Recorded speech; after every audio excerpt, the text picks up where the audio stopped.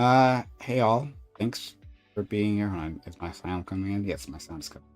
Thanks for being here. We are going to do the Reverie Roundtable in just a second, so stick around for that. What do we got here? We got a few people waiting. Let's get ourselves ready for I think it'll be a fun discussion in the end, and also in the beginning. But yeah, let's do it. Do it. Oh, that's funny. A tomfoolery. I didn't know you meant the word itself. Yeah, I would be honest. I never think of the debate person. So I called out fucking Andrew Tate on Twitter. And because whatever, I hate that fucking guy. I called him a coxcomb.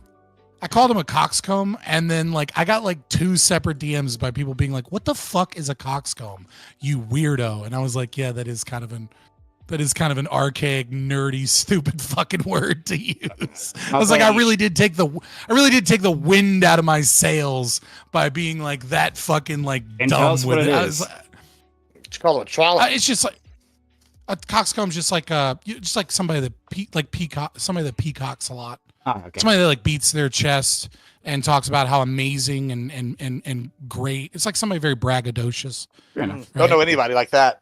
I felt like I was like that word perfectly described. You know what it is? Andrew Tate. That's why I used the word, because I felt like it perfectly described Andrew Tate. And then people were DMing me like, same "Dude, question what I the asked fuck, Fabian. you dumb nerd?" And I was like, What do you would you have any shows this week, Lactoid? This week? Yeah. No, I don't think so. No shows. All right, cool. Perfect. Just curious. You'll see why in a minute. Okay. That's cryptic. So far, you've asked everyone except I guess me and Prime. Well, because y'all are on the left, so I that's not pertinent to my question. Fair enough. Interesting. We're doing what we call research data right here. We're taking stock polling of known conservative streamers. Is Lactoid a conservative? When he's not being a socialist. Right-winger. When he's not being a socialist. I don't know. There's MAGA communism now, apparently, and so I'm also conservative when I'm not being a socialist. That's true. These are questions. Oh, just asking questions. Yeah. Astute observation. These are questions. Prime. I have about 30 minutes left of the last episode on season 2 of Severance. Oh, it's fantastic! Yeah. I haven't even started it. Last time you were here, you were like, I watched episode 2. Jesus it's only Christ. 20 episodes. Well, yeah, it is 20 hours, but the perks of being self-employed. Now you can just binge watch. I don't have that problem luxury. I keep thinking I will, and then shit happens, and I never get to do what I want to do. Well, you're a busy man. Yeah, and today we got to deal with hail and hobos. Been fun times all day today. A lot of fun. Hopefully, separate events, or unless the hobos incorporated hail in their activity. They are separate events, but they happen within 30 minutes of each other, so I'm hoping the hail will take care of future hobo problems. Today, at least. Okay. Sorry, I'm just trying to help the other person. No, I see you're troubleshooting. Yeah. Yeah. I want. Oh, actually, Doobie's not here yet. Yeah. Oh, Doobie is here. Oh, Doobie is not on the screen. That's what it is. Oh, 1 second. Yeah.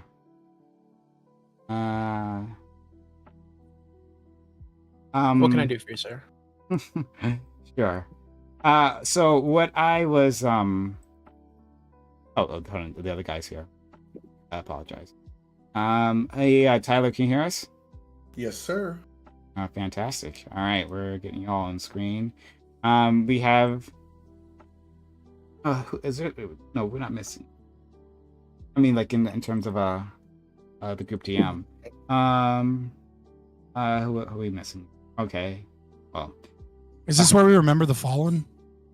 Those that are lost? Selena today is her 10th anniversary. I guess 1995, 20 years or whatever. Dude. Sorry, go ahead. Is that what we're talking about? No. You talking about the lady that killed Selena? Is up for parole? No, well, that was this week. She didn't get off. She got lucky. But Selena died today, 24 years ago. Dude, I was really hoping that she would get paroled just so that Trump would deport her. I wanted Trump to deport her. Right? She's not making, bro. She's not making it out of the jail, dude. He would. I'm just saying, if he announced like she's getting paroled, and then he was like, and we're deporting her, like the entire Hispanic community would be like 99% behind Trump. They'd be like, finally, a good deportation. Like that shit would be hilarious. No, because they're for him to be like, I don't care. I don't care where she's from. Nobody that kills Selena is an American to me. like, $20 within a week after she gets out. I love Selena and taco salads. You know what I mean? Like, she's not gonna be fine if she gets out. Like anytime soon. Absolutely not. I know her family, Selena's family. I went to school with them. They're gonna put a hit on her, like guaranteed. Like I have zero doubt. Okay. All right. Well, I guess we'll just wait for that to happen. Like this bitch is done. You're acting like this is awkward, like the entire Hispanic community. Yeah, I don't think you understand. Deeply feeling like people have for this woman. This is one of the few things in the world, okay, that like outside of, maybe not outside of the Hispanic community, but in the Hispanic community, this is one of the few things in the entire world that every single one of them can agree to. If you ever meet a Hispanic person, be like, should we kill that lady? They'd be like, we should flay her. Like the nicest, sweetest Latina woman that you'll ever meet will be like, we should flay her and wear her skin at festivals. They hate this bitch. Yeah, she's gonna be fine though. I hear that. Well, he was saying if she got out of prison is what he was saying. If she got out of prison, I know, and she'll be fine. He was saying like if she got released, he's saying somebody. Why do you think that? Why do you think that, Prime? Like, why do you have this do you understand the cartels already have hits out on her? I don't look down on Hispanics and think they're violent people who are going to. I mean, the cartels have already said they're going to kill her. Like, I don't know. Like, you're arguing. So you're telling me the cartel's not going to kill somebody they said they're going to kill? All right. Who said all Hispanics are violent people? So I say like, hey, I don't pigeonhole all of Hispanics. You're saying, well, what about the cartels? Right? That's your response to that. No, you don't understand. What we're saying is the cartels would kill her, and the entire Hispanic community would be like, sucks to be her. Well, okay, honey, you're saying I think an old lady, regular old lady, Hispanic lady, is going to be fighting the cartels to get to this bitch first because this person is that's his point. His point was different, right? Now his point is like there probably would be a couple murderers, so not all murderers. Yeah, this is you don't understand. Nobody is saying I don't understand. Hold on, this would be like if Hitler got out of prison. Like that's the level of hatred. Yes, would be the person who killed Selena would be like if Hitler got out of prison. If Hitler. For the level of hatred, for the level of hatred. Yeah, for the level of hatred. Yeah, they are this. Okay, Prime. So wait, hold on. Prime is doing something racist here, actually. He is assuming that he understands the hate that the Hispanic community has for this individual. It's on the level of a genocidal murderer. Yes, it is. Absolutely. It absolutely is. No, I agree. No, this makes sense. Wait, Prime, are you not here arguing that Yolanda Saldivar is not going to get killed immediately after she gets out of prison? Yolanda Saldivar is no. He's saying by us saying that we're saying all Hispanics are like violent psychopaths. No, we're just saying that community hates that bitch so much that somebody's going to take out this bitch. No, black people hate. Are you going to say Cisa Puerta? Is that what you're going to say? No. I want to say something actually. I think I may have made a mistake with my vote in 2024 because apparently Corona might get tariffed, and so switch to Modelo. That'll do it. That'll do it. And Modelo would also get tariffed. What about Land Shark? Because it's just better. Guess who owns Modelo? First of all, guess who owns Modelo now? What? Who owns Modelo? Anheuser-Busch.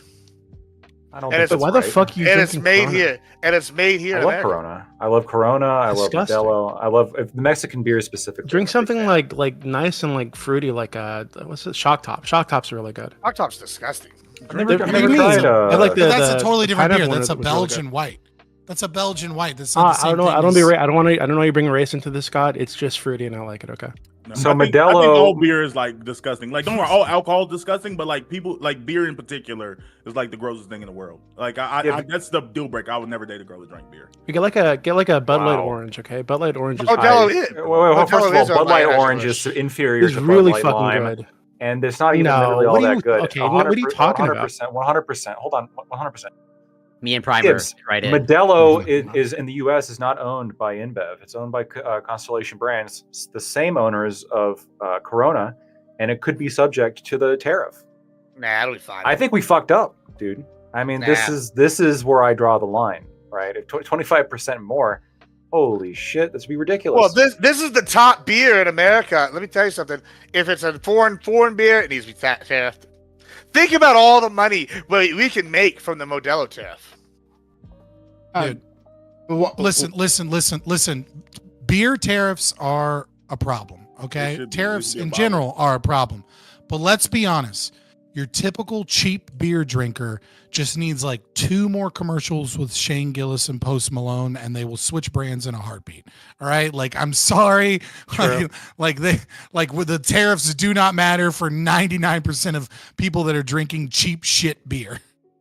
You just get like an Old English or like a CO211. That was really good. I'll just start drinking. I used to drink that a lot more, especially like when I was a student. Yeah.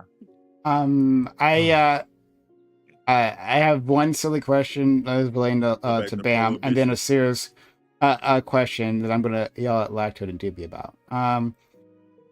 So like Bam, why won't you date a woman who drinks beer? Not that asking you to drink beer, but she just drinks it herself. Can't trust them. Beer is like it, just like the concept of it. Like a girl holding a can of beer or a bottle of beer in her hand is disgusting to me. Like the like aesthetically, like I think of beer. Did you not like Jessica Simpson in the Dukes of Hazzard? Hold on. I love how dudes will like create paragraphs to not just say it gives me the ick because they don't want to say some gay shit like that. But that's all it is. He asked me. I mean, I was just explaining. Yeah, it does. Yeah, I'm fine with that. It gives you the ick. That's it. Like, it just gives you an ick. You're like, ugh. But most people like more commonly low class feel that way about cigarettes. Because men can't have preference. I want to clarify something. What if it's a nice beer? What if they just liked holding an empty can of beer? Yeah, a weird quirk. What if it's a craft beer? We're out. What if she's a hipster? It's Stay out of this one. No, like it's gross. Like I don't drink at all, but I'm fine. I don't drink at all either. Like if she drinks a drink, like a girly drink, but just beer in particular is disgusting to me. Like most people I know, like are more relatable. A lot of guys feel that way about cigarettes for girls.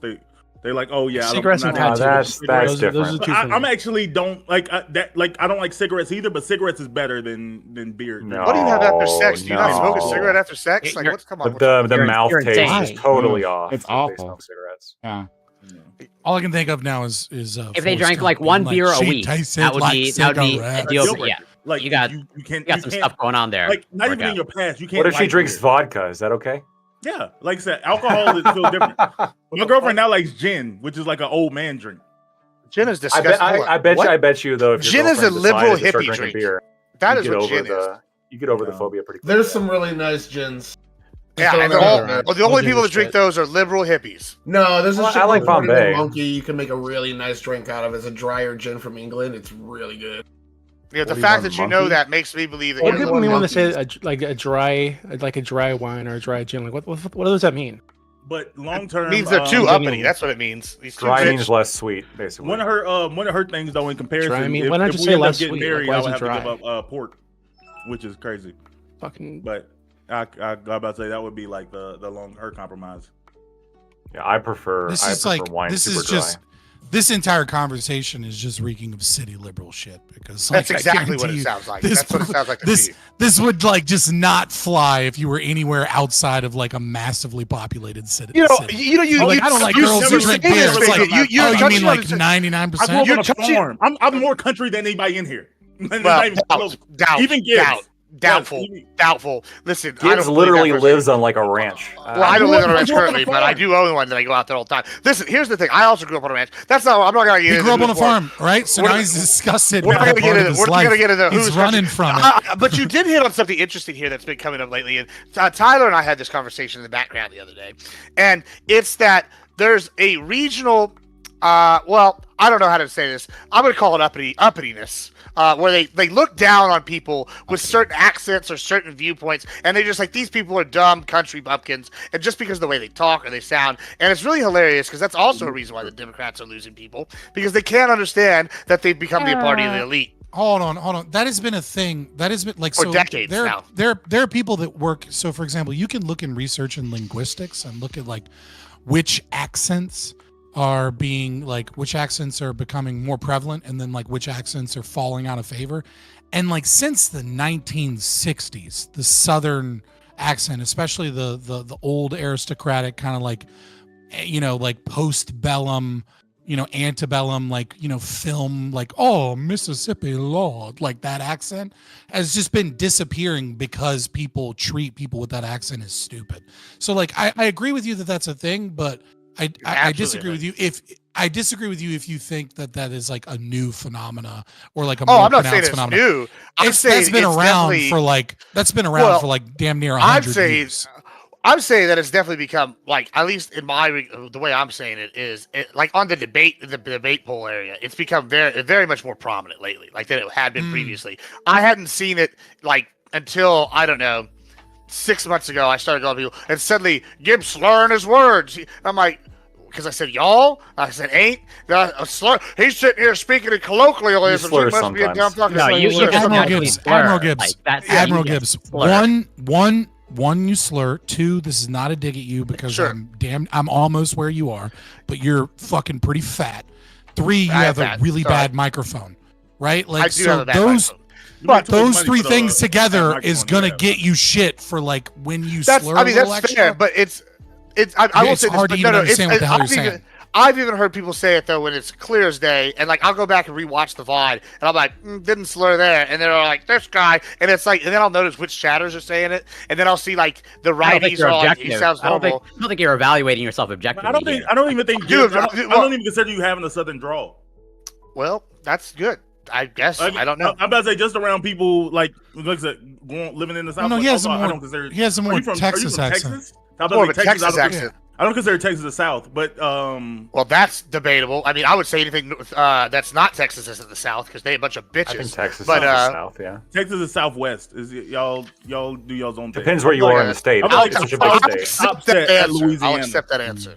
Hold on. Can we just say for the sake of conversation that there is the South and then there's the Deep South and that these are two different areas, right? Because I think of like Texas and like Virginia and like Tennessee, parts of Tennessee and like parts of North Carolina and like as like still the South, but it's not like the Deep South. It doesn't have the same Bible Belt area. It doesn't have the culture's different, right? Like, I mean, like Texas has obviously just a lot of different cultural influence. Virginia, for example, is like barely like we get in on like a fucking by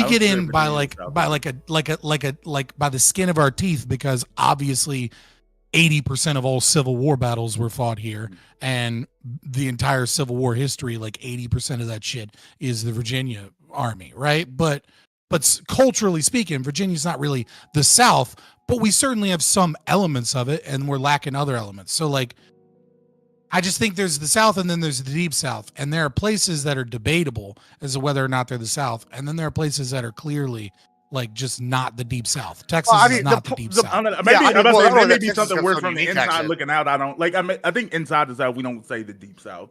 But I think maybe, but like I said, it may just be because we're well, I think the outside has made that distinction for that reason, because like New Yorkers look at people living in like Danville, Virginia, or like people living in Appalachia. Like they might consider people living in Appalachia hillbillies, and that's what we would consider it, and that's what Southern people would consider it. But like in the North, it's kind of all the South, right? And it's like they don't make the same distinction between like hillbillies and like Southerners, even though it's a totally different culture. So I work in mid Georgia, and I can tell you, I drive to South Carolina, Florida, Alabama, Texas. I have family in Texas. I'm out there multiple times. Most of that area, the northern part of Florida, you can't tell you're there, or if you're in northern Georgia, if you're in western Alabama or West Virginia, the culture is exactly the same. Like the state lines are drawn there arbitrarily.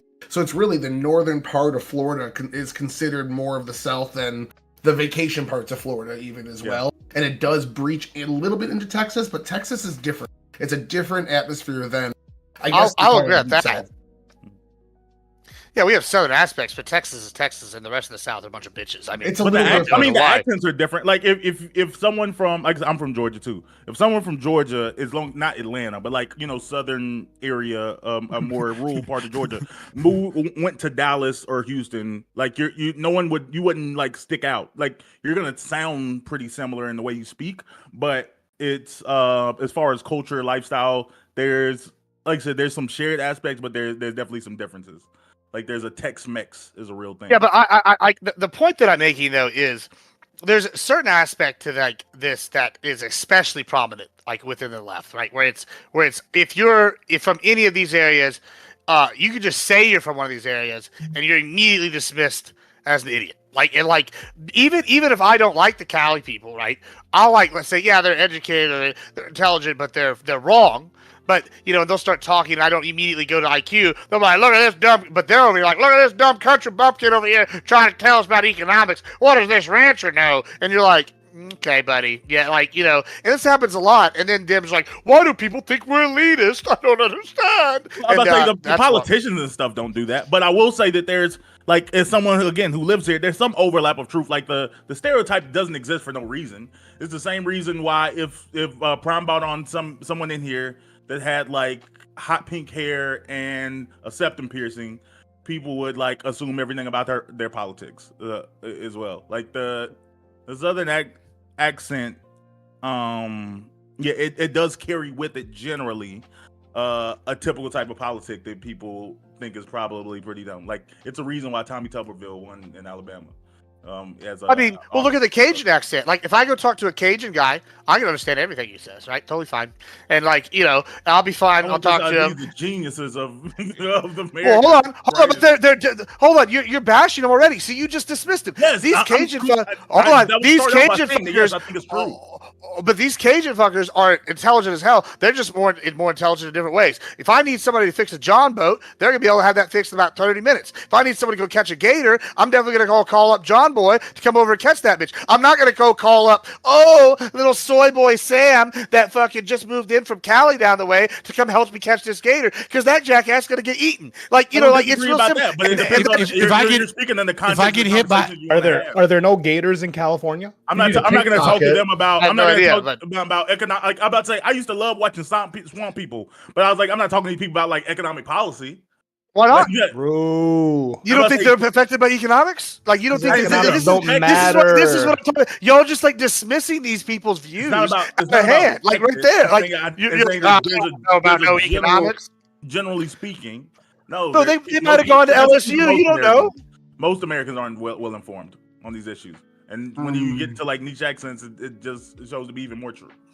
But yeah, if you ask me I don't care what you go to the smartest county in any state in the United States, and I go ask a random person on the street, I'm probably not gonna like their opinion, because most Americans don't have an engagement with these topics in that direct. Right, but you did say that the accent itself. Yeah, there's some level less likely to have some basic level of knowledge on understanding. I'm about to say, it depends on the topic. Like I said, if you want to say understanding the environment of a bayou or swamp, understanding what thing, they could be intelligent in those aspects. But yeah, there's a general correlation between the lifestyle that you grew up in, the interests you show, and the likelihood of you having interest in these other areas. It doesn't mean that it's necessarily true, but there's a correlation. Well, so I think there's some truth to both things going on here, right? Which is, individuals that grow up in cities and individuals that grow up in very rural areas with distinct accents have different interests, as you put, right? And so there's an assumption that a conversation about economics is something that you wouldn't necessarily talk to a Cajun guy about, because it's less likely to have those interests in following online politics and things like that. Yeah, I think I'm speaking of right, but I do think that there is a general dismissal of people's G factor. Right, there's a dismissal of recognizing that yeah, that guy might not be, he probably doesn't know what Kuznets curve is or the Laffer curve, but he or like the Discruss. Right, but that doesn't mean that they don't have practical knowledge in other areas that give you wisdom and give you knowledge and allow you to see things from new perspectives, right? And I think what has occurred very much, and I think it is more prominent on the left and those that live in cities than on the right, but both sides are guilty of it, where there is a dismissal of the type of knowledge that the other person has. And I do think it is more prominent with city, educated people that are like, oh, I got a bachelor's degree. And it's like, dude, I've met a slew of retards with bachelor's degrees. Like you can be sub 85 IQ and have no problem getting a fucking bachelor's degree. And yet there is this idea that like, oh, I understand all of the things about the world. And it's like, dude, there's so much that you don't know that you could learn that would give context even to the knowledge that you have if you were willing to have an open mind, in speaking with people whose life experience is wildly different than yours. And yet we don't see that grace given to the left, towards those people. And I think you do see it a little bit more in the South and in deep, in the deep South, if you will. Right. Though they are also dismissive of, city, liberals that don't know where their water comes from, You could give like an example like this. Let me try, like, you know who the Landrys are? Do you know who the Landrys are? No, I'm about to say not. Okay, so they're like one of the biggest, like richest people in Louisiana. They also own large seafood chain, and they own several other restaurants, and they're all like the Landry Seafood and all this. They own several seafood chains, right? And several, no, not seafood, just they own a seafood chain. They own several other restaurant chains, right? And they have a massive food group. They're all across Texas. They're all over Louisiana. Now, have you ever met any Landrys? Obviously, you don't know who they are, but I'll tell you what they sound like. They sound like Farmer Fran. Now, this motherfucker is about 6 times as rich as I'll ever be, and he's over here getting close to billionaire, and he's over here like, and you're like, what did he just say? I'm like, he just said he likes to see homos naked, and you're like, what did he just say? And like, whatever, and they're just like, can't believe it, and like, oh, but it's just because guess what? He's speaking Cajun. Y'all over here just money isn't a correlation with intelligence. But it is a correlation to understanding economics, though. Hold on. Making money is 100% correlated with intelligence. I was about to say, like, IQ and like consciousness. I know people who don't speak English. IQ is one of the biggest strongest correlation. No English. You find exceptions.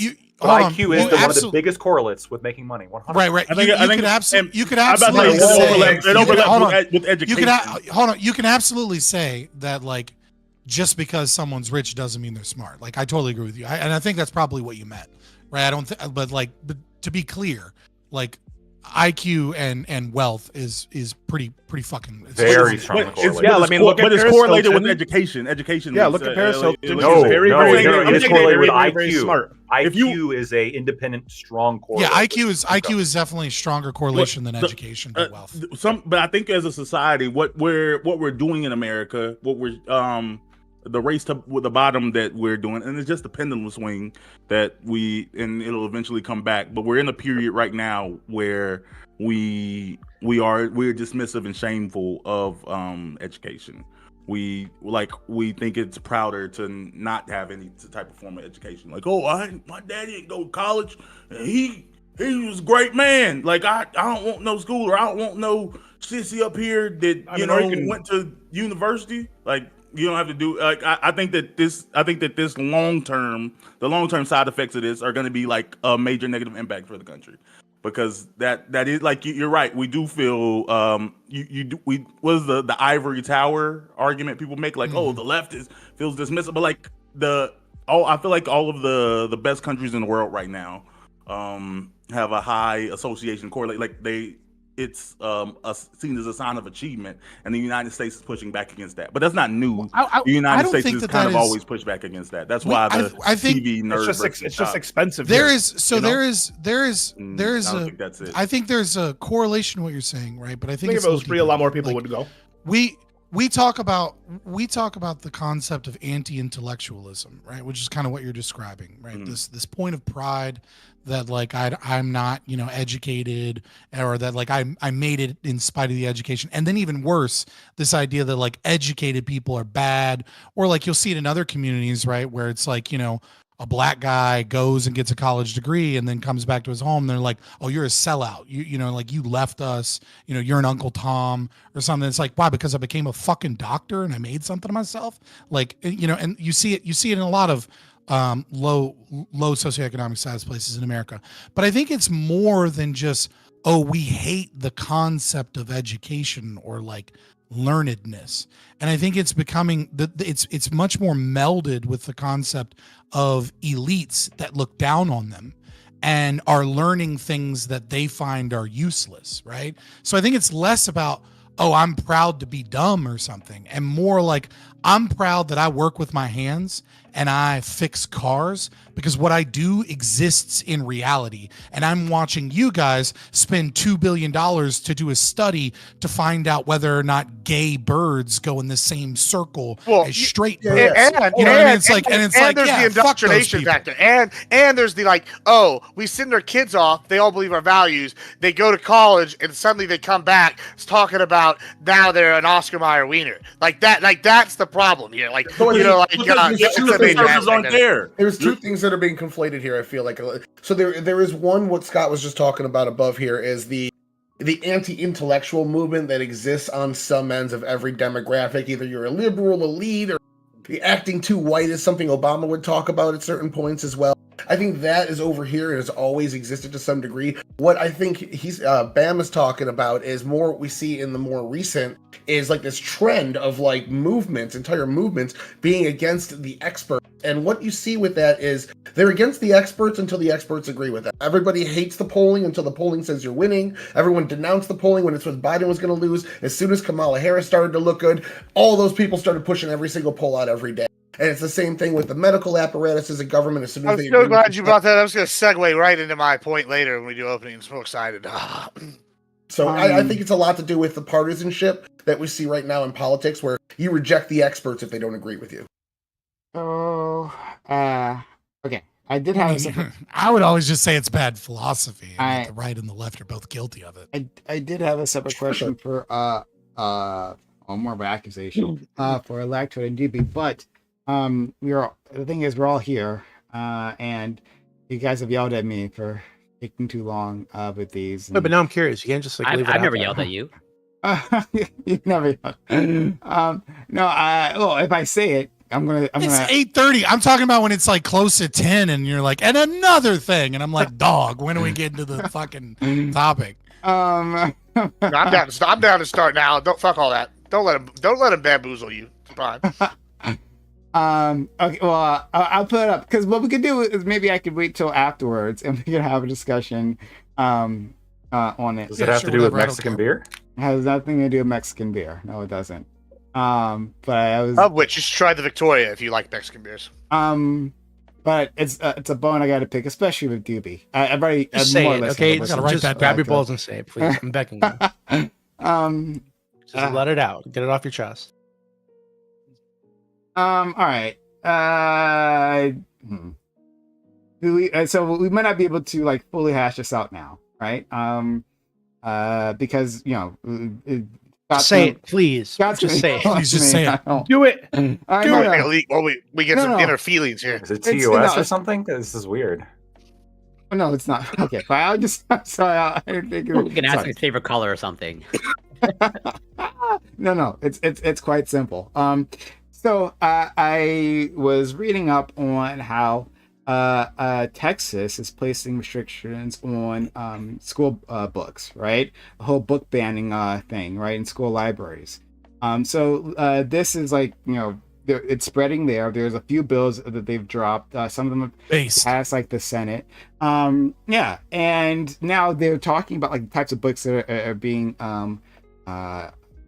challenge, right? Things like The Catcher in the Rye. All of a sudden, those are too sexual, too dangerous for young minds.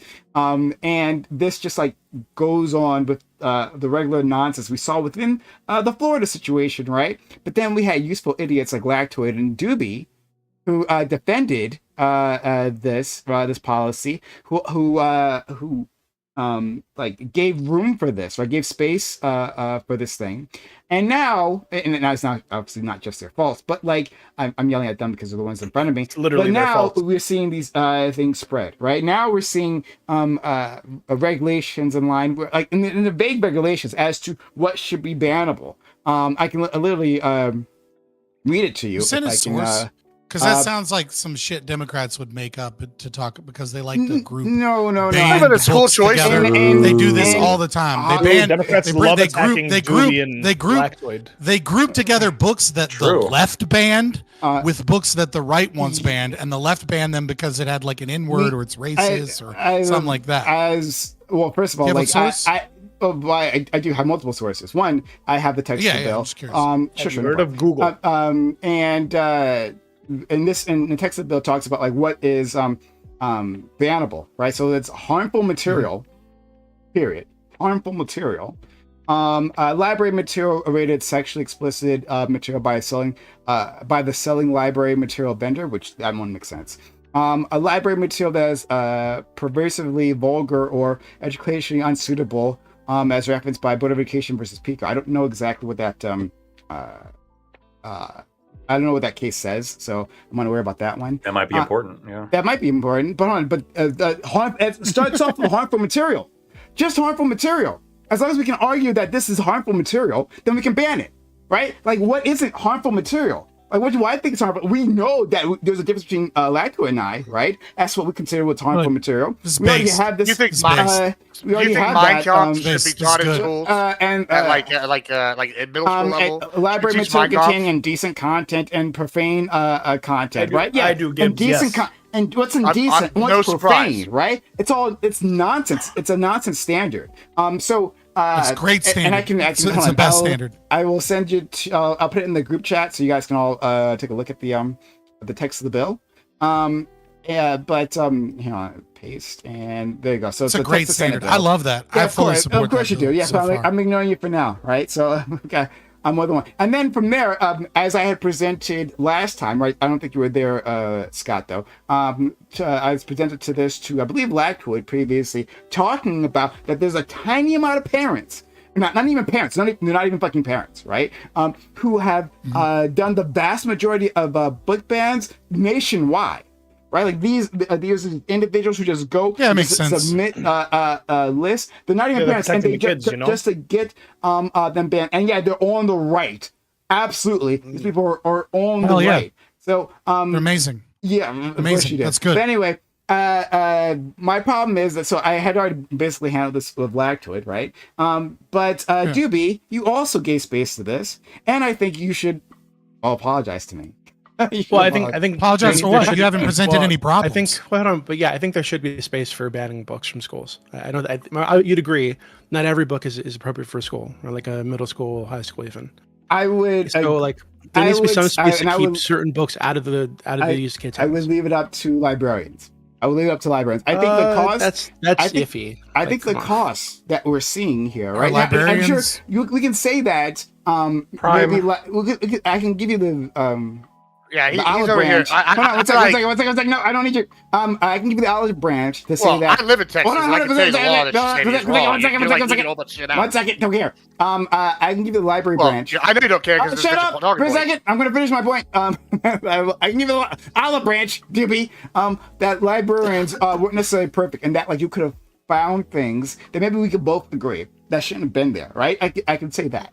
However, what we've gotten on the other side to say, like, opening up to parents, right? And a lot of times people aren't even parents, but opening up to parents to make these decisions is that we've had massive banning of these books. The damage is done, right, to great swaths of literature that these kids can't access, greatly outweighs any small benefits that, they talk about some titties and fucking and some books, right? Whatever. Can I respond to this? No, this is total bullshit. I think you're wow. being hyperbolic. So it's using the one that you mentioned, right? That was the Catcher in the Rye. That's been banned repeatedly over the decades, right? And then unbanned and then rebanned again. And this isn't even something that's like a conservative thing or a Republican thing. Fucking Huckleberry Finn was banned, right? Because they use the N-word. Dr. Seuss. The Merchant of Venice banned for anti-Semitism by woke liberal schools, right? Like so, like this happens on both sides, right? So I agree. It's true that they're banning the Catcher on the Rye. I don't agree with that. There's obviously going to be subjective bullshit that's happening on both sides, and I agree that there should be some kind of standard for what it means when something's harmful or inappropriate. But when you're dealing with something like literature, but if it's as no, it's not. I have the law. Prime was kind enough to provide us a link, and when you go to the link, it has right here section 33.020 definitions. Harmful material has the meaning assigned by section 4324 of the Penal Code. I go to that section of the Penal Code, and it states specifically here. For the purposes of this section, minor means an individual younger than 18. Harmful material means material whose dominant theme, taken as a whole, appeals to the prurient interest of a minor in sex, nudity, or excretion, is patently offensive to prevailing standards in the adult community as a whole with respect to what is suitable for minors, and is utterly without redeeming social value for minors. So they have they reference a specific section of the Penal Code. And then it goes on, indecent content means content that portrays sexual or excretory, I can't pronounce that, excretory organs or activities in a way that is patently offensive. They're using the exact same definitions that they use for pornography, Prime. Well, also, some of it for the child orgy that happens at the end. Well, there's some other books. Other books they ban. There's a child orgy. That's how they grow up. Here's the one that's controversial right now in Texas that they're arguing about it. If you want the local perspective, there's one book specifically that is being talked about controversially, right? And it's Anne Frank, the Diary of Anne Frank. And the reason why it's specifically controversial is because the paperback, normal, non-illustrated version that came out, that version's allowed. However, there's also a graphic novel version that shows intimate photos and talks about intimate things of her attraction with other females that has been banned. So one version, the normal fine version that everybody studies at school, is allowed. But however, some people of a certain persuasion decided that version wasn't good enough and were trying to teach the graphic novel version, which is quite a bit more controversial. And then that got banned. And so now people like Prime are being disingenuous and lying about what harmful content means just because they don't like this leftist agenda. Prime's not a lawyer. Prime's not a lawyer. Give him some fucking grace, right? I don't think Prime understood that there was a legal definition there. Not Prime. Let me go into this bill a little bit more, because there's also some, in addition to, I think, defining this, the bill also does some, I think, pretty common sense things. It requires that schools have to provide a list of what books are in the library.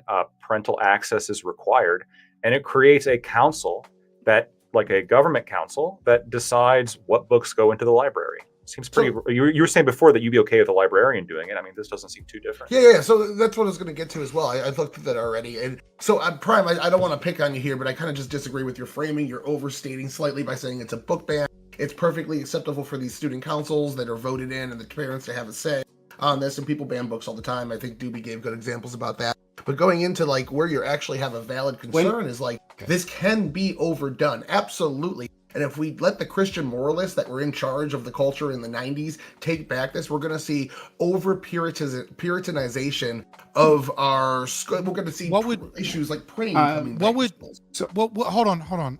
I want... See, this is my issue, right?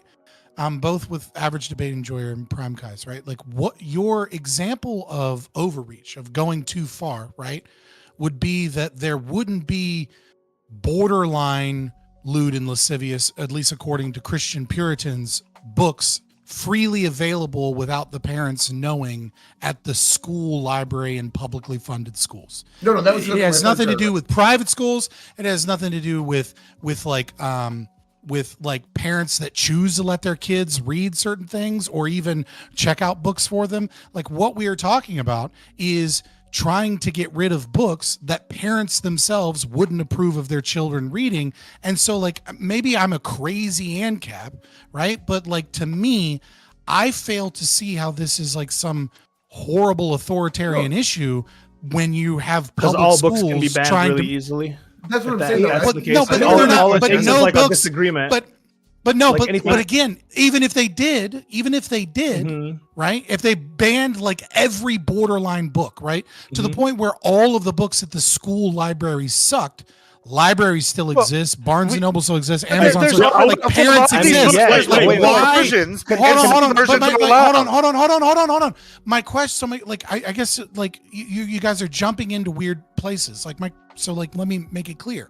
Like, how is this a horror story that the government would be able to ban, all the borderline books only in public schools? Like, shouldn't public schools be a place where everyone can agree that the books that parents, kids are getting are ones that they know about and know that they agree with? That's not what's but there's already, okay, so when I was in middle school, we studied Fahrenheit 451 in 1984, right? And there was a version that left out certain scenes in Fahrenheit 451 because they were deemed whatever by the school district. However, if you signed a permission slip, they would give you a version that had those scenes included in a different section. And we studied those. That happens. I don't know if that's currently happening right now, but there's a reason why the one version of Anne Frank is allowed and the other version isn't, and it's because it's pure propaganda. And that's what it is, and we don't want indoctrination in our schools. Okay. And that's a big reason why we're pushing for school choice. I don't know anything about... I don't know, Prime. I know that you don't want to agree with that, but that's what's happening. I just don't know anything about two versions of Anne Frank. I don't know. Well, exactly, but you brought up the law, and I'm happy it's happening here locally. I'm saying I don't know the specific example about Anne Frank.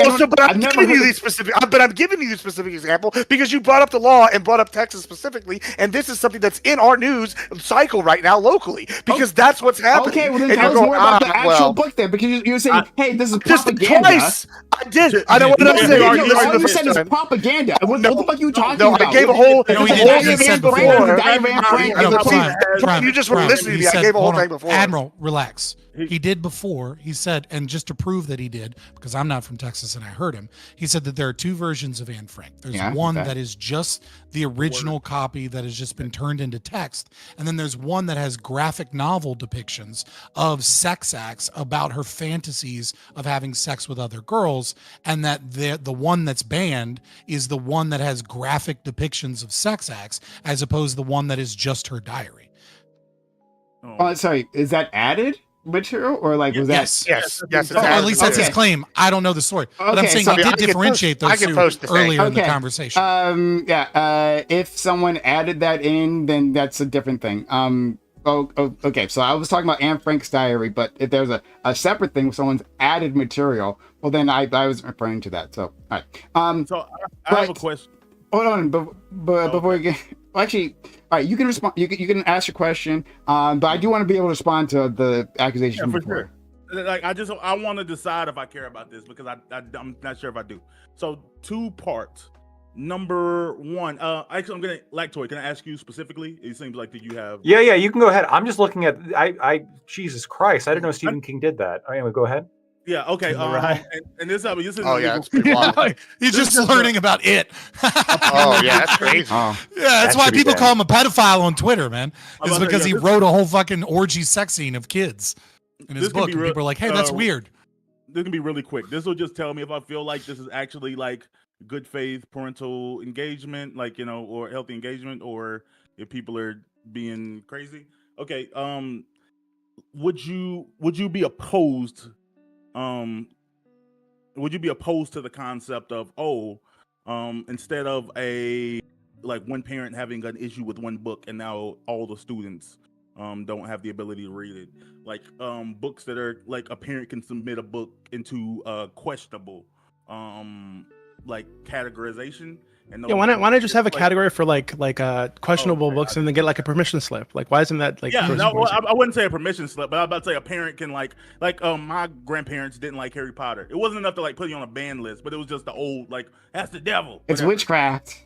Yeah, witchcraft. Yeah, but just let me get my question out. I'm asking, would you be against like I said, there being a section for questionable books, and then students, parents being able to mark off, I don't want my children getting these books, or insert certain type of book, and then that child can't check it out, but others can. I mean, at some point, a system like this could maybe work, but at some point, it sounds like we're just if you want your kid to have read a book, you can just give them the book. Like you would have to have like what? So why have a library at school? Yeah, that's kind of that's my question, right? So like you would have like what a questionable books behind the counter, and then like little Jimmy has like a permission slip or has like the questionable books pass. We can like get those books. It seems odd. You just put a sticker on it. You just put a sticker on questionable books, and then they're like, but get rid of books in libraries and call it a day, because this is just going to create a bigger problem. No. So I thought about this, Scott, because hold on. We already have the They can go read the book in the library. They don't have to check it out, right? So they would go into the library. I don't think that's their friend can check it. Their friend can check it out and spread it around the school. That's also true. Just ban books from the schools, and then you'll be fine. Just like no more library. I listen, sociologic. I'm glad you finally come around to the ANCAP logic that governments trying to control things doesn't really work, and there's unintended consequences, and enforcement is a problem. But setting that aside, that kids will always pass around bad shit. Right? Like, it's not that crazy when like plenty of school libraries already have stickers that they put on things because this is a science book or this whatever. You could put the few books that are like the bad books, put a sticker on it, and then you need permission. Like, yeah, will kids sneak into the library to read the bad books when they're supposed to be in class? That's where you Probably read. Not. Right. Okay, but that's not how most high school libraries no, are. if there's a banned book during study hall, if there's a banned book and you're 14, if you're 14 and there's a banned book, most kids don't have a banned book. Most kids don't have study halls in American public school until like 11th grade. Yeah, okay. But they still have the internet. We've had different experiences. They still have the internet, and if you have a banned book, they have incentive to want to read it. We gotta let Bam finish.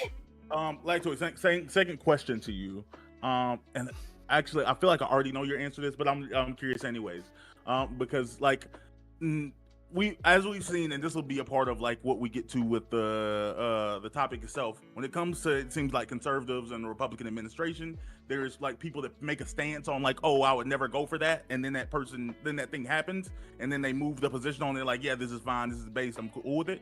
Like, I just like, even if we do the, like, oh, I don't want this thing banned in school, would you actively speak out against if not a federal, but if a state tried to pass a law that said that like we don't want children to be able to read these books, and we're gonna just real quick. There's no need to shit on conservatives. That's just a thing people do. Snuck that in. I chose. I mean, it was a choice. Are you saying like if the state tries to ban like you even giving like a book to your kid to read your parent like like you can't. Yeah, I mean, there's some books. There's some literature that I think would be like, and I think you would even agree, right? I mean, if you had like two parents give their 11-year-old like hardcore pornography, I would want that to be. They should get in trouble for that. I mean, you would agree with that, right? What about Mein Kampf, Lactoid? Should they give Mein Kampf to 11-year-old? Be like, here you go, this is as good as the Bible, and then give them to your kids? Yeah. So when it comes, like, that's a good question. When it comes to like political literature or stuff that I guess the framers would consider to be, really what they had in mind when they're talking about First Amendment protections, right? Things that really have to do with expressive thought and important thought. That speech is like, and there's law behind this, right? That speech is on such a different pedestal and such a high standard that you have to hit in order to remove that I think it'd be impossible. And it probably should be impossible because the slippery slope with that is like much more concerning than when it comes to banning kids from having pornography. So, but I would be okay with schools, restricting Mein Kampf in their school libraries. Sure, but I don't want to talk about pornography. Like, pornography has a legal distinction. I'm saying that, like, well, that's basically what this bill is. No, the line between, just to be clear, the line between like legally, like pornography and like kind of gray area pseudo pornography is very difficult. And some of these books that are being banned have shit right on the line in them. Cool, but I'm talking. Yeah, like we know that line exists. You can call it gray or whatever. But I'm saying, would you be against would you be okay with a state making a law that said that a kid couldn't read a book that wasn't legally pornography? Catcher in the Rye, let's just say. Yeah, like I would. If a state bans Catcher in the Rye, you just read how graphic and disgusting it was, and I mean, it's. Yeah, I mean, I actually don't know too much about Catcher in the Rye. There's a gap in, I guess, my knowledge. Yeah, even if I believe the word, there's orgies at the end, whatever. Sure. Well, I mean, from what I'm finding out about it, I mean, this is awful. Oh. But anyway, the standard for stopping parents from giving their books to kids should be significantly higher than the standard we have for a school library. I agree. And this kind of goes towards, I think, parental judgment and parental rights, and the fact that the nuclear family is so effective at raising children and has been for all of Western civilization. No, it hasn't. And, no, it hasn't. And hold on. And well, I think it does. I think it has. It hasn't. But there are certain pieces of literature that I would still criminalize parents giving their kids outside of the school context, for sure. Okay, all right, I'm going to go now. I got a lot of things to respond to. One, nuclear family is a brand new thing in history. We usually had extended families, and now we go in the past and say that, all of the successes of these civilizations have been because of the nuclear family, which didn't exist in the concepts that we have now. But okay, whatever, right? Yeah, they were better. They were more together. I think the nuclear family thing is like less about bigger like mom, dad, yield. kids. It's an American 1950s thing, right? That's like the nuclear family. So but like when he says nuclear family, you're being disingenuous. Like you are.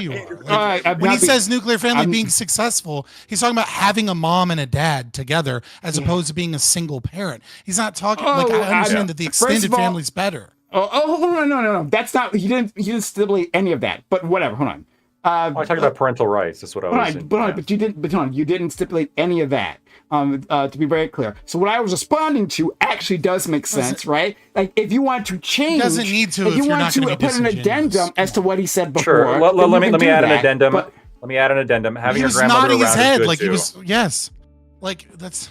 Like, come on, man. It's okay. Look, having your grandmother around is good. Having your uncle around is good. No, hold on. Because then you called me dishonest about that, right? When he didn't add that stuff before, and I did already respond to it. And now you're saying, well, after the fact, right? I guess you're still dishonest because I've added an addendum, and then you didn't already agree to this addendum that he didn't add. So no, I'm not being dishonest. I am honestly responding to what he said. Come on. Okay, whatever. Don't kirk out. Whatever. Don't kirk out, man. Whatever. You're crashing out. No, because I called you out, right? I called you out. No, I called you out because you were being disingenuous in the framing. You stuck your nose in where it didn't belong, right? And then you got crushed. All right, so go ahead, Lacto. You can say what you want to say. Crushed? And then I'm going to respond. Brother. Then I'm going to respond. Go ahead. Like, relax. Shut up. Yeah. So I was specifically intending, like, I'm comparing the idea of like the family raising the kid as opposed towards like the state or some kind of like communal entity. I guess just to be very clear here, what I meant, like having parents, having your grandmother around and uncle around, that's good. That's fine. I was really just comparing this to like the state being involved. The state, okay, which is different from what Scott said any which way. All right, I appreciate that. Dog. So that was my critique. No, it wasn't your critique. It was something complete. Okay, whatever. I gotta focus on this thing one at a time, right? All right, so so the Texas bill, as far as I know, is not in effect yet. So that's as far as I know. Maybe I'm missing something. And then there's more than one bill. There's actually a few bills, but I only gave you the text of one of them. That's the only one I read. But there's other bills that are being pushed there. And so the thing that I have to compare to the bills that did get passed, right, in other parts of the country, and the results there, and they had similar language, right? So I hear you, Lacto, when you talk about like within the harmful material, right, that's defined in a certain way, right? But those other bills had similar language, right? And what we see from those bills is that it didn't matter, right? So you can say, well, it has a very a narrowly defined idea of like what is harmful material, what is a vulgar or whatever. But what actually happens when we put these bills into law is that we get a vast censorship campaign on the part of these conservative individuals, right? So like there's and I got multiple sources here. I can put them in to chat in a second. So there's a source for sure. So this one starts off. The analysis found that 30% of more than 4,000 banned titles feature characters of people of color. 25% include LGBTQ characters of people, characters or people. Of the titles featuring LGBTQ people, 20% featured a transgender and or genderqueer character. 1 in 10 of the banned titles feature characters of people with physical and or developmental disability. These are the ones that are being banned. I think this is Florida. Yeah, but can I ask a question? Can I ask a question? Like, that's obviously in a Venn diagram. But hold on. You bring that up. But how many of those are involving sex acts? How many of those are involving sex acts? Because I have to finish. Sure, you got to get them. Because you're saying it's that, and you're not including any of the sex act. Shut the fuck up, or I have to mute you. Shut up. I gotta get I let you all go through. I let you all have the conversation. I'm gonna respond. Thank you so much. All right. So what we see is that there's a massive banning of these types of books, right? And then there is this book. I think this one is Utah. I'm getting my sources mixed up here, so I do apologize. Which one was I'm looking for? In Spotsville County, Virginia, educators spend up to 4 hours a week in reviewing titles. A mother of 2 students single-handedly challenged over 70 books in her school district. In one Utah district, 199 of 205 challenges were tracked to one married couple. So again, showing that the number of people who are doing this is tiny. Right, and then they are having this disproportionate effect on what is being banned. In another source, right, it says the majority of book challenges. Wait, what's wrong with one small number of people? Shut the fuck up! I'm gonna finish. I will finish. It's going to happen. I'll mute you if I have to. You won't answer the question. Okay, hold on. Shut the fuck up. I don't know why you have trouble with this, right? But if you have so much trouble, don't worry. I can assist you. Shut the fuck up and let me finish this. I appreciate it. So in any case, server mute him.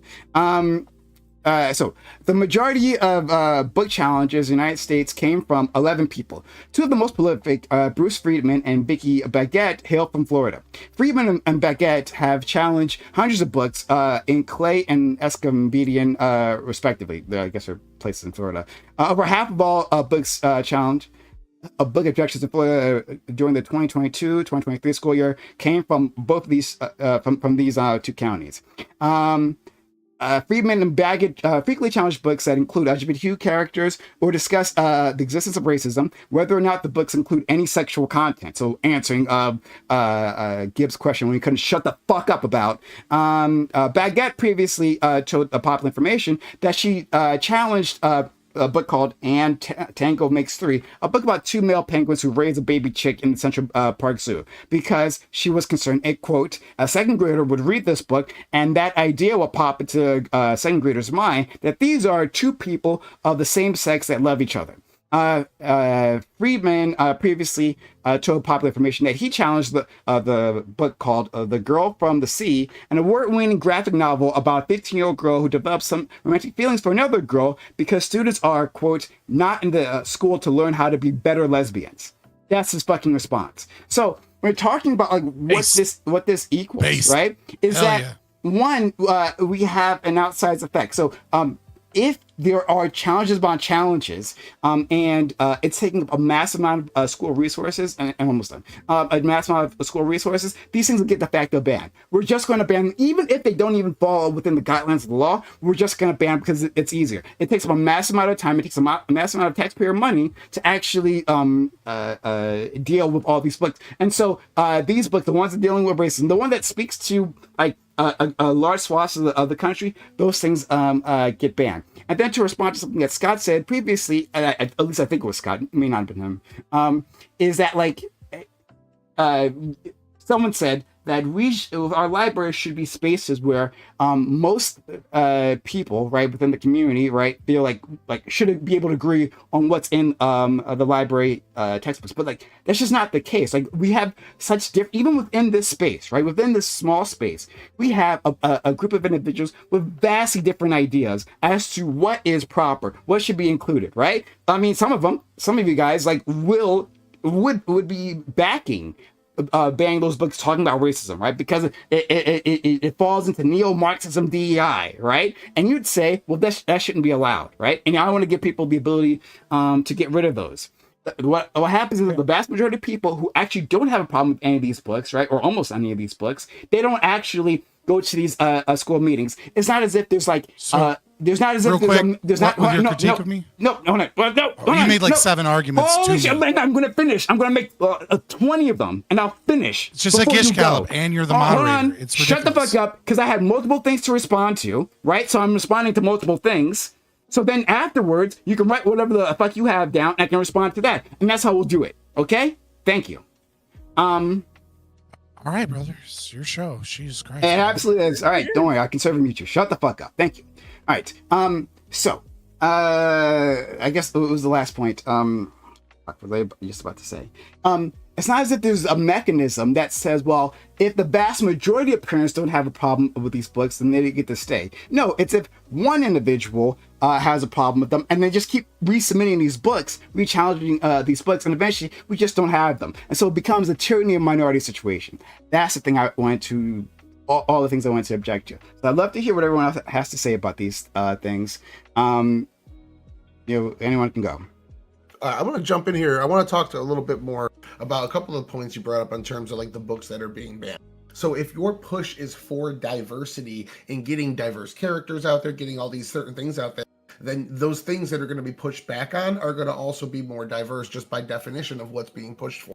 So I see this as a little bit of a Mott and Bailey argument, where you're using the definition of racism or sexism or gender that the leftist indoctrination, quote unquote, would be using to put into these books, and then when it's pushed back upon, you fall back to a more classical definition of what racism is or what sexism is. And that because the way that the racism is being pushed against is the power versus prejudice definition of racism that people are opposing. They're not opposing the classical definition of racism prior to that. So when people push back against power versus prejudice, in a way, saying that they're just fighting against anti-racist policy, it acts as a smear as to what they're actually intending is all. I'm trying to just unconflate the two terms. I think you've conflated lots of things. I think you're putting in, and this happens lots of times where like you have a certain idea of what other people have in their heads, and then like you or what you have in your head, and you're kind of copying that off to others, right? You're projecting that onto others. So I don't think that's necessarily the case that other people meant what you necessarily meant. But the general in any you, case, not you, is more what the general you, not you as prime. More general like the person. The person that would be making this argument generally in society. What they're pushing into these schools is a more modern, updated version of what racism means, and it's the power versus prejudice definition. Okay, I don't know how that relates exactly to what I was saying, but okay, anyway, right? So you made a previous point talking about like how the books I in general being like other people, right? Not necessarily me, but the books that are being introduced to these libraries are more diverse, and so they happen to be the ones that are getting banned more often. Is that correct? And to a degree, yeah, that's how it started, is the books that are more diverse are the ones being pushed out right now. So those are the ones that are encompassing with this supposed ideology that they're trying to police more often. Thus, those particular books that they're pulling back out would also be more diverse per capita as well. That's not the case. So there's statistics on this. Is an infographic. Let's see if I can copy and paste this thing into our group chat. But there is there's a group that's been keeping track of like who gets included in books, right? The vast majority of books, right? Children's books, talking about children's books here, are for feature called white individuals. The vast majority of books, right? There's only very few books that directly speak to the experiences of minorities. This one doesn't necessarily include LGBTQ individuals. It's about race, I believe, but it's all on the same lines. There's actually very few books that come out like that, but they're still overrepresented within the ecosystem of banning, right? Yeah, so that's a big problem. That being said, if you compare the growth of that specific group, though, child's books diversity has grown significantly since 2015. It's a 40% growth from 2015 to 2022 is what I'm looking at right now. Yeah, but I mean, 40%, and then I have other. So this same group has been tracking it for a very long time, for decades. So there's other infographics that showing, like, yeah, there's been an increase, but still the vast majority are within the territory of white individuals. But But let's go to Doobie wants to respond. Electron wants to respond. We can go Gibbs. We can go sorry. Prime, I'm back. Let me in. It was glitched. Okay, so good. So Prime, I think that the issue. I mean, I'd never heard of this mermaid book you mentioned, right? So I looked it up while everybody was ranting, and I mean, fucking 3 seconds into my Google search, right? There's like 4 or 5 kissing scenes where they're like wearing bathing suits or like half naked. Oh. So like, I think the issue isn't that they're like lesbians. It's that the book is focused on their lesbian sexual identity, right? And it's all about exploring that sexual identity as like 15-year-olds. Right, I think that's the issue. So I think if they were so if the issue isn't that they're like diverse or LGBT or whatever the fuck, it seems to me that the issue is that that's the focus of the book. The focus is specifically on exploring this lesbian sexual identity. But Doobie, that's the issue though, right? That's the problem that I'm pushing against. Because we have a ton of books that explore straight sexuality, right? Heterosexuality. That like where it's coming of age, where a boy and a girl get together and this is their interactions and they're exploring love. Our libraries are filled with that, right? But those aren't the things that are getting banned. It's not. But Prime, are they? I don't think there are many graphic novels. So the one you mentioned is a graphic novel. Graphic novels. Well, hold on. So maybe I'm just not aware of what's in our kids' schools these days, right? But growing up, I don't remember seeing a ton of graphic novels or like comic books in the library. And to be fair, I went to very poor elementary schools and middle schools and high schools that were like full of like fucking teenagers, like 15-year-olds, like making out, right? I don't remember seeing a lot of shit like that, like comic books or graphic novels like that. So this one is a graphic novel, and again, multiple scenes where they're like half naked or meeting up behind some rock to make out or something, right? So. Wait, I don't know if it's true that there are just like a ton of graphic novels in there that are just like straight kids doing the same shit, like straight 15-year-olds doing the same kind of shit.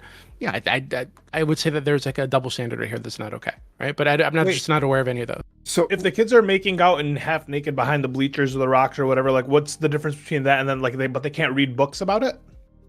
Not that I'm like pro the books in school, but I'm just saying. I think the idea is that you don't want to encourage. We admit that the kids are like fucking at like 13 and 14, like.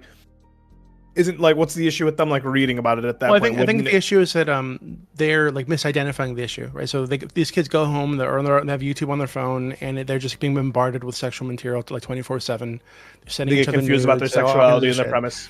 No, it's just I think that they're like this. To me, I think the core of this issue is parents or in schools trying to fight this like over sexualization of children is starting in the exact wrong place, right? It's not the fucking library, at school, not at home. It's not the school library that's doing this to kids, okay? It's the fucking on YouTube or TikTok or whatever, or Twitter, or whatever the fuck, seeing all this shit happening 24/7. I would agree that would be the bigger issue to deal with. But like the thing that we've given people agency over, like random citizens. Is a school library. We haven't given them agency over like general like the YouTube platform, right? Or the Twitter platform. We left that up to Elon.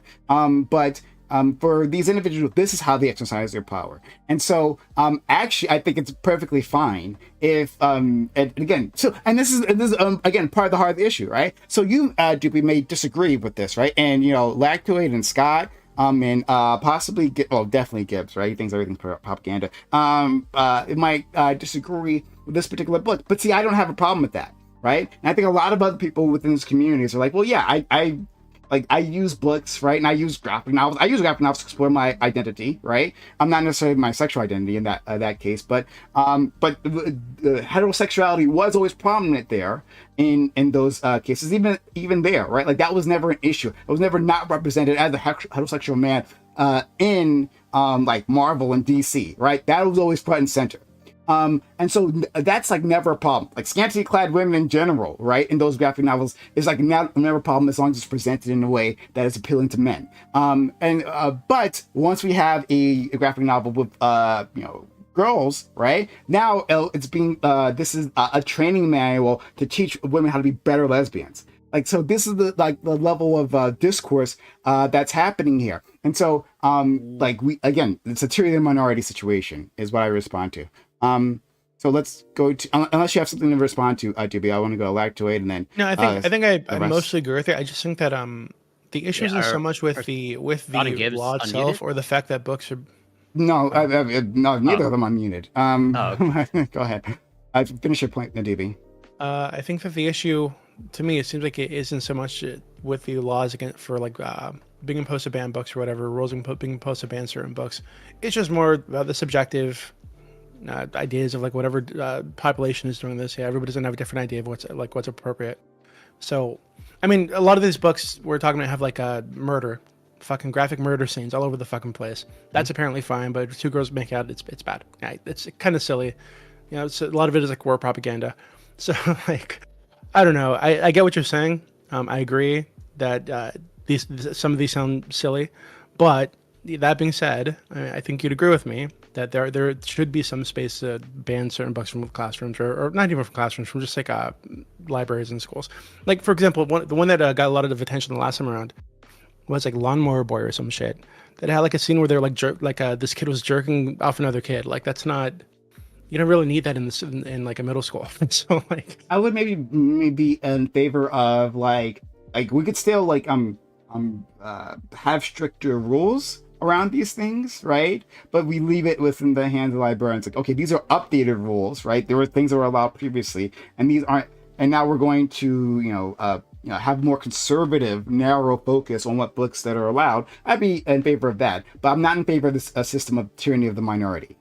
But see, let's go to Lactoid. We gotta move on because we gotta get this done. So Lactoid, we'll go to Gibbs, and then Scott to finish off. Yeah, I mean, a lot of stuff was presented, so I'm just going to respond. I'm obviously not going to be able to respond to all of it, but I have some of the things that I think is important to illustrate my overall point.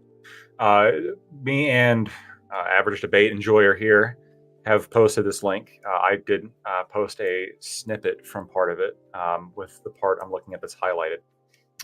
Looking at, according to the same agency that you are citing from 2012, 40% of all books here had at least one BIPOC primary character, and 49% had significant BIPOC content, according to the CCBC. So it seems like there's been a massive, massive change between 2012 and today, if that's what the chart from 2012 is measuring, because the chart from 2012 is weirdly worded a little bit. And I also can't help but notice that the infographic is somewhat stereotypical with how it addresses the Asian American and the Native American. But I just thought that was kind of interesting, sort of maybe subtle racism there, or unintentional racism there from the person who made that drawing. I only have 2012 and 2015 for the infographics. I was looking for other ones that are more updated. But I will. I'll give you the 2015 one, which does show an improvement there. But I linked you one from 2023. I linked you a chart. Information from 2023. I understand. I'm not questioning you. I'm just saying that I only have those two. And this is like the other infographic. But to your point, it does show an improvement. Like I was saying previously, there is an improvement within this. There's like a greater area. So, but I didn't have the most updated information, so I'll just leave that there. Sure. I mean, to some extent, it may demonstrate a little bit of an overcorrection, right? I mean, the chart has it broken down as 15% African American, when African Americans make up 13% of the United States, right? And then you can say, well, that's not a big deal. But again, when we're talking about these, if we're being hyper fixated on these kind of percentage measurements, then I don't know why it necessarily wouldn't be a big deal. But I mean, that's just, again, from the 20. Wouldn't it be because the type of people who are going into aren't, and again, this is me speaking generally, but aren't like conservatives generally telling people not to go into the arts, it's a waste of a career. Like if I imagine people who are writing books in 2023, 2024, it's not going to be shocking that it's going to trend politically. There could be explanations. There could be explanations as to why we see this overcorrection, perhaps to some extent, and that this could also somewhat explain the political blowback from it. I think you're probably right that conservatives not like being less apt to enter certain fields is probably the case that explains some of this, right? Like especially like novelists, I think probably control for left-wingers. They're going to be highly educated, typically like master's degree. Well, it's not just that, but also like the arts generally, I think would kind of like they tend to draw in people who rank high in trade openness, which conservatives tend to rank relatively low in trade openness compared to like left-wing people and like libertarians, right? Who tend to rank pretty highly in openness, just as a personality trait. And so this is going to potentially have an effect just on the kinds of people that are attracted to write children's novels generally, art generally, right? Obviously, that's fine to explore that. But what I'm just saying is that I think it's inaccurate to say that there is this dramatic underrepresentation when it comes to the actual books themselves. And I don't think that's necessarily the motivation here when it comes towards people, being concerned about these books. I think really what the concern about these books is it's going to be the political messaging that's located in these books, but also the sexuality messaging as well, right?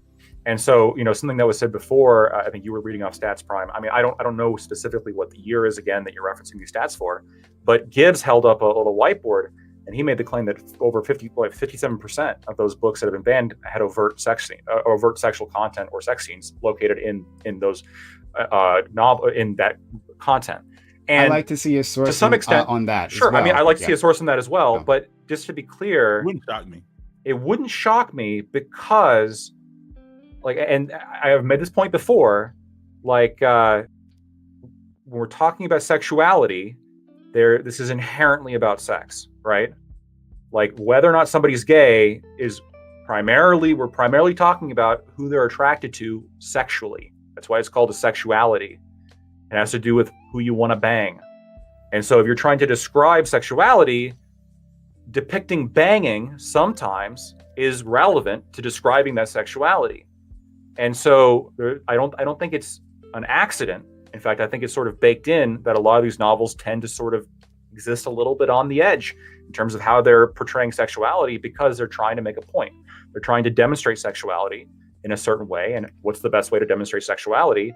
Have sex scenes, right? Or have like sexual encounters. Can broadly can include probably like other types of romance in general. Like kissing I could see a definition of sexuality that includes kissing.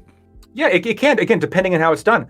And this is what I said before. Like for me, I would prefer as little sexual content be available for kids unsupervised as possible. And so I think that there is a real point that parents have, or I guess these activists have, when they're concerned about this literature being introduced unsupervised into children's libraries. And the idea of having councils being set up to basically check to make sure, all books sort of pass like some kind of like democratic threshold here in order to get into a public school where the people there are being forced to pay for it. It makes sense that they also get a say if they're being, if they're voting to pay for it. It makes sense they would also have a say on what kind of content is allowed. And all of us agree to this to some extent, right? Even the people who are like supposedly here against this, all of you would take issue with, the protocols of the elders of Zion. Can you take respond to my tyranny minority claim? I guess could you specify? We're talking about like just the small group of people that like activists that are bringing attention to the issue. Yeah, but you say that it's like now we have a democratic mechanism to do so, but it's not a democratic mechanism. It's not that we're voting on which books are not allowed, right? It's not like we're putting it up to the general community and say like, okay, the Texas bill does that. The Texas bill does that. That's what I'm in favor of. Hold on, sorry. Maybe I missed that part of the bill. Are you saying that there is a vote, right, to the local community, right, in the next election? These are a list of books that are banned, and for each individual one, the community is going to vote as to which books are banned. Yeah. So right here, section 33.025, local school library advisory council. The board of trustees who are elected of each school district shall establish a local school library advisory council. That's not what I asked, though. But that's obviously not what I asked. Right? Okay. So a representative democracy works by electing people who then make decisions. I'm not saying that people are going to be voting on every single book. That'd be ridiculous. I do like the idea of a representative democracy where we elect people here that make these decisions for us. And that's where the democratic say comes in. The idea of having the board of trustees who are elected, right, come into power, and then they select who goes on this council. That like it. So again, that's the way we elect. We elect the president. And the president selects people. Sure. Okay. So to be clear, right? It's not. You're not responding to my initial claim about what, or you're not saying the thing that I thought you were saying. Okay, fine, right? But on the other end of that, this is a system, right? Where we have these representatives that are mostly elected. I think there's a mix, right? I think there's some elected individuals and then some others. within that council. I have to reread that section, but I don't think it's just like the representatives, but it doesn't matter, right? Even there's this council, but what this council is responding to, what the mechanism is, they're responding to these challenges that come in, right? And these challenges take a amount of man time. And at some point, like it becomes easier than actually dealing with these challenges over and over again to just not order the books. Right, like they won't get challenged if you don't have the books, and so like through the tyranny of the minority, through the mechanisms of the system that's set up, you have this way that you can have a de facto censorship done by a very tiny minority, extremely tiny, sometimes 1 or 2 people within the community who actually have a say over all the other people. Doesn't matter if they elected the council or not. Okay, so I just double checked in Texas, the board of trustees for every new school district is elected by popular vote. So they are an elected representative, and they do they will be putting together the council that makes these decisions. Is it true with all local governance that a small percentage of the community is going to, like the ones who actually bother to show up to these meetings, are going to have an outsized influence for any topic ever regarding all local governance in the history of America? Yes. This is absolutely the case. When you have like when they're talking about a new zoning idea as to whether or not XYZ restaurants I get how city councils work. But so this is how this council will work. But that's not how that works. No, that's not how that works, right? So let's say I'm going to illustrate this to you, right? So let's say that it's packed, right? That every day it's packed with new people who are very much engaged with this topic, right? And and almost all of them are in support of the books, right? But if like there is a few individuals in that group who are just doing the challenging, right? Then these are the books that have to go through the process, right? Have to be reread and rejudged, right? Like the whole process comes in through the bans. There's not a mechanism for the other people there to necessarily say that that we're okay with this, right? Like that's how. Like the mechanism is the ban. It isn't simply like a general discussion, right? Like, oh, we're going to reach a consensus in this meeting, right? The general public and the advisory council on this. It's the ban. I'm not sure if I'm being clear here. Well, I don't know if you are either, because again, I fail to see how this doesn't describe all local governance, especially school board meetings. Yes, you have groups of people come in and advocate for particular. Hold on. In this case, none of the people showing up and making a stink have a veto either. They're showing up and like pressing the school district. They're saying, I want this because I think it's XYZ is good or XYZ is bad. And if you have a bunch of people who like the books, they're going to show up and they're going to advocate for the books. And if you have some people show up who are shitting on the books, they're going to shit on the books. And then, according to this bill in Texas, like the council comes to a recommendation when you're doing to give zoning, to the school district, when you're and then the school district makes the final decision. When you're zoning an apartment building, right, unless there's a specific law that says so, right, the people that show up are just giving their say, but they don't have like the specific like legal ability to challenge it, right, in the same way, right? That's not true. There's no mechanism, of course, to yes, they do. No, there has to be a specific law.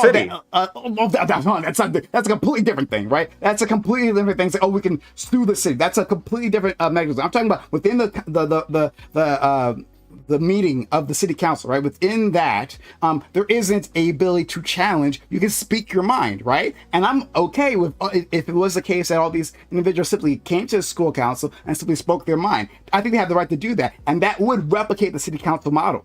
But this is different. Giving them the specific ability to challenge could be different, right? If I, within my backyard, I could say I'm going to challenge each development, right? That is planned within my local community, then I can single-handedly hold up any new developments in my new community, right? I just keep challenging them. Keep doing it. That's the issue. Hold on. So according to the law that you sent to me, I mean, yes, you can have people like write in and say, I don't like this book, but like they don't have to listen to you. The advisory council can still make a recommendation that's entirely against whatever complaints that a parent or an activist would make. I fail to see here. Can you point to me specifically in the bill what differentiates this from like any other form of local governance and kind of the concern? I already did. I literally did in terms of the ability which type? Which subsection? Whatever subsection talked about the actual. I mean, there's a whole subsection that talks about the actual challenge to the bill, because then you have to go through an entire process as the response, right? Where like in a city council meeting, it's not necessarily a process. You're simply hearing out the community, right? And then from there, a decision is made, right? Like, okay, we're hearing your words. You can write. Right? You're submitting advisory committees, but like we don't have. I have the section up. I have the section up right here. Okay. First of all, you can do this with local governance. You can write to your councilman or council person. You can bring up shit to be challenged. Like there are mechanisms in place in most local governance do this, right? Well, let me read the section. Give me an example of what I'm talking about. I'm going to read the section right here. Section 33.027. This is the part, I guess, that Prime has a problem with. Challenge or appeal regarding library materials, local school library advisory council recommendations. A parent of or a person standing in parental relation, which, by the way, limits this specifically to parents now, or to a student enrolled in a school district, a person employed by the district, or a person or a person residing in the district. So if you live in the district, that's way bigger than parents. You can submit to the district a written challenge to any library material in the catalog of a school library in the district using the form adopted under subsection E, or to the district's board of trustees an appeal of an action taken by the district in response to the written challenge received under subdivision 1, not later than the 5th day after the date in which the school district receives the written challenge. Under subsection A1, the district shall provide a copy of the challenge to the district's local school library advisory council, these councils that are being created, established under 33.025, and then they have 90 days to make a decision. That's the process, yeah. So again, so they could do this all within 5 minutes, and they could just say, no, fuck you, we're keeping the book. But that's not how that works. Right, like they could do that, but why is that not how that works? Because I've given you actual examples of how, because this is a theoretical book because it hasn't actually gone to effect, right? Of how it works in other states. We have the massive challenges, not like these parents or these individuals, whoever they might be, are simply being dismissed. No, we're going through the process, and at great expense to taxpayers, we're going through that exact process. So that's not the case that yes, well, maybe theoretically, I'm not even sure if within 5 minutes it could do so. I think you have to do some like formal response. But in any case, let's just go with that. Like in actuality, they go through the process, and at some point, right, when there's a certain type of book that's being challenged all the time, these are the books that don't show up, because that's what it actually works out to in the numbers. I don't have to be hypothetical with that. Like those are the numbers. The numbers are the numbers. Do you think maybe it's because like ultimately these people are elected officials, and if parents come in and make a stink, they're concerned about how that's going to look for their electoral chances? If they're parents. Or other people in the community that vote for them. But you can say that, but on the other end, if it's just a small group of individuals who are doing this, well, actually, I know it actually doesn't even matter. It doesn't matter. In this one, it's if they live in the district, right? Actually, it doesn't matter one way or the other, right?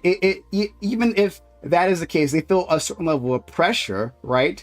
That doesn't mean that the system that has been set up accurately represents what the community feels about these bans. That the community is not necessarily a reflection of that. You've set up a system in which a small amount of people have a disproportionate amount of power here.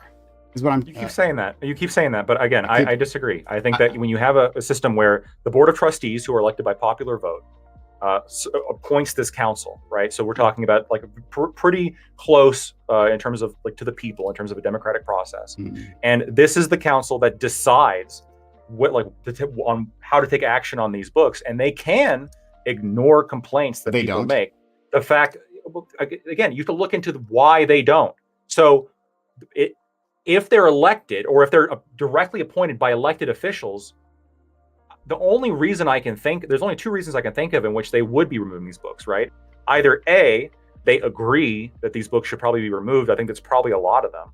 And then, or B, like they don't necessarily agree, but there's enough like local pressure in the school district where they're like, the people here really want this to be removed, so I'm just going to go ahead and vote to remove it. Either way, I don't see the problem. Or it's just easier to bend to the wishes of very loud and very obnoxious conservative activists who take it upon themselves specifically to ban books that feature Black people, that feature LGBTQ individuals, that feature people of any sort of minorities, that feature. Don't prime me when I like literally give you the numbers. If they ignore the activists, what happens? You're saying that you. But you're saying that they can ignore the activists, but they don't actually do that, right? No. What I mean by ignore is if they refuse to remove the book that the activist wants them to remove, what is the consequence to them, Prime? The consequence is that, as I said before, these books will continue to be challenged, and you have to continuously go through the process. So there's no direct there's no direct consequences in terms of like their ability to stay in office, as far as I can tell, right? There's no direct consequence to that. But at some point, it's easier, right, to simply not bring in books, like we've seen already, into books that are banned, right? It's easier to just not bring in books rather than deal with the challenges. So in your opinion, this whole thing could be fixed if they just put like a cooldown timer, where it's like if a book gets rejected from being removed, you have to wait at least like a year or two before you can bring it up again. I think at that point, the problem is fixed. A cooldown timer would be useful, but it wouldn't be solve the problem, because there's a category of books that get challenged, right? So books along these lines, just books featuring Black individuals, are the type of books that this small conservative minority, right, could be just one single person, are the ones that are challenged, right? Then librarians will think twice about bringing those types of books in. But that would be better. Having a cooldown would help. That would help. The librarian should have to listen to the council in terms of what books they bring in. That's fine. That's fine too. But let me go to Gibbs and Scott, right? So we're at almost 9:40. I said, hey, maybe we shouldn't do this now. So no, just do it. Okay, all right. So let me unmute Gibbs, and we will move forward. I'm sorry, my computer's being slow. Let's unmute Gibbs. Gibbs, love to hear what you have to say. Yeah, so a couple things. First, I want to go with what is it? IdealWatch.com, whatever. They said that PEN America is a center-left-leaning organization that they tracks censorship across America in regards to the books. This is from a left-leaning organization. So let's just go through some stats. 57% of books that were banned had sexual themes. Something like 37 of those, I'll find it exactly. It's been like 39% of those people had LGBTQ characters. Well, that's interesting, because then we go and look at some of these specific books. I've already mentioned the Anne Frank one as an example. Of this book, there's about 10,000. 2% of books total were books that were graphic novels, of which 67% involved LGBTQ people. Now, it's interesting that 2% equals out to 67% in this case. But when we go and look, the number one most banned book is a book called Gender Queer, in which this book, I can't even show y'all the actual graphic pictures because they are TOS here on Twitch. They're definite pornography. But in the novel Graphic Queer, Gender Queer, I'm sorry, it says, it shows a male bleeding from his, there's a person of male presenting bleeding from his legs. It shows them without their first bra.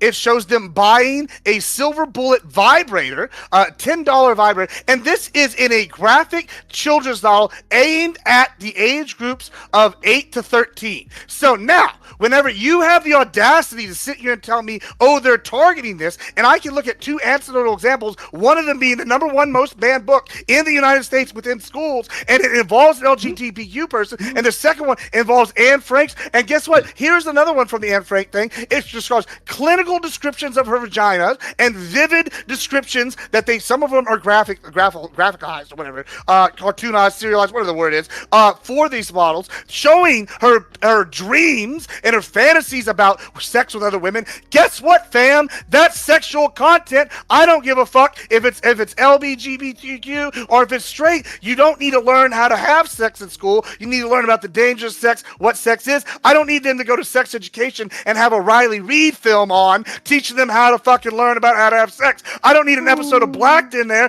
teaching them about gangbangs. Like, I'm sorry. Maybe next we'll teach our kids about public disgrace and we'll throw them up in a dog collar and we'll have them fuck fucked in public in the middle of Spain. Let's show our kids that. That's what you're advocating for. And guess what? Some of those would be considered LGBTQ descriptions too, because they're orgies where men and women have sex with each other in the same room. So that's gay sex. Guess what? Sorry, fam. That's not. This is a cop-out. It's a cop-out. It's bullshit. And I'm sorry when you're going to sit here and go, hey, all these things are so terrible. And then even the leftist organizations are saying 2% of graphic novels are this and 67% are these people. And of those, and of all of them, it's 57% sexual content. Then the other themes that are banned are graphic depictions of, guess what, violence, that's not even including sexual assault, violence, depression, suicide. This is all from the lefty organization saying this, and Prime's going, boo-hoo, woe is me, I can't figure out why people are upset about this shit. Well, guess what? Maybe I don't want to see have my kid go to school and read a book where someone fucking decided to play, I don't know, six-finger Philly with their throat, or maybe decide they're going to play, Russian roulette and read the book about it. Like, I'm sorry, like, we don't need to be doing that shit. Like, yeah, five-finger Philly, my bad. Maybe they got to, listen, who am I to judge the people with disabilities? No, I don't know. And yeah, we're getting all these people. It's bullshit. That, you know what? That's another one that probably got banned. I don't know. But the point is, they don't need to be sitting here reading books about eating a bullet, just like they don't need to be reading books about how to fucking buy your silver bullet. It's crazy. But no, the evil Republicans are coming for us, guys. They're coming for the LGBTQ. Maybe stop writing graphic novels for 8 to 13-year-olds involving bleeding from your legs and sexual fucking bullshit. Okay, so I'm gonna respond to that quickly. One, it's actually okay to talk about periods. Like, that's actually something that people get. Sure, but is it good to show male presenting? I went to Barnes. You want the photo from? You want to think this is an appropriate thing for 8 to 13? It looks like a fucking shotgun. One second, hold on. I'm going to address the novel as depicted to me in a second, right? But on its face, it's perfectly natural and okay, and I would want it within books to describe periods, right? In the pain. Oh, but graphically for 8 to 13-year-olds. To the council. Trans males suffer that's another from thing that. you brought up, Prime. And that's another actually, thing. It's good to. You're mad about the 2%. You're mad because parents are involved in what their kids are reading. You hate parents. They're not necessarily parents. They're not necessarily parents, though. Oh, right? But you're fine when the 2% of the population. Hold on. But you're fine with 2% of the population bitches about, I don't know, Indian rights or Native American rights or Black African American rights. But 2%'s fine then, and they make the whole rest of the nation follow through. Okay, so I like how you just shifted the goalposts. And 2%. This is the goalpost. This is your goalpost. You're mad about the tyranny. You're talking about the tyranny of the minority.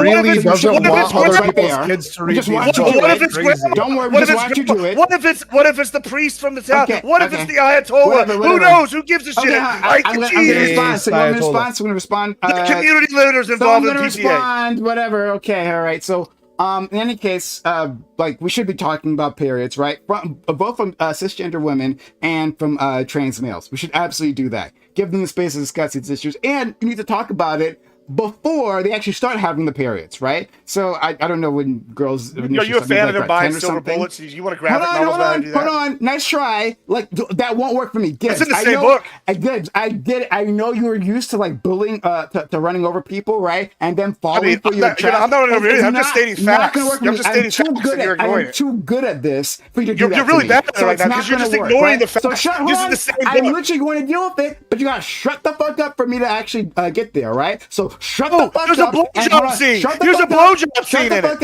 Hold on, shut the fuck up, and I'll actually deal with it.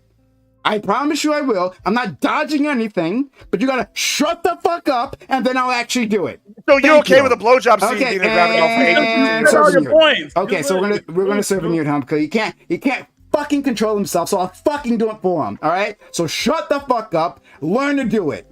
Okay, any which way, like I said, I'm going to deal with everything that was presented to me, right? Even all the bad faith bullshit that he usually comes up with.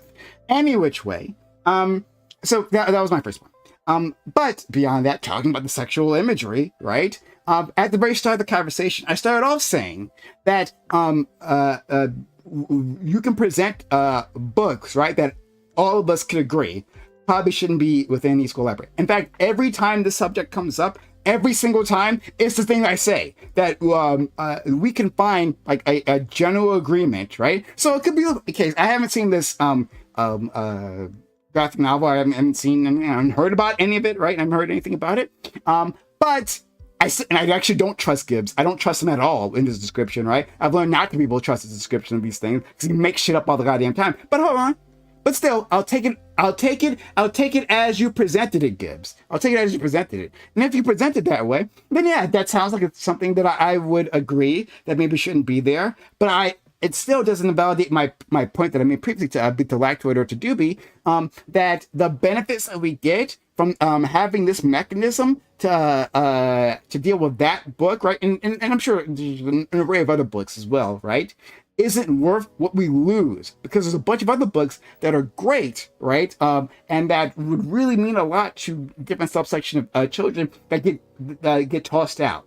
That's my issue. No, I don't necessarily approve of, you said the silver bullet, right? Type thing. I don't necessarily approve of even yeah, I don't necessarily, I'll just make it simple. I don't necessarily approve of like, hey, like let's go buy a sex toy in a children's book, right? That's probably a very bad idea, right? I'll keep any nuance out of this, but sure, all right. Or a blowjob scene. Well, maybe actually, I might be okay with that. It depends on the context. It depends on like who is this aimed to, right? Is this aimed to a 16 and 17-year-olds? Is that like the target audience? And actually, yes, because we discuss this all the time, right? If it's to 8-year-olds, right? Then no, I don't. But it actually would require nuance, right? And if you can't bring that nuance, then I don't really care, right? Yeah, but the characters themselves are minors. Okay, so then if that's the case, then no, then I don't approve. However, but I was asked specifically. So he talked about this particular book, and then separately he makes the accusation about, well, Prime, do you approve of blowjobs in these children's books, right? And if that's the separate case, well then yes. Depicted adult blowjobs to 17-year-olds? Adult blowjob to 17. What? Don't alter the scenario, because what he said specifically was, "Hey, Prime, do you approve of blowjobs in these books?" And I literally spit on my camera. I know, I saw that. That was funny. Sorry, guys. And if we're talking about blowjobs in general, then yeah, there might be a case where I approve of that. Within the context of right. So I'm trying to clarity. Like, are you talking about like you'll approve it if we're talking about like depictions of adults doing blowjobs that we show in health class to like 17-year-olds or 16-year-olds? I'd be fine with that. No, I'm talking about stories. What we're referencing here is we're referencing a specific book, the one that is like the most banned. I've already agreed. That people have been fighting. Yeah. But I've already agreed on that. Okay, so you would agree that genderqueer should be banned from all the school districts? As it's described to me, right, by Gibbs, who I don't necessarily trust. I don't trust at all in these things. But if you trust me, Prime. It's in the link. It's pretty bad. I do trust my friend Lactoid. So, Lactoid says so. Okay. He's Canadian, you can trust him. If Lactoid says it, then he checked fine. it out. He read it personally. I did. And he studied. But like I said briefly, it doesn't matter, Gibbs. I don't have to look at the link, because I said I'll take it even if I don't trust you. I can take it as you present it, and as you present it, I've already said, yeah, like we should probably ban that book. There's books that we can agree should get banned. But the separate question I'm responding to about blowjobs in general within books to like teenagers, for instance, yeah, actually that might be appropriate depending on the context, but that might be appropriate. Okay, so that answers those questions. Let's go to our friend Scott, and hopefully, let's see if we can finish this off by 10. I warned you all. I did. But Scott, love to hear what you have to say. So, I guess I'll do this to try. We've had a lot of people crashing out. You're one of them, but we've had quite a few crash outs. All right, so I want to present this like, as a conversation, as opposed to me just giving you a big list and yelling at you. Okay. Thank you for the super chat. I'll get to it in a second. The maturity, the growth. So first of all, one of the arguments that you made in your speech about this issue was you kept talking about how there's like this percentage of black people, this percentage of BIPOC, this percentage. And so my question is if we're talking about what is or isn't harmful, how is that in any way, shape, or form an argument as to why a book should or shouldn't be banned based upon the identity status of the people involved? I mean, maybe you can make that argument when talking about sexuality, right? And saying that, like, well, there's straight sexuality in the book Tarzan, for example, right? But there isn't enough sexual representation of like LGBT people, etc., right? But again, even that doesn't actually show anything. This to me seems like you're parroting points from critical race theory and critical theory, like, right, that in an inequality of outcome is proof of racism or proof of discrimination, but there isn't any proof presented. So why was that like such a big thing that you said was like important? How many black people, how many white people, how many BIPOC people were banned? Every time we have 3 black people somewhere, people make a complaint like, "Oh God, the DEI." I'm sorry, it's last week. No, he's making the complaint. He's making the point, not me. I'm asking, why is it percentage based? Is proof of discrimination or proof of, like, you presented it as if it was like evidence that like the book bannings were evil or bad just because it had a certain percentage of it, right? Like, so why? How's that proof or evidence of anything? Yeah, and I should there's another source in here somewhere. Sorry. But I will answer that in a quick moment. I just super chats that I didn't read previously. Thank you, PDX plebe on YouTube, who said, "I don't think Lactoid understands sexuality." LOL. Well, your mom disagrees. Ha. You should ask Lactoid. Like, what positions will he engage in, which ones he won't?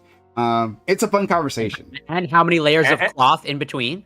I know, and then the Democrats would want me to describe it and then put it in a kid's book. we all know Lactoid's a one-ply guy, nice. So no very thin layer of cloth. And actually, your version can probably be depicted in a book. That sounds like. And Scott, I'm going to get to you in a quick second. But the Alexander Wynn sent a $10 super chat. Says, sounds like books need an ESRB rating.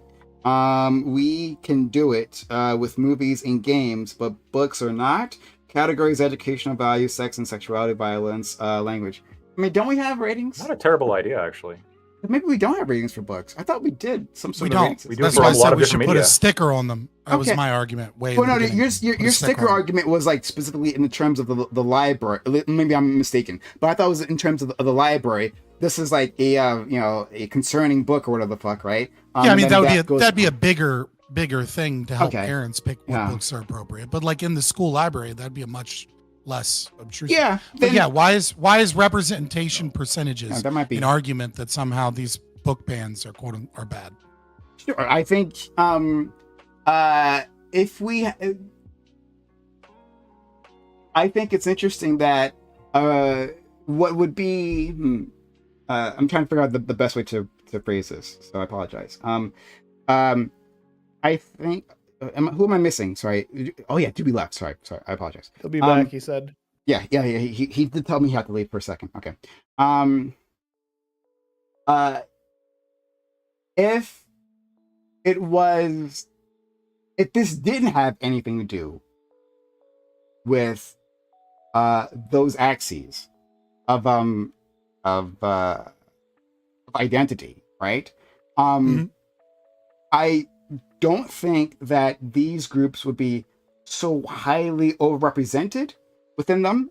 And also I've seen, because like what Gibbs did, which I was trying to avoid doing, right, is like go into anecdotal evidence, right? He pulls out 2 or 3 books, right? Says that we can all agree that this is, disgusting, and maybe we can all agree. Maybe that is the case. We can all agree, right? Okay. But I can also do the opposite, right? And point to books, right, like by Black authors specifically. I have a source for that somewhere. I have to dig it up. So I got what you're saying. Sure, I got what you're saying. So what you're saying is like, look, I have a belief or intuition, we'll say, right, that I look for, and I went to go search for evidence to see if it supports that intuition, which is that some of these books that are being targeted are just because there are Black and gay people in them. And then what I find is an overrepresentation of Black and gay people in the presumed banned and or challenged books.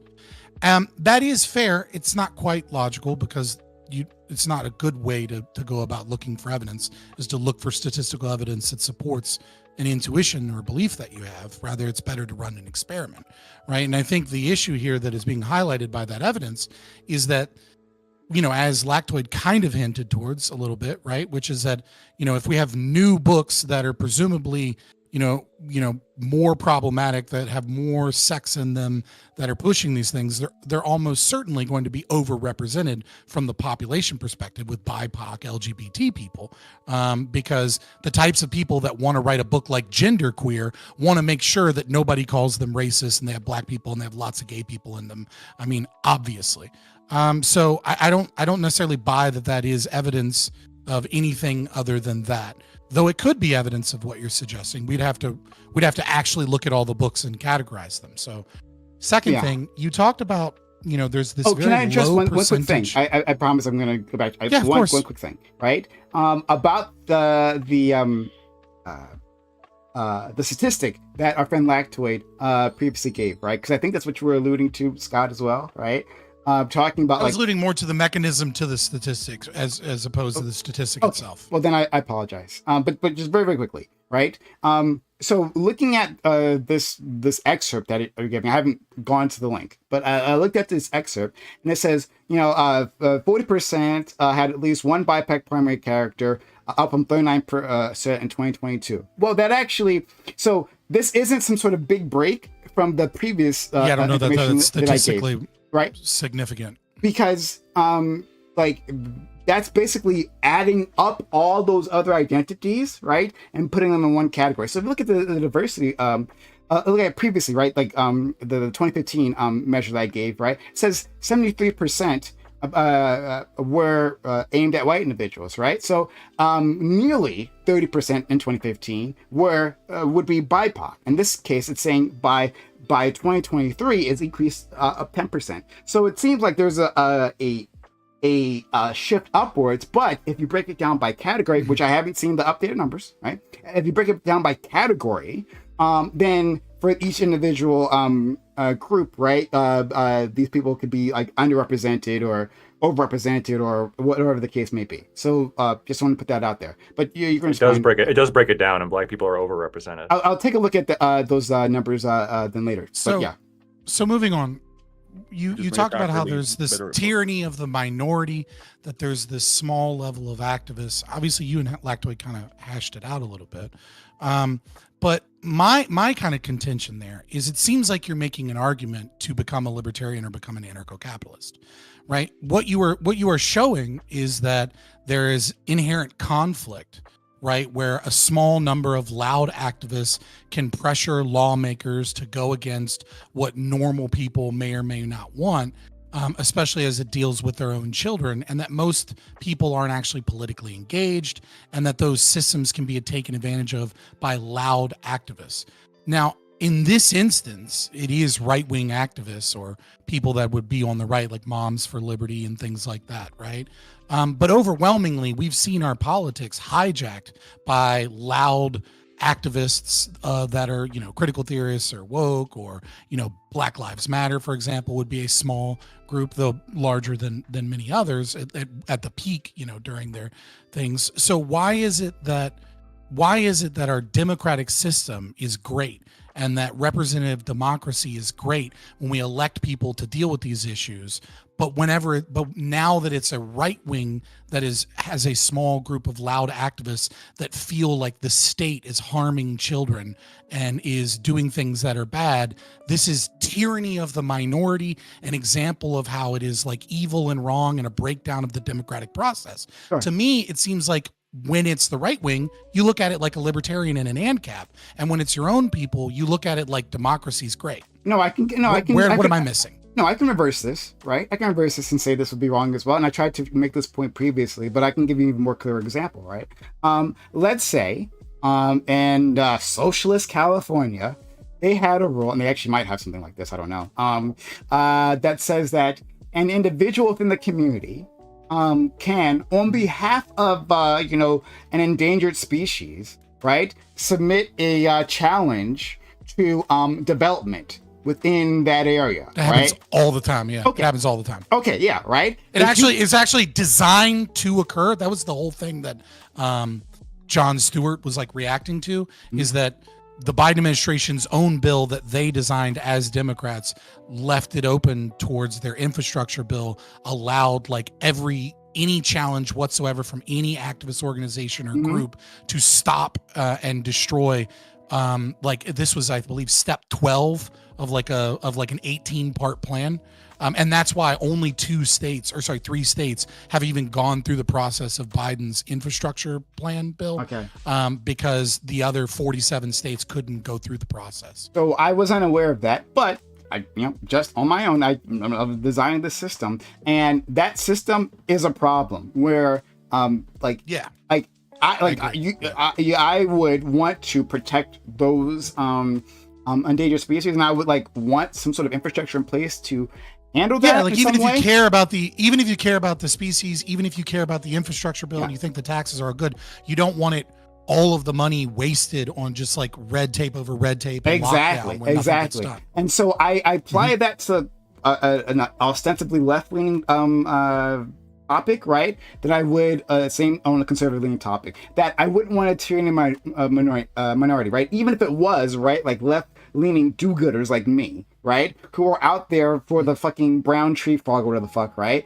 Defending that, that would be an issue. If, yes, we as a society just can't move forward because we got like 20 goddamn tree frogs that happen to live in this particular area. I would not be for that. That I would also want to demolish that system as well.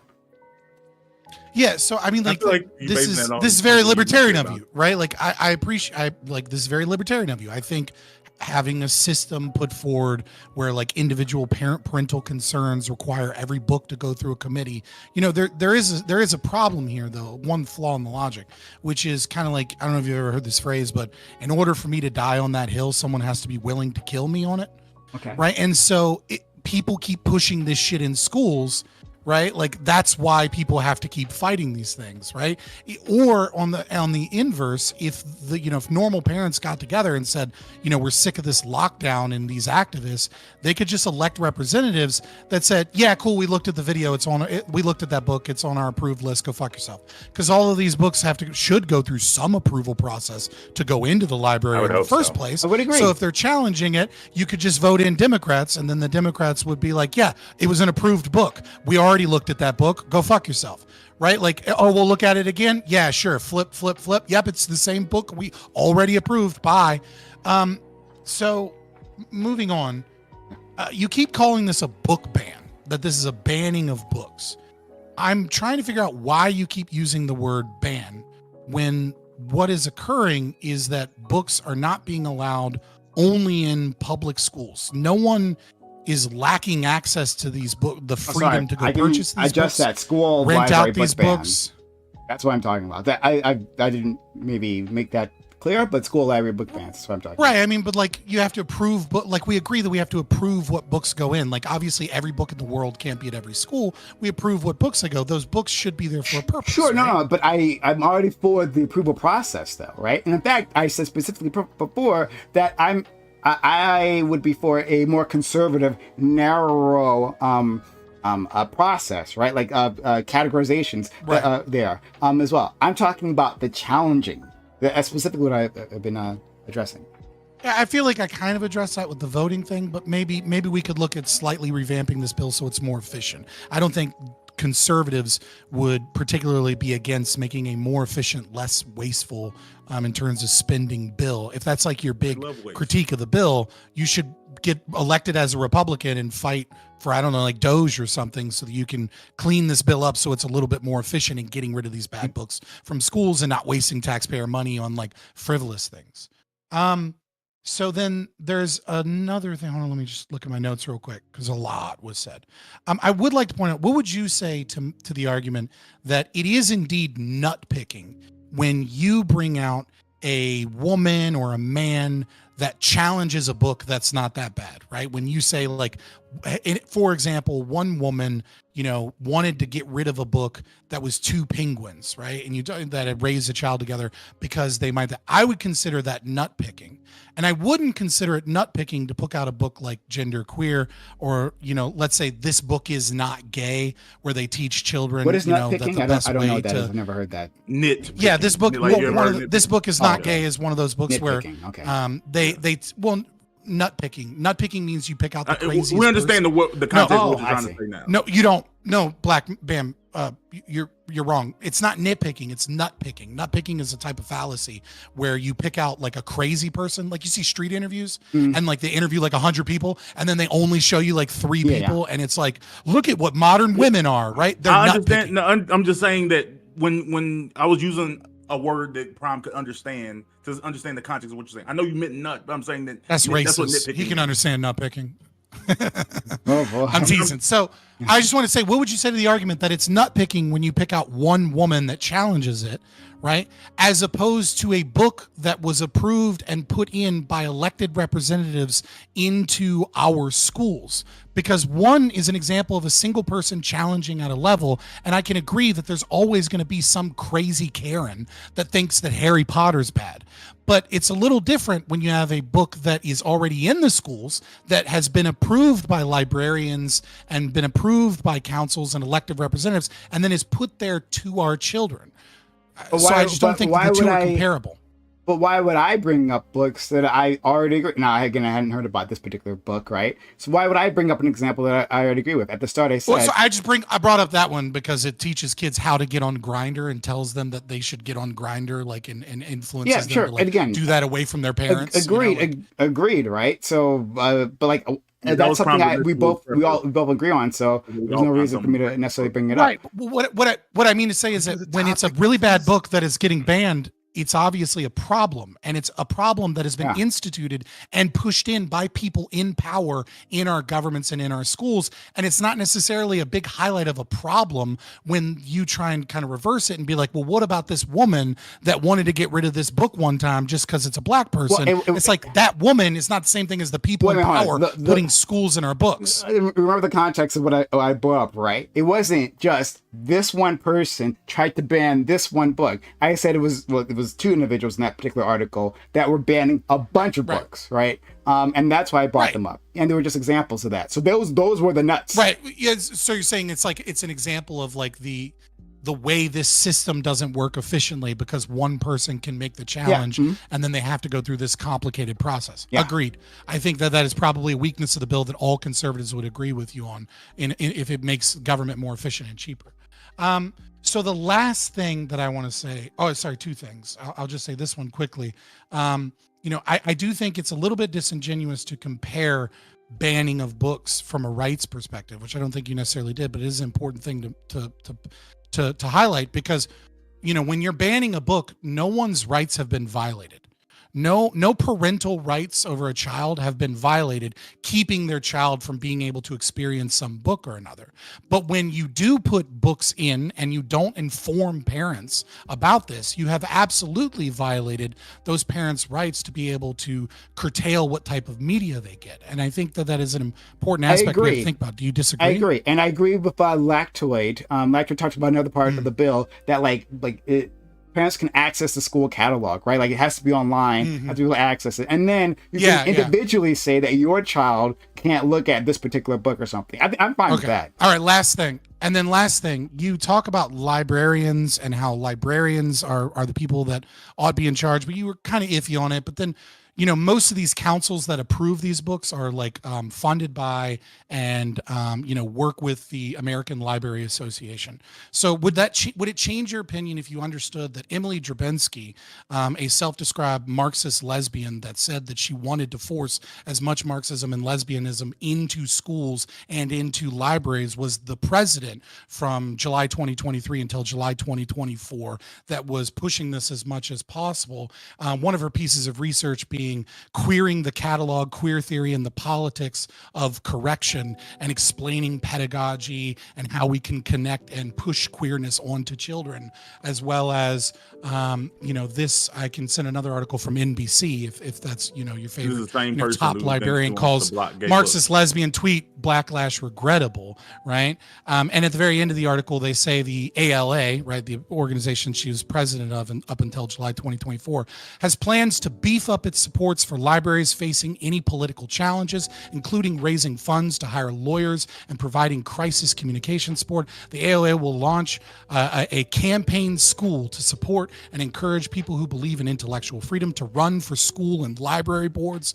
Tracy Hall, the group's executive director, said at the group's national conference in June. So when we have an organization whose president is a queer Marxist that writes theory on how to influence children and get them to be more Marxist and more queer, in charge of the American Libraries Association, that is a big part of this process of letting in school books, and they're dedicated to funneling money, both taxpayer money and donations, into the fighting against these things.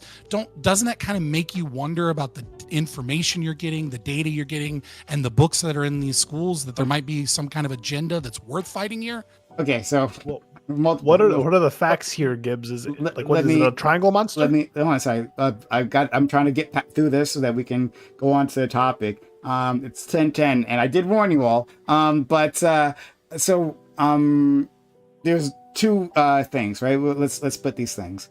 One, so here's our Wikipedia. The part at the end.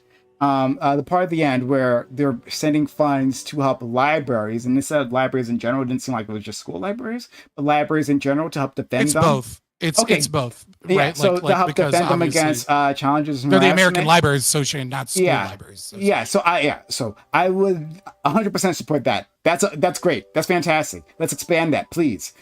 Because not just school libraries, but like just regular general public libraries have been under great harassment, where like all these librarians have quit, right? Not because they've actually done anything wrong, they haven't, right? Not because they're trying to push anything agenda. These are one of the greatest people within our communities, librarians, and the services they provide, right? Almost selflessly. No, but just because there's like these right-wing activist groups that have come in and like bullied and harassed them until they left. Yeah, fuck that. I guess we should support them. And so if that's what this woman is doing, then I'm 100% on her side on that particular issue, right? Right, but then she's also, there's the other issue. They're also pushing to run for school boards and run for library boards in schools. And this is an organization that is completely overrun by Marxists, to the point that their own president is a Marxist lesbian self-described as identity that writes research on pedagogy and how we can push those ideas on the children. If just like Moms for Liberty, right? If they're going through the democratic process and they're winning these school board seats, then it is what it is, right? Just like liberals and leftists had to suck it up when conservatives took over those school boards, right?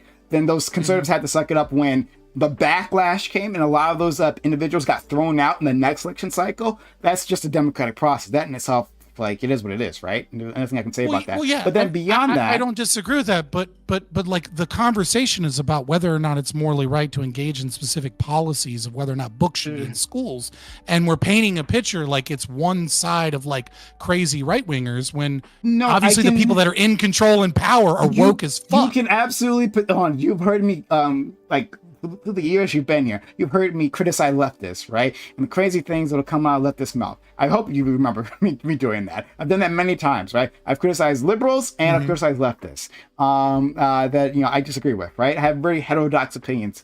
Yes, you could have some leftists, right, that says some shit that I disagree with, right? And I don't know, yeah, that's bad too. Agreed, right? So that's an issue.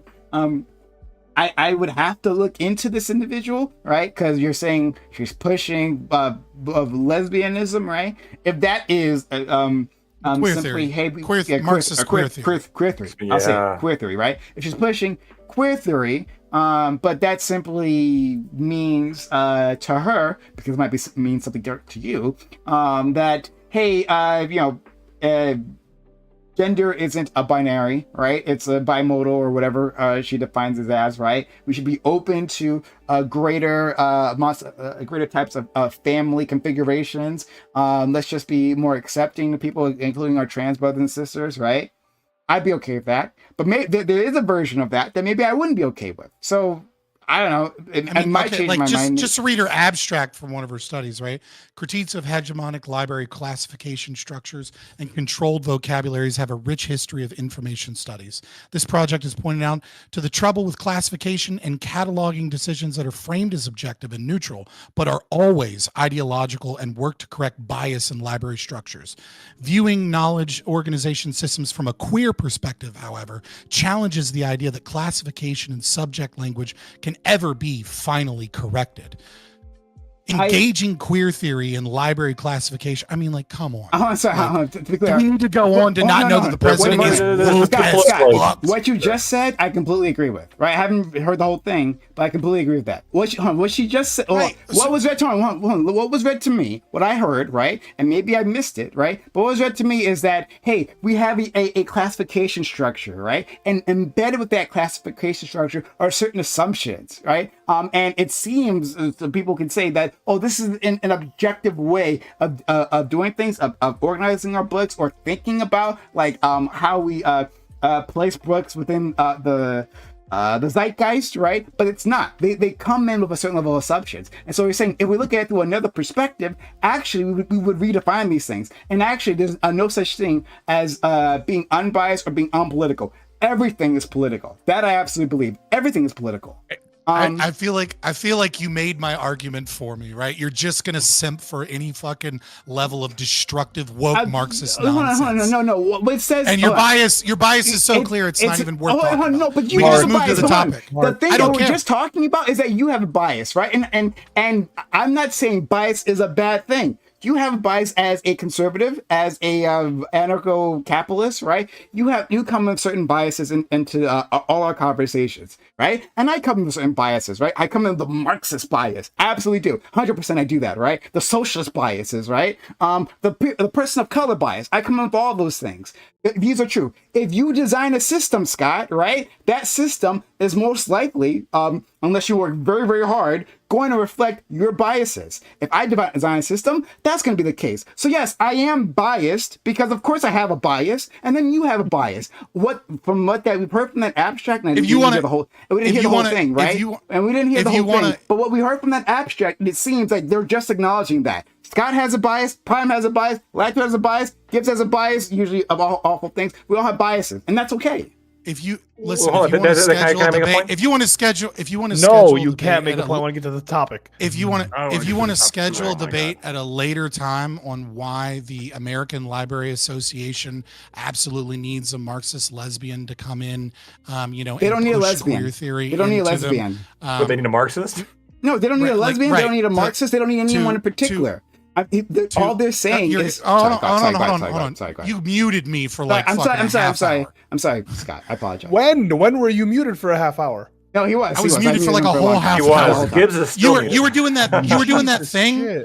You were doing that thing where like you don't actually participate in the panel at all. You just get up and eat and farm. Farm what? I don't record. Who am I farming for? I try to get in edgewise. It's just you kind of have diatribes, brother. You go hard. It's hard to get in when you're gone from your seat for so long. You don't know I was muted for. Yeah, we can blame that. We can just for sure blame that with your. Let me get to 5 points real quick. 17 minutes, and then he has to respond to your 5 points individually. Yeah, you're right. I'm the issue here. You're right. You're right. True. I do speak a lot, and you take up space whenever we have free topics. You wish that's what you do. Space. You take up airspace. I take up visual space. At least I'm appealing. That's the difference. I'm appealing. You're not. Fair enough. You're not in your chair, so it wouldn't matter. It's not helping. I do want to say one last thing, if possible. No, God. I think I'm sorry, Ollie, but I'm not as long-winded. I think, but Prime. Yes. I think what you said. When you said it's all political, I think maybe that's kind of like what our point is. is that it is all political. And so when you guys are saying like, why are you personal banning is these political books? is critical theory Why, stuff. hold on, why are you banning these books? The children, they need to read. When in reality, like what we're identifying is political agents have a goal here, and they're implementing this literature for a purpose. And we're cognizant of that. And I mean, fuck, I'm reading this person. I didn't know about this Emily person until now. I think I'd rather have like a Christian theocrat. I'm sure you would rather have a Christian theocrat. Yeah, I'm positive of that. Well, as opposed to this person? Absolutely. This person's crazy. Yeah. This person ran the organization. So we have. So again, I haven't looked into any of this individual, right? I'm only being told by conservatives that they don't like a Marxist. Okay, right? Newsflash from that one. But like. Yeah, maybe there's something I disagree with, but like to Scott, with the point that Scott was trying to make, at least I think so, and you can correct me, right? He's saying, hey, Prime, you're saying that we need a Marxist lesbian to come in and clean things up. No, that's not what I'm saying, right? And I don't think that's what she was saying, at least from the abstract that I heard. It's simply stating that it is the case that the categorization systems that we have in place now, and a queer theory one, and one that's based on racial politics, and one that's based on Christian national politics, and one that's based on, I don't know, Zionism, right? Like all those categorizations have biases built into them, and simply acknowledging that's what it sounded like to me. But again, I could be wrong. No. You could read the abstract later. It's fine. Okay. We're like, you want to get to the topic. That's not what she's advocating for. She's advocating for pushing a queer theory lens into library classification systems so that we can funnel people to like queer literature more easily, as opposed to people having to like search for queerness and things like that, which is just another means of ideological subversion of our children via, library cataloging systems, so that they go to school and there's a giant thing right in front of them. It's like the queer books. This is what the good people read. You should have a section where people can find lesbian and gay books, right? If they want to be able to like have that content, yeah, absolutely. Of course not. Why wouldn't we, right? We want to be open to our gay and lesbian brothers and sisters, right? So your skull is so open, your brain is falling out. If they can't, sure. If like they haven't, if there's an African American section, I don't know why we can't have a LGBT literature section as well. But again, for the record, I do. My favorite thing to do is to go to Hallmark for Father's Day and my father's birthday and get him the blackest card I can find in like the mahogany section. And God, do I love seeing his face when I'm like, I found this card. It just makes me think about it. And it's just like Jesus and like black people. And he's like, what? And like, and he's confused every time. And I love it. Like so, maybe we need that in our children's libraries so that they control their dad into being non-racist or whatever the fuck. Okay. All right. So let's move past this. All right. Okay. To be clear, it is that 20. I fucking warned you. I was like, maybe I should just wait, guys. But you're warning it now. All right. So we'll get started with the topic. Apologies. That's what it is. Hello all. This is the Reverie Roundtable, which we have Mondays 8 p.m. Eastern. I've got a great group of guests here. And we got a good topic. I'm excited about it. Books. Books. Let's talk about books. But guys, if you have enjoyed this panel, this group, this loving, then consider supporting the channel like PDX did a little while ago. Maybe it was my mom and dad you were after, buddy. Oh yeah, because Lactwood made a response to PDX previously because he talked about his sexuality. But thank you PDX for that other $2. You said you don't understand sexuality, and you said your mom does. Yeah. Oh, well, no, I fucked his mom.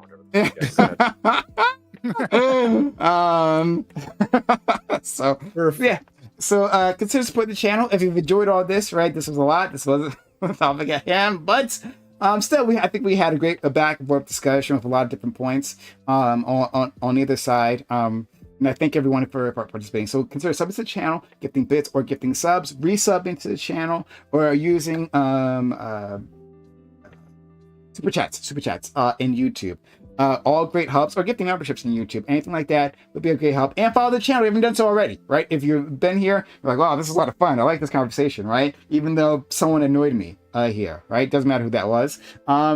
consider following the channel. I would much appreciate it. Okay, so I'm going to unmute Gibbs, and I'm going to read the topic, and we're going to move on for our lives.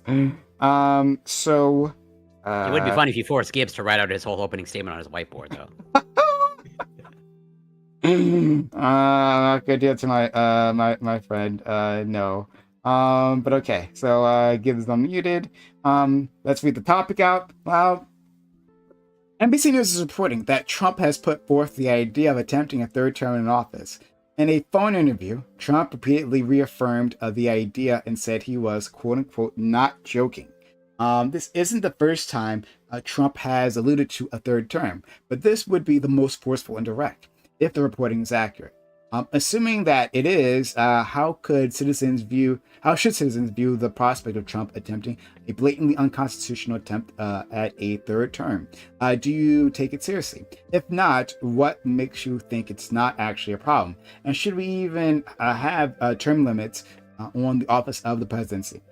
So in there, I put if the reporting is accurate because it was a phone interview, and I didn't hear the recording, right? So I'm just putting it out there. I don't think NBC News is necessarily lying, but I didn't necessarily hear him say the words myself. Putting it out there, okay?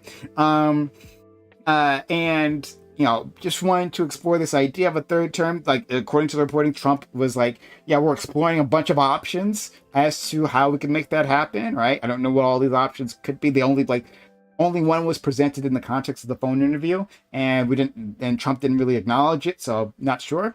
But I wanted to say, because there's a lot of talk with Trump says proclamations all the time. He says all kinds of things, right?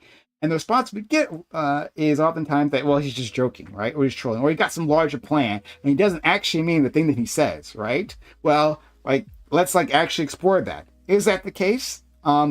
Should we not be able to take our president seriously? when he says words, and is irresponsible to say things that you're not even serious about on the national stage, right? Let's explore all these topics. Let's start with our friend Lactoid. You can do intro and opening at the same time. Yeah, I'm Lactoid. You can find me at Lactoid TV and Twitch, Twitter, and YouTube. I said before this, the worst thing that Trump is doing, which is potentially tariffing Mexican beer and Japanese motorcycles. And so I'm already got massive concerns regarding that front. This, I'm not too concerned because I don't think it's going to happen, right? It's just for a couple of reasons. The first reason is, by my reading, I think you would need a constitutional amendment. I know that there's, he sort of hinted well, what if JD gets elected and kind of puts me in? I don't think that would work. I think the 22nd Amendment was intended specifically to prevent somebody from serving 2 terms as president. This is why they account for a scenario in the 22nd Amendment for if somebody takes power during 1 term, because let's say they are VP and the president dies, they can get elected once more, but then that's the limit they set on that. The 12th Amendment also specifies that if you're not eligible to run as president, then you're also not eligible to run as vice president. And so I think it'd be difficult to make the argument that if you're not eligible to run as president because you've already got elected twice, how could you even run as vice president? I think Donald Trump is probably barred from even running as vice president now. I think that's over.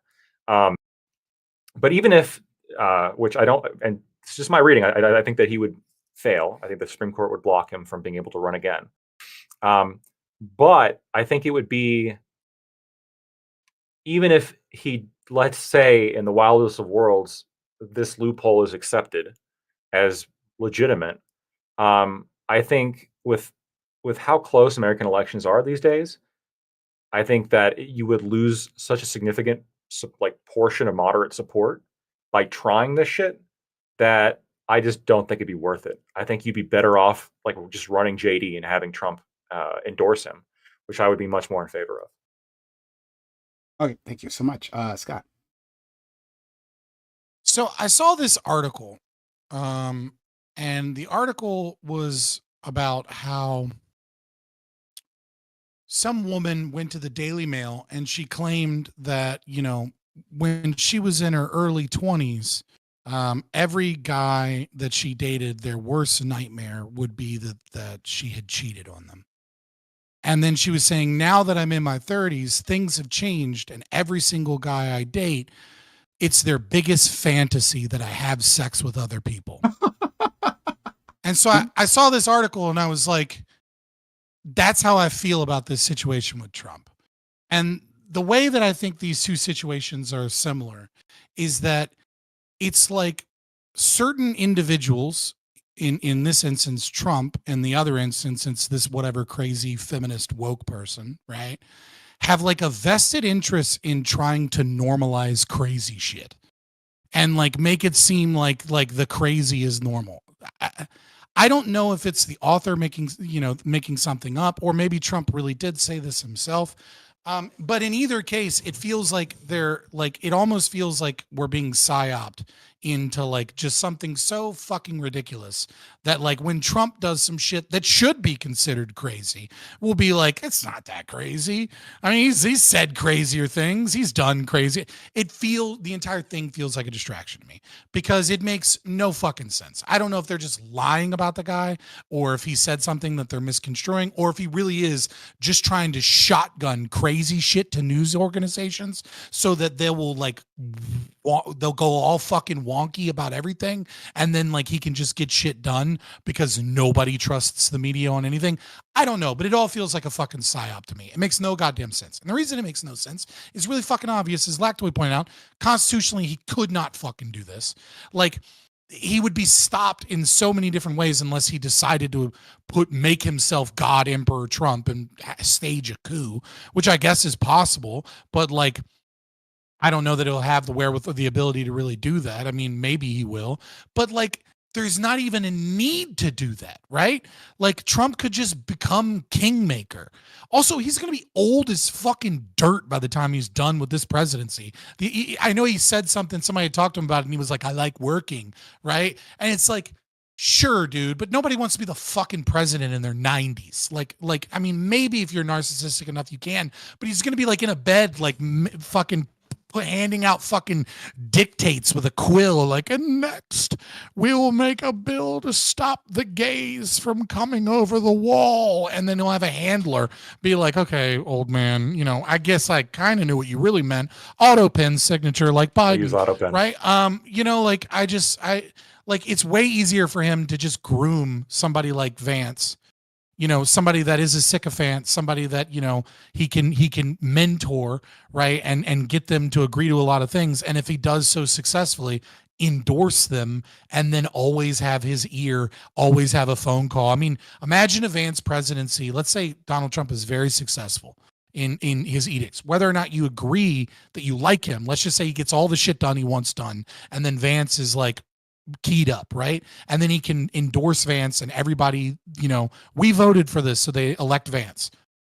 Dude, he could just call up his old buddy Vance and be like, yeah, come golfing with me. I'm going to tell you some things. And I'm either going to make your life hard or I'm going to make your life easy. Like, he could very easily set up a puppet without having to do any of this shit. Or at the very least, somebody that kind of follows him. It sounds absurd. It is absurd. I don't know who's lying, but the entire thing feels like a psyop. And so I'm currently playing World of Warcraft Classic while all of you guys are in the corner of the screen because like it's a psyop and it's not that serious to me, but I'm here and I will respond. And but you have 90% of my attention. Okay. All right. I appreciate it. And I should have said it previously before Scott started talking, but let's try to keep it quick because we have a limited amount of time here. So Corey. Oh, so just starting with me to keep it quick. I know. I should have said it before Scott. That's my fault. Targeted. That's my fault. I'll try to be brief. Okay. Well, obviously, I'll agree with Lactoid's legal assessment in terms of like what the intention of what the 22nd Amendment was. But I think generally speaking, if you dissect a rule hard enough, you can always find a loophole. And I have no doubt that is going to happen. Now, whether it actually be successful or not, I don't know. I would sort of reject Scott's premise in terms of the age thing, because I think generally speaking, given not only Trump's character as far as I can tell, and also just old people in general, and that includes Joe Biden, of like, no old person really knows when to quit and like when enough is enough. Okay? Or anything. I think you see this all the time. I'm sure just about every 90-year-old who can barely walk or speak thinks they can still drive a car. But they clearly cannot, and no one should ever trust them on the road, generally speaking. And so I think that also holds true probably with Trump, as in regard, and also the fact that he adores the spotlight and all that stuff. Like, I don't think there's any really good reason right now to think that he wouldn't want to do that if he can get away with it. Whether he can or not, I guess we'll find out. But I think it should be taken seriously, just like I think all his claims should be taken seriously. I think even before he actually implemented tariffs, everyone was like dismissing that. He wouldn't do that. That would just be like a ridiculous thing. And now it's happening. And so I'll leave it there for now. Thanks so much. Tyler, first of all, Tyler, thank you for being here on this first time coming through. We really appreciate your participation. Go ahead. Absolutely. Thanks for having me. So half of what I was going to say has already been said basically by everyone else. It's probably no legal way to do this. So why would this happen? And my speculation is because the Signal chat was the first real punch in the mouth in terms of polling that the Trump administration's gotten since they've taken in office. Almost everything Democrats have done prior has landed flat. If you look at polling, Democrats are less popular than they've been in 40 years, and Trump right now is sitting about 1 point off of when he got elected. A lot of it's not working, especially the immigration messaging. He's very high up in immigration. It's basically carrying him over the line because he's low in foreign policy and immigration. He couldn't take this hit to his foreign policy that's already hurting and to his outsider who he needs to protect because he's bringing the outsiders in. So if he just lets his boy go out there and, take the shots, then it's going to make him look bad. So he basically is just passing this one over. I don't think it's 4D chess. I think it's just simple politics. Let me go out there, say something stupid, change the narrative for a couple of days, and we can move on. The 4D chess aspect of it, I would insert in, because I think this also gives him a threat for the GOP to keep them on board. He is a lame duck president. So if he doesn't keep the GOP whipped somehow with the threat of, I will blow your party up and nuke it on my way out the door if you guys abandon me, then yeah. So this also serves the dual purpose. As far as your second question of actually listening to Trump's words, and if we can believe what's out of his mouth, if that was the case, I think that the last guy that was in office who was known as a serial liar in the Senate, who lied about marching with civil rights leaders, who lied about all sorts of things, who had to cancel his first presidential campaign because he plagiarized the entire speech that led his campaign off, that's a serial liar. I still trusted Biden because he was the president. He was making official statements through his office and everything like that. The guy personally was a liar. In office, I still trusted. And I trust Trump when he's in office to pursue his message with these tariff threats. I'm fully behind tariffs. I'll slap these in place. They're good for our country. I swear to God, I'll do them. But every single tariff I put on has an off-ramp. Mexico and Colombia, if you take these migrants, there's your off-ramp. China, if you sell us TikTok, there's your off-ramp. Panama, if you switch your economy away from China back to the U.S., there's your off-ramp. Russia, we're going to put sanctions on your oil unless you come to the table. There's your off-ramp.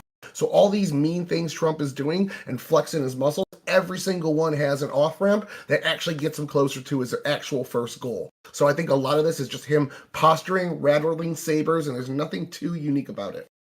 Hey, Gibbs. Did he mute himself, or is he still muted? No, I'm muted myself this time. Yeah, I'm unmutable except when it's a self-inflicted gunshot wound here. Yeah, so here's the interesting part about this to me. I noticed on about actually right after I responded to Prime, I got online today. And I got on late. It's been a wild day. There's been storms. There's been hobos. It's crazy stuff going down over here. And a long story.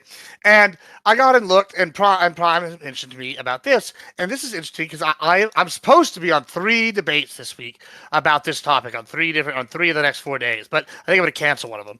But it's very interesting to me, and I've noticed this happen several times. And this is, I think, the biggest problem with the Democratic Party today.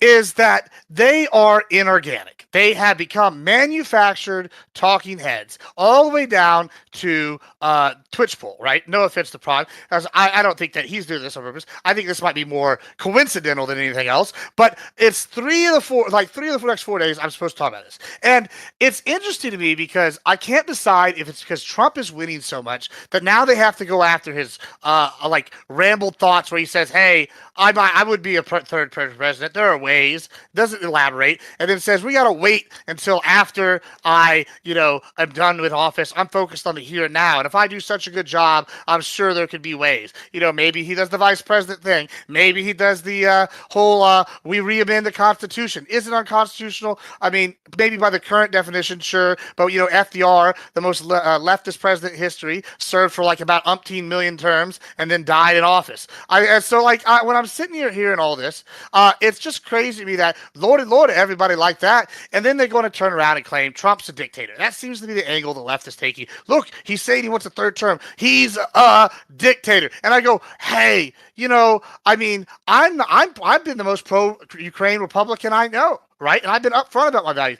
But what if, hypothetically, Trump was to suspend elections because we were being invaded by a normal army? Would we still be calling him by a foreign army? Would we be calling him a dictator then, not allowing elections? If we continued it? I don't know. It seems like on the left they would be kind of wishy-washy about this. They'd probably say he was a dictator, but because it's Trump. But if it had been Biden and we were getting invaded, they'd probably be like, oh no, he's a democratically elected guy like Zelensky. It's just cuckery. It's crying because we don't have real stuff. We have to manufacture points to come and argue against Republicans, and it's just a nothing burger. It's an absolute nothing burger. Trump didn't give any specifics, and it's more of the ideology of Trump that we want going forward, and less so Trump. I mean, if Trump is still cognizant and he's just done the best job ever, and there's some sort of groundswell, and we decide to amend the Constitution or find some other way to get him in there through legal means, I mean, what's the problem?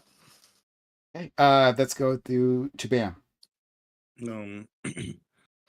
I think that everyone who is okay with this, who is okay with pursuing this, is absolutely disgusting to me. You have no principles. You have no values. You just appeal to whatever's going on, and you will follow this man over the edge, no matter what he says is good. With some other people who have minimized, like, oh, he probably can't do it. It doesn't matter if it actually happens or not. We can't exist with a president. We can't continue to exist with a president who shows they have zero respect for the Constitution. Like, and the thing is, he's not only has no respect for the Constitution, it's like going downstream into his followers. People are actively coming out and stating, yeah, the Constitution is not super important to me. It's just a piece of paper. Like, I'm more interested in, what I value to be good or right. Like, this is becoming the actual this is becoming a mainstream conservative talking point, that the Constitution is an issue. Something that Tyler brought up earlier is that there's that, like, what we're doing, everything he's doing has like 4D chess off ramps. There are no off ramps for Canada. Like, if these off ramps existed, the media literally asked Trump directly, oh, okay, what are the reason that we're tariffing Canada? And he says, oh, it's because of all the fentanyl. And it's like, okay, so how do they like prevent the tariffs? Do they like less fentanyl? He said, no, there's nothing they can do. It's not about that. We just don't think they're giving us a good deal. Like, if these off ramps were actually lined up, he's doing a horrible job of naming them. We have tariffs, 25% tariffs kicking in 2 days that no one really knows is how it's going to work, including this topic, economic advisors. Something that, like, Scott and Corey, maybe I'm not even Corey at point two, but the idea of, like, oh, he could just have someone else, have Vance be his puppet. Trump isn't necessarily interested in power. He likes it, he'll take it, but he's interested in fame and notoriety and building a legacy for him. That's why he was outside with all this going on in the world. He was talking about getting himself added to Mount Rushmore. And when we talk about, like, oh, he can't actually do this, he can't actually do unilateral tariffs without being considered in a time of war invasion. That's why they keep framing it as we're in a war with Canada right now. Like, every time the Trump himself and his administration comes out and discusses Canada, they speak on it as if we're in a war related to them. And they're also framing us in being in a war with Venezuela. That's how they approved all of these freaking sending people off to slave camps. It was because they're determined to be war. So yeah, he could just not step down. He could just decide that the United States is a war, and I'm going to continue on my administration. And you know what? Like, but I'd tell you at this point, 85% of people that support him would justify it. Not just be okay with it. You would say that it's the right thing to do, and, like, this is based, or you would just say, hi, that's funny. He's owning the Dems. He's owning us. That's all I got. Let's go to our friend Ali. Fucking guy Bam said everything I wanted to say, damn near. Yeah, so, like, listen, Trump I don't think he wants to be king. right? I think he just wants to prove a point. He wants to be the president that, like, hey, I got the third term, fuck you. That's kind of like that he wants that to kind of be his ending legacy. I got a third term, fuck you. As far as the Constitution goes, I'm not gonna lie. I think the average American knows, like, the Constitution exists. It doesn't really think it does or handles much, doesn't know what it is, doesn't know what it means, none of that. So, like, the Constitution, everyone, like, appealing to the Constitution doesn't matter. The Dems are in shambles right now, right? There is no Democratic Party. There's no one where their infighting is fucking crazy. So really, you have Republicans that are going to be the ones left to voting, right? So it's like MAGA and then not MAGA is really what the Republicans are. And so, like, when you brought up, like, if he's successful as a president with Doge, with everything. Yeah, I don't like. I've asked this question to, like, a lot of people, and I always get the same answer. I always go, if Doge and Trump are, like, successful, 60% of their plan, 40% of their plan, whatever the fuck it may be, like, would you vote for a third term? No one ever says no. No one ever says. They always go, that's ridiculous. This is illegal. They never say that they wouldn't do it. They wouldn't say no. That'd be dumb. They just always point to the fact that it can't happen, but it can happen. He can just do it. If people vote for it. Like, he does a coup, whatever it may be. But if people vote for him to win, which his fans will, because they're not citizens, they're just fans at this point, because the president is a celebrity, which is fucking nuts. Yeah, there's an issue. There's an issue with our president, kind of just like the rhetoric, just being like, hey, I want to run for a third term. And it's because he does the Drake thing. He leaks his project, right? He sees how the populace handles it, right? Is like, are my fans okay with it? Are my supporters okay with it? Well, if they're okay with it, then fuck it, let's go. Right, and the whole thing with prepping JD Vance, I've asked this before before Trump got elected. After Trump, you guys don't have, like, the same energy. Vance doesn't give the same energy as Trump. You don't have the same support behind Vance that you do behind Trump. So, like, that's another thing where Trump's going to be looking out, and he's going to be like, well, hey, listen, he who saves the country breaks no laws, right? He already posted shit. He posted on his last term, I posted it in the Discord, the Trump forever meme, right? Where it was like Trump 2024, Trump 2028, 2032, whatever it may be. He's done this before. I think it's more about fame. It's more about the power grab. You don't have another Trump after. He's not going to pass the torch, and his fans will support it. His voters will support it. So, Lactoid, I asked you this, like, way before. If this turns out to him being an actual, like, fucking, like, king, essentially, how do you feel? And you're like, just some mud in your face. That's not good. This is what we voted for. No principles. And this is what I said about voting for Trump. Thank you for the $2 super chat from Sir Bobble, saying Steve Bannon says it's going to happen. So talking about the third term. Third horseman of the apocalypse, you mean? I've heard Bannon say that he wants it to happen pretty bad. Yeah. Also, Donald Trump isn't, like, when you talk about, like, the power and, like, building toward the future. Donald Trump has no interest in the future. Like, Donald Trump, like Donald Trump trying to make Canada a state would be the worst thing in the world for the Republican Party. Like, they would have as many electoral votes as also. Just real quick before you get in, Scott, he came in saying he doesn't want to do any wars. He's getting into, like, a lot of shit that's going to lead to some perpetual war coming down the line. I didn't vote for the not you specifically. I said before, just like the ethereal which is the. I'm agreeing, right? Like, I knew the guy was a charlatan. I like all these things. Kamala. That's what I voted for. I'm like, hey, I hear. Yeah, so when man becomes king and you get fucked, you hear that sound? That's the sound of the B-52s getting ready to carpet bomb Iran. Oh, Lordy, I'm ready. I've been praying for that day. And then, Greenland, looks like we're annexing that. Hey, there you go, Panama Canal. I do want Greenland to be annexed, that's for sure. Yeah, you can't just say you want the one thing without all the other things that these people support. I agree with some things. I disagree with other things. But let me ask you this. So I want to ask a quick question.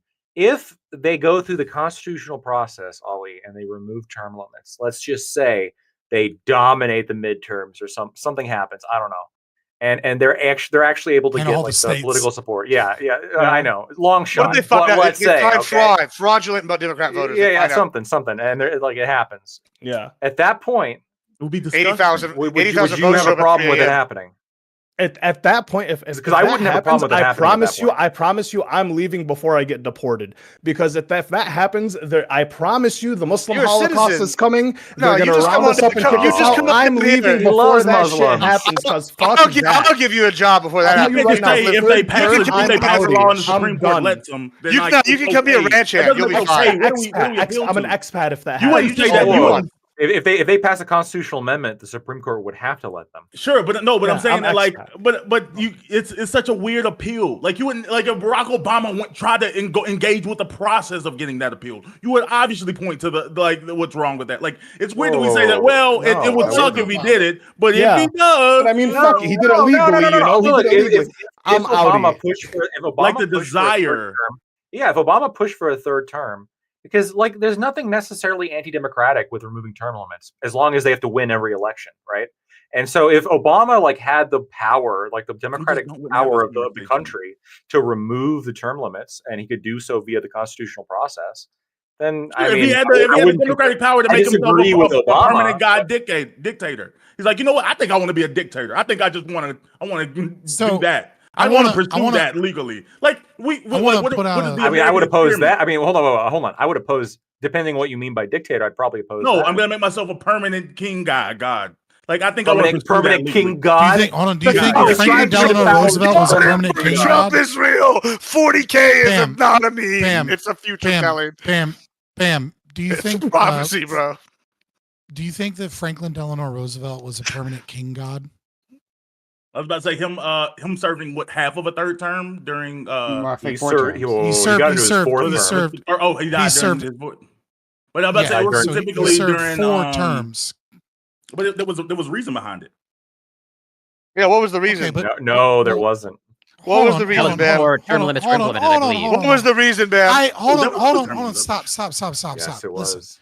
Was it maybe a world war? Stop. There could be plenty of reasons, right? But if your argument is that if he were to go through a constitutional amendment and win that, and then win a third term, that this is somehow him setting himself up as a permanent king dictator, and then you say, oh, but Franklin Delano Roosevelt, he had reasons. Well, I mean, you might value his reasons and dislike Trump's reasons, right? But so long as you're a believer in the democratic process and the Constitution, I've always said, fuck the Constitution. It's just a piece of paper that gets abused constantly. Ooh. I've always told people to go read Lysander Spooner's Constitution of No Authority. I don't need fucking Trump or any of that to tell me why there's problems with it and how it gets subverted constantly. But if you're going to say, I'm a believer in the Constitution and the rule of law and all these other things, and he goes through the entire process legally and democratically, how is it there's reasons when it's FDR, and when it's Trump, it's the discussing permanent. No, wait, World War II.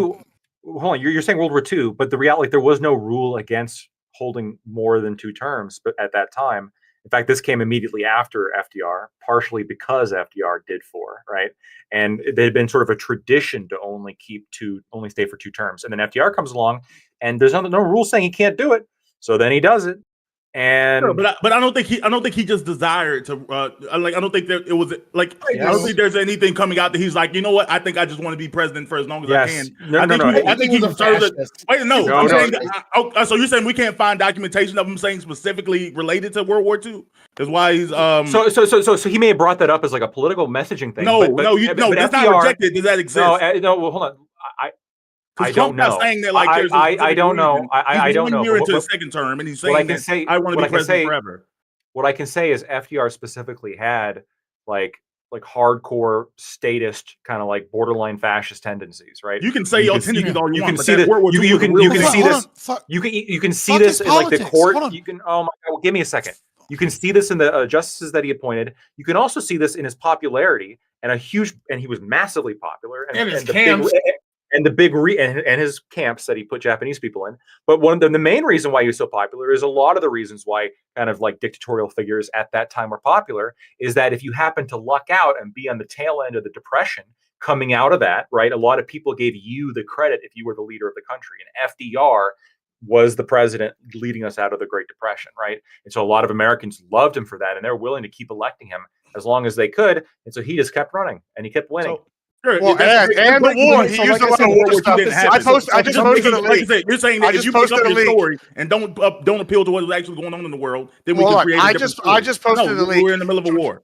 Man, so I posted a link. Yeah, so he ran in the middle of a war, so he runs again. So yeah, he ran. Yeah, he ran on the war. The war aspect. Like that's a major thing. So once FDR, him in, like, what's the difference between that Trump? Like, okay, but like, hold on. Here's the thing, right? Like, so the substantive difference is that we're in the middle of a war, and that I would presume, right? I want to add to this to steelman you as best as possible, and that is like a large war of which we are not the aggressor. Right. But, there are a lot of Democrats, not Republicans, right?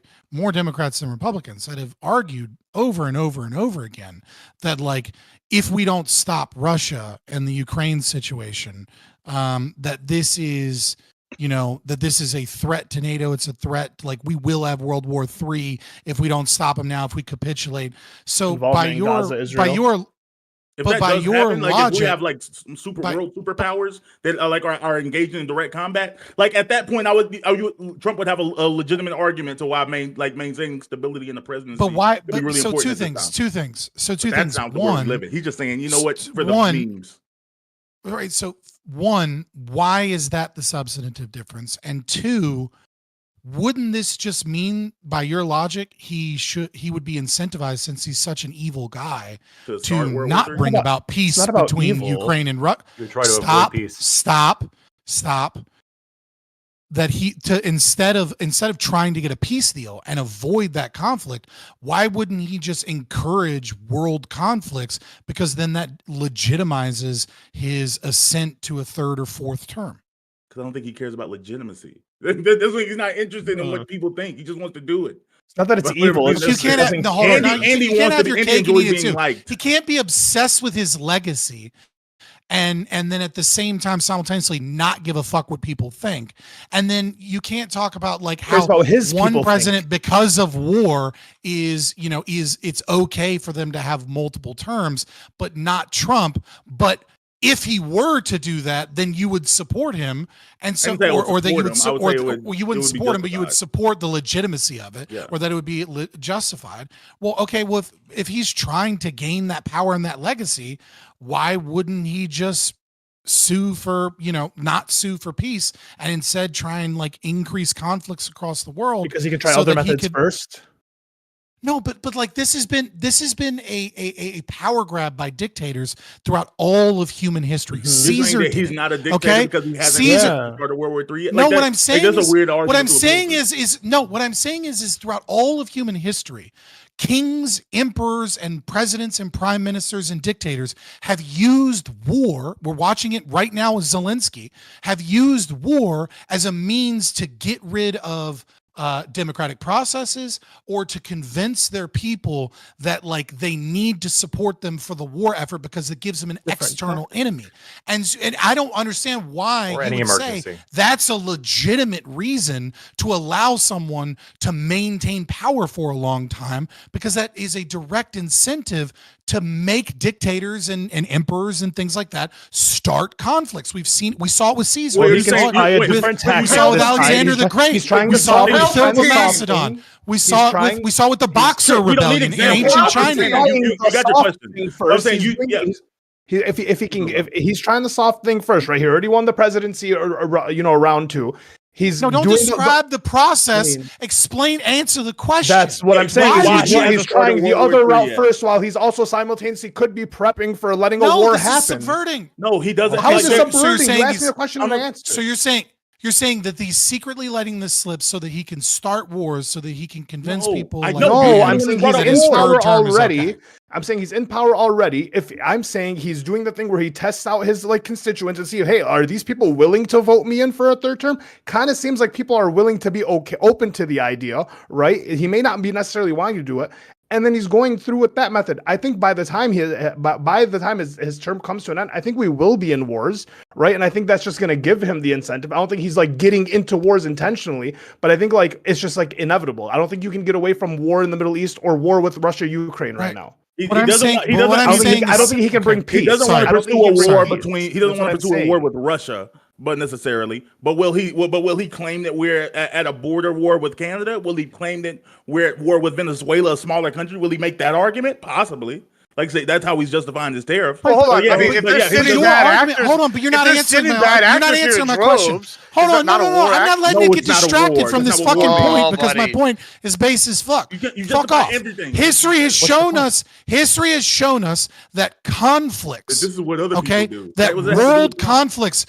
No, listen. History has shown us that world conflict, that war, has been used as a means of justifying. He learned from history. He's doing it differently. Shut the fuck up. No, shut you're the fuck up. Fucking point. Yeah, because you're apparently either too stupid or too much of a subversive to actually answer the question. We already answered the fucking question. No, you did not. No, you did not. I'm gonna fucking get this point. Everyone pause, because I do want to, because I feel like Scott hasn't finished his question here.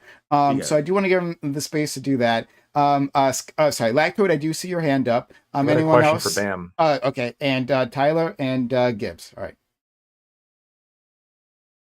Throughout all of human history, governments from fucking chiefdoms all the way up to the invention of liberal democracy in the United States of America, dictators, emperors, presidents, warlords, we saw it even in World War II with Hitler. Okay, they justify their power, and they justify maintaining power by engaging in conflicts. And it is not until the experiment of America that we said, fuck that.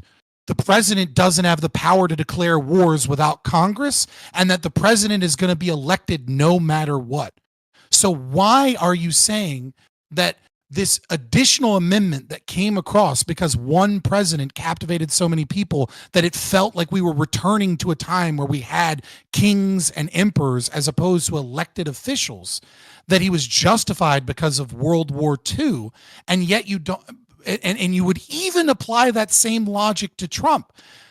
How is that not going to incentivize us going backward in history, where presidents such as Zelensky right now justify their own power by engaging and maintaining conflicts that create a bone grinder that kills young men and conscripts and women and children, and it has been something we are trying to get away from, not go back to? Okay, do we acknowledge that you didn't say a single word differently from what you said twice now? Can we answer you one more time and you not answer that same question again? We've heard it. I will acknowledge that I reframed and rephrased the thing you refused to fucking answer, and now you're putting distance in between because you want to bitch and complain about how you're warmonger. Go fuck yourself. You're evil. Answer however you wish to answer it.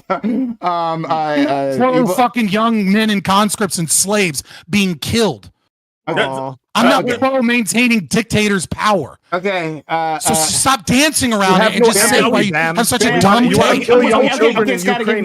Bam, I want you to respond. Then we're going to Lactcode. We're going to go to Tyler. Then we're going to go to Gibbs, was it? Yeah. Yeah, I reject the framing of the question because it preassumes that there's no. I'm going to answer. I'm saying I'm rejecting the framing because it preassumes that there aren't legitimate reasons why why there can be issues of changing leadership in times of war. Why there's no there's no reasonable, measurable way that Ukraine, for example, could reasonably hold a safe and fair election while under current invasion. Plenty of people have held elections during wartime. That wartime and being currently invaded. While there's citizens that are currently in occupied territories that wouldn't be able to get to a polling booth to have their democratic say be accounted for in this. Like there's plenty of war benefits regarding types of negotiations that have been made, allyships that have been made. It's when you're at war, one of the leadership, wars is one of the most important times in the country where leadership matters. And changing of leadership. Does your argument apply to FDR? Shut the fuck up. Does your argument apply to FDR? We gotta go. We gotta let him go. Was it impossible to hold an election for FDR? We just have to let him go. Sorry, and we got to move on because we have a limited amount of time. Absolutely, because this is the answer. So yes, you're asking why hasn't Trump pursued World War III? Because he doesn't want to be World War III. He wants to be popular. Wasn't my question at all. He's not interested in. I've answered your question. I don't want to hear anything else from you. Lactoid, what you got? Leaving the war thing aside, which FDR did have elections during wartime. I think that's important to note. I mean, he won them, but they were still elections. I'm just out of curiosity, right? So you said you have a big problem even if Trump goes through the full legal processes. Is there a reason why like 2 terms is like the right number? Like no, it's not about oh, sorry. Let me like should we drop it down to 1 term? Like, wouldn't that be like the super democratic thing to do? No. Why we gotta keep it at 2? Sure. So my issue with it isn't about the specific term limits. I'm an institutionalist. I believe in the value of our institutions. I feel like without them, we're animals. And we're showing someone. This would be one thing if this was the one thing Trump ever did. But Trump has shown time and time again, like there's a pattern of behavior that he has no respect for our institutions and no respect for the Constitution. And he has people like you that will come out and dick suck for everything that he says and does related to the assertion of our country and everything that we stand for and our values. It's not about this. It's not about like, oh, maybe he just wants to do a 3rd term. It's like, what could Trump possibly do for you to finally acknowledge? I'm gonna go back. Okay, I'm gonna go back. Well, no, here's the thing. I was born. Hold on, real quick. I want to. Can I answer the question? I want to answer the question too. I bet Bam didn't answer the question. Oh, he's on our side. He's on my side. I want to answer the question too. Bam didn't answer the question. I'll get an answer from Bam, and then you can answer the question. The question was, assuming that Trump repeat the question, brother. Assuming that Trump You're not allowed to repeat questions. Oh my God! Assuming that Trump follows the legal processes, aka respects the institutions, and goes through the constitutional processes to amend the Constitution. You seemed before you still had a problem with that, and so if you're an institutionalist and he follows all the rules that the institutions have placed upon him, and motivates the voters to change the rules to allow him to be at a 3rd term, you had a problem with that. Why do you have a problem with that? I have a problem with that, but because again, Trump isn't this. It's not just this one thing that exists in a vacuum. It's not this one thing that exists in a vacuum. It's a combination of numerous behaviors. Like we can decide when someone is doing something that like has poor intentions to you. There's nothing wrong with picking up a knife.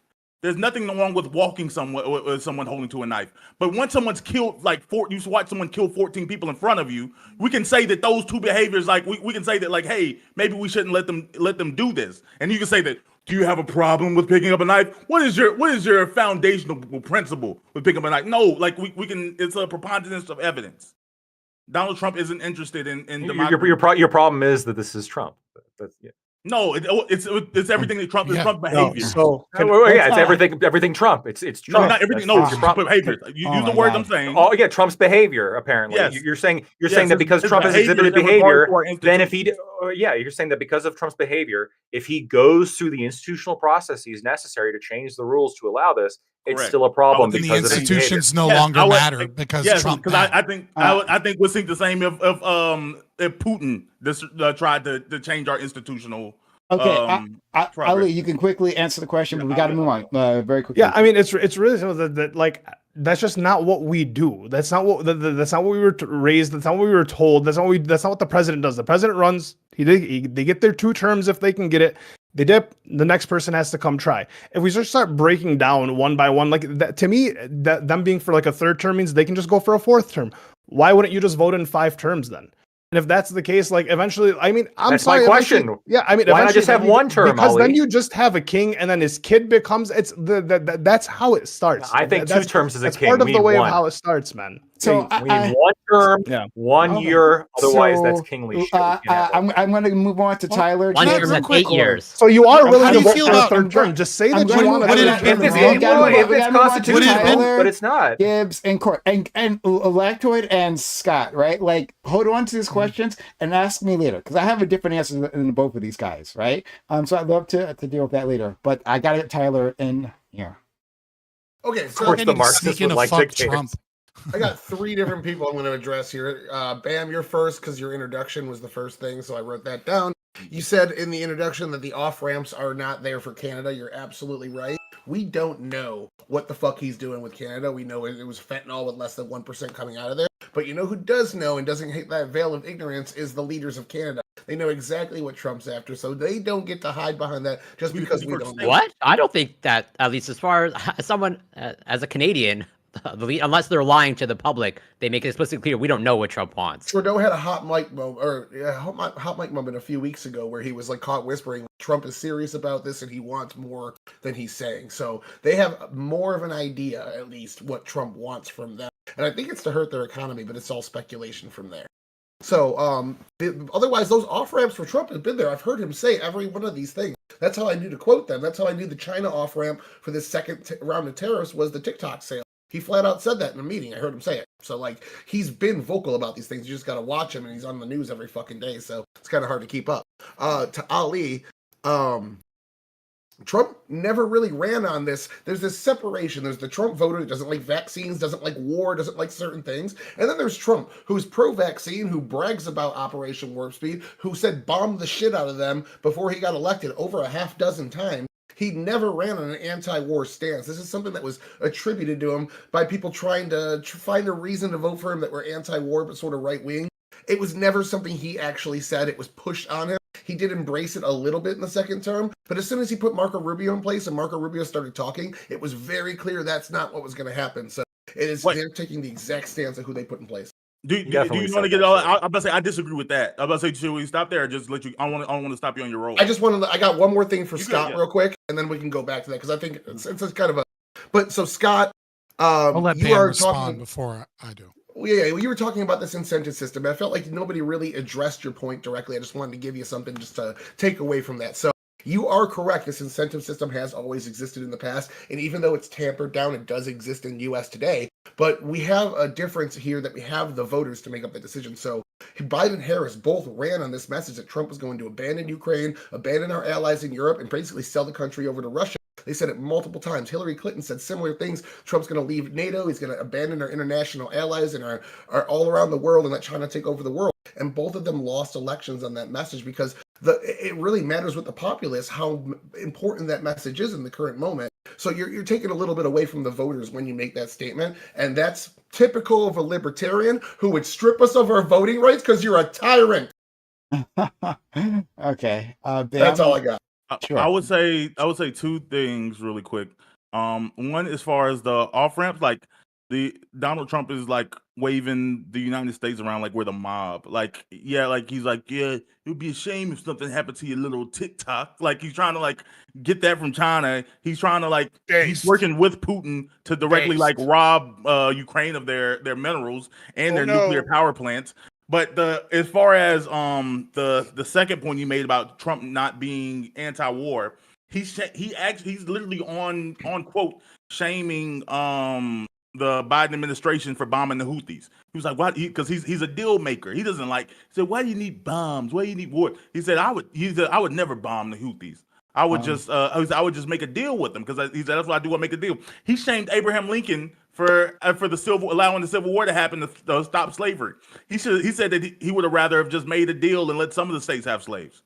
Like he that was Lincoln's original plan, by the way. Sure, yeah. He's quoted after. I think I'm about to say, if you think I'm necessarily a huge fan of Lincoln, I'm not that person. But like Donald Trump did frame himself as this anti-war deal maker type of guy. Just to respond quickly to both of the things. Just very quickly, super chat. Alexander Wynn gave $10 again. Thank you, Alexander Wynn. $20 today. I really appreciate the kind support, and thank you, Sean, for the membership previously. But Alexander says, regarding a third term, what if they passed an amendment saying that we don't have to vote for the next president until this one dies, and that the Congress can no longer impeach him? Would you be okay then? I'm not sure I'm following this. Let me read it again. I understand the question. If they pass any law, it makes it okay. So yeah, two things directed at me. I don't like that. They pay money. I don't like it. I'll just say I can go into it as to why I don't like it. Yeah, I mean, what if my uncle had kids to be my aunt? I mean, like, come on. Sorry. No, Lactoid made a legitimate argument. Right. I know, Faith Scott. I know you want to respond to AV, but I'm saying they paid money. It's like Lactoid can answer the question. Yeah, I guess. Let me just quickly respond to the super chat. So, The reason this was talked about at the founding of the country, where there was the Federalists were advocating for this kind of sort of system, where I forget the founding fathers specifically, but there were a few that had the idea of, well, no, we should probably select the president, and then the president for life, right? And then they die, and then we elect a new president. That was the idea, and this was rejected because it felt like an elective monarchy. It felt like, well, I think that we should at least like send this back to the people every once in a while, which I'm cool with. I would prefer to have a system that has like a decent amount of elections, but I could be sold as to why do term limits necessarily make sense? I'm confused as to that, right? If you have somebody so popular that they're winning over and over and over and over again, that's still democracy speaking, right? Now, I agree that you got to, test it every once in a while. Like, 4 years is pretty good, 5 years, 3 years, like, we can make arguments for any of these kind of time periods. I'm fine with that. But if they keep on winning, I'm fine with that. I'm not okay with the idea of like president for life. I don't like Wait a minute. Being okay with it. We got to go. We got to move on. Go ahead, Scott. Yeah. So, I just want to point out, you described Trump's foreign policy. It sounds like Teddy Roosevelt's walk tall and carry a big stick. And I'd like to point out that he also ran for a third term. But setting that kind of meme thing aside, obviously, as average debate enjoyer, highlighted, my question was never asked, even when I got made fun of, answered, even when I got made fun of for repeating it. So I'll let my unanswered question go, and ask you, Sociologic. You talked about kind of piggybacking off what I had said. Your worries about this becoming like a situation where we have families in power, right? Where they're like, there's this, oh, then it's Trump, and if they're in for too long, then it's like, well, what if it's Donald Trump Jr., and then it's his granddaughter and things like that. I think that that's a perfectly fair assumption, of our current political landscape and our own history, right? I don't think, like currently we have a Kennedy in the administration, right? We've had a Kennedy president. We've had Kennedy senators. Donald Trump won because he defeated Hillary Clinton, right? Bill Clinton had 2 terms, and then he tried to set up his fucking wife, or, she set herself up, whichever one.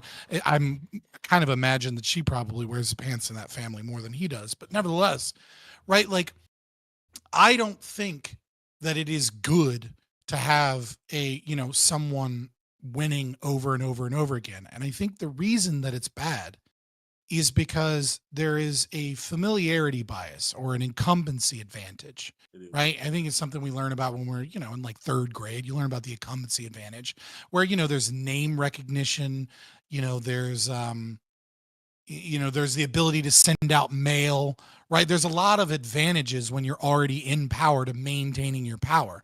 And one of those things that we have seen over and over again in our own history is that a president that is going through an election during wartime is way, way, way more likely to get reelected for a second term than a president that is a peace president. And so that's kind of my critique about all of these situations is, I don't like Trump. I don't like necessarily hate him more than I hate Kamala or other people, but I think it's probably worse for us to set up an incentive structure where presidents go over and over and over again and maintain power, because I think it is a bad incentive to start wars and to start conflict and to use as an excuse to maintain power. And, I just don't understand why that's okay for Democrats, but somehow really bad only when it's Republicans. Let's go to Gibbs, has been waiting patiently, and Corey Campbell. I don't want to answer that. Yeah, I mean, I don't know. Well, like, where do we start with this? I mean, what's crazy is the first thing, this is what Trump is doing, is what we call seeding. If Trump's a business, I bought 2 new Trump books this week, and so I've been reading up on my Trump, trying to get in his head, and Trump is a very good businessman, whether we like it to admit it or not. And one of the things that we see across the industry is something called seeding. You see this a lot in fiction. A good example of this would be with Marvel or with Star Wars.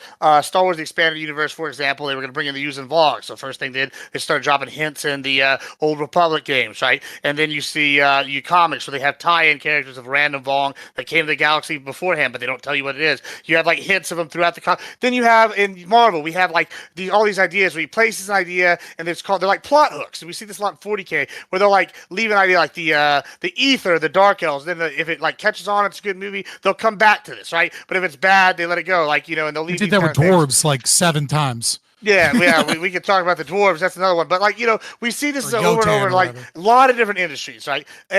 You can see it with like product placement in movies. And one of the things that Trump is doing is, okay, if y'all like what I'm doing, if you want to see me do a third term, like if we're going to actually have this conversation, we're going to put that thought out there now.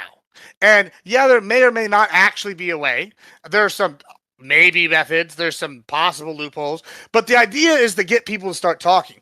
And unironically, what's crazy about this is on the right, and the reason I asked in my opening, before we came on, Fabian and Lactoy here, what they were doing for panels this week as far as their own content, is because I know with my own content, and I know with like all the other righties I know that are doing their own content, none of us, not a single one of us, is talking about, hey, let's get Trump third term in here, right? Like this is something that Trump has bamboozled the left into, right? He has brought it up, and now all the leftists have latched on and gone, oh, hey, dictator, this is the trick. Instead, what he's really doing is he's getting this conversation out here using leftist media, and they're sitting here talking about this thing, and then now righties are having to come on and defend this on panels, and they're developing the legal theory as they speak. They're coming up with the ideas, and guess what? Y'all have invented y'all's own boogeyman. So if Trump does well, they have now created the precedent for how they're going to get this done. They've come up with the legal logic. Congratulations, you played yourself. That's what he's done here, and it's really clear to me that's what he's done. And like, what even better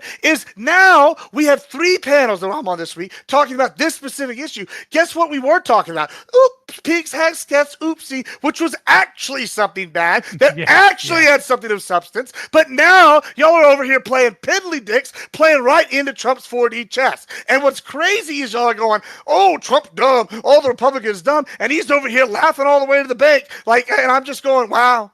Like, how do y'all not see this? And like, it's so obvious to me, but hey, I'm the dumb redneck from the South. I don't know what I'm talking about. And so when I sit here and go and see this shit, and I tell y'all what's happening, and y'all are going to laugh at me and go, he's dumb. He doesn't know. But this is what's happening. And like, instead, y'all are going to go, yeah, and y'all are going to sit here and make baby face. Yeah, sure, maybe you did, but you're not on the left, so it doesn't really matter. But maybe they're going to sit here and make babyface JD mouth memes, and they're going to sit here and talk about like masculinity and stuff like earlier, and they're going to just miss the message because Dems don't understand what happened, and it's because y'all are inorganic. Y'all are so manufactured that it's so easy to play y'all because y'all don't even know the game you're playing. You're all playing Foursquare, and this motherfucker over here as a grandmaster in chess. It's crazy. Like, y'all are sitting here trying to play basketball, except you've got a middle school girls team, and we got LeBron James. Like, I mean, what do you think's gonna win? What you just described as a super villain. Like, if that's what you believe he is, then fine. Cool. I mean, listen, like, if the supervillain, listen, if he's the supervillain's on my side,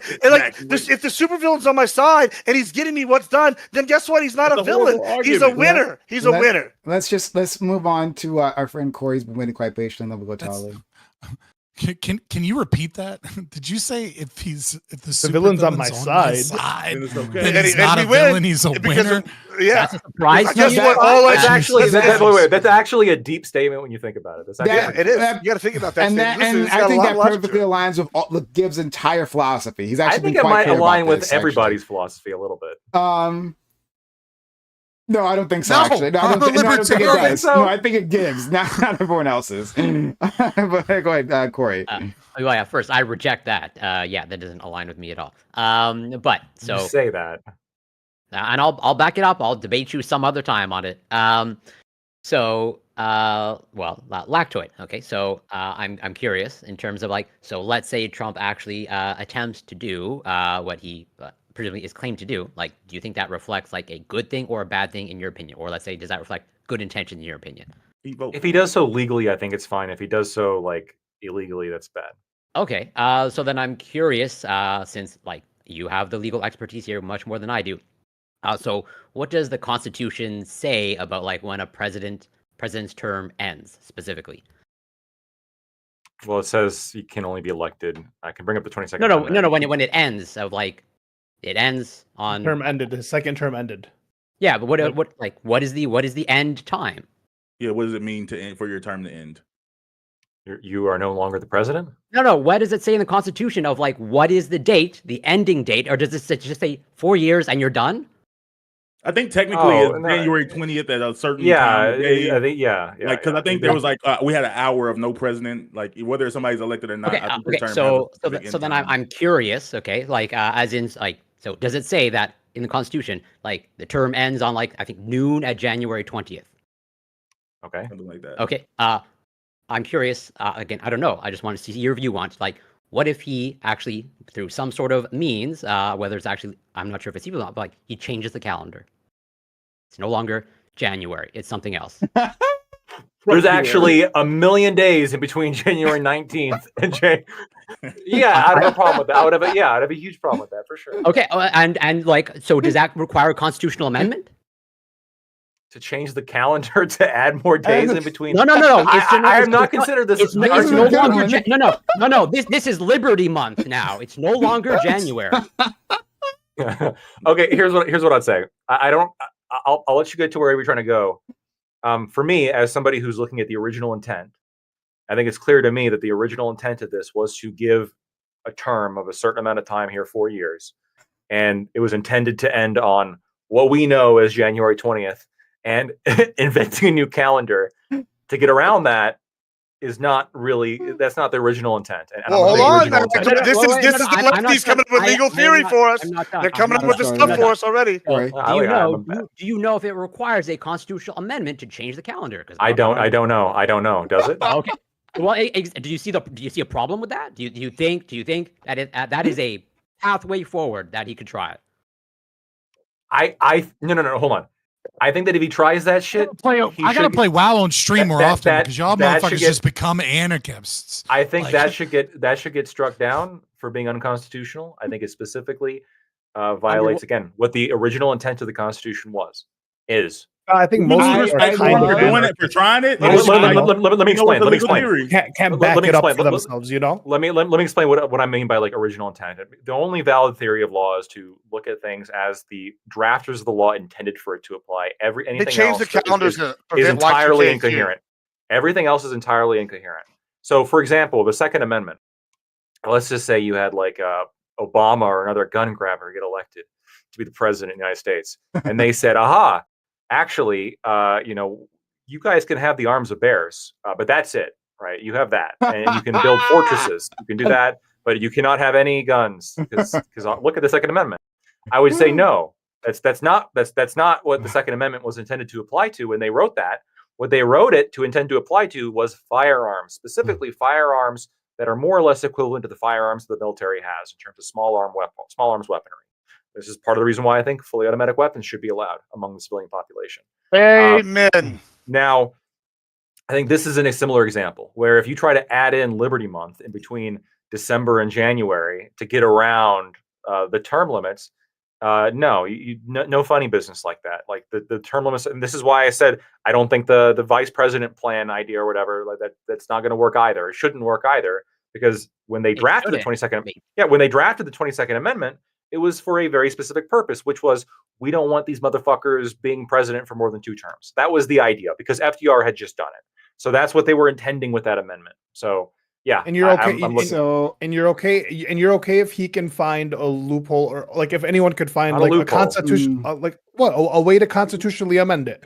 Yeah, hold on. The way to constitutionally amend it, which is the process in which you go through a constitutional amendment. That's why I bypass that. So if he does that, first of all, if he's able to get if he's able to get 2/3 of the Congress and 3/4 of all the states on board with this idea to let him run again, this is by far the best, like the biggest political achievement any politician has ever achieved on the history of the planet. This blows but it Washington wouldn't be out of a the water. landslide. Just remember, it wouldn't be a landslide. What? No? Okay. Apparently that joke. I laughed. Very fucking flat. You haven't seen tons of articles from Democrats being like, Trump barely won. It's not a landslide. Why does he keep saying landslide? Sure. Whatever. Well, he did barely win.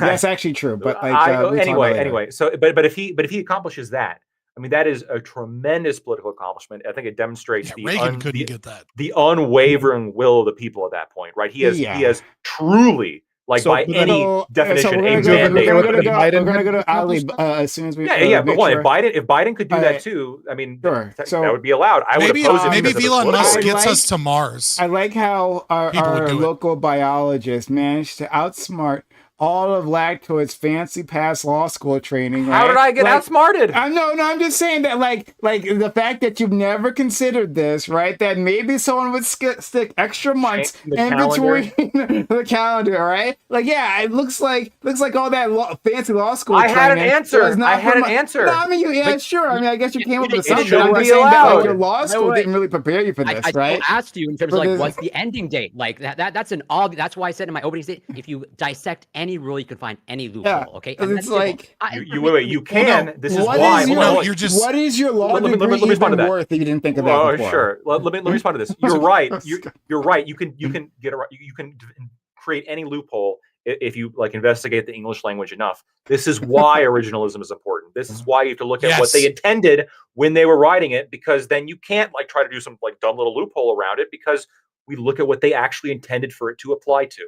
Let's go to our friend Ali. This is why Democrats hated Justice Scalia, by the way. Scott, I want to see if I understand. If I understand your question from earlier. Was it more or less that like we're okay with a third-term president if we're we're in war times, right? But we shouldn't be like why should we be okay with that at all? Or was that kind of?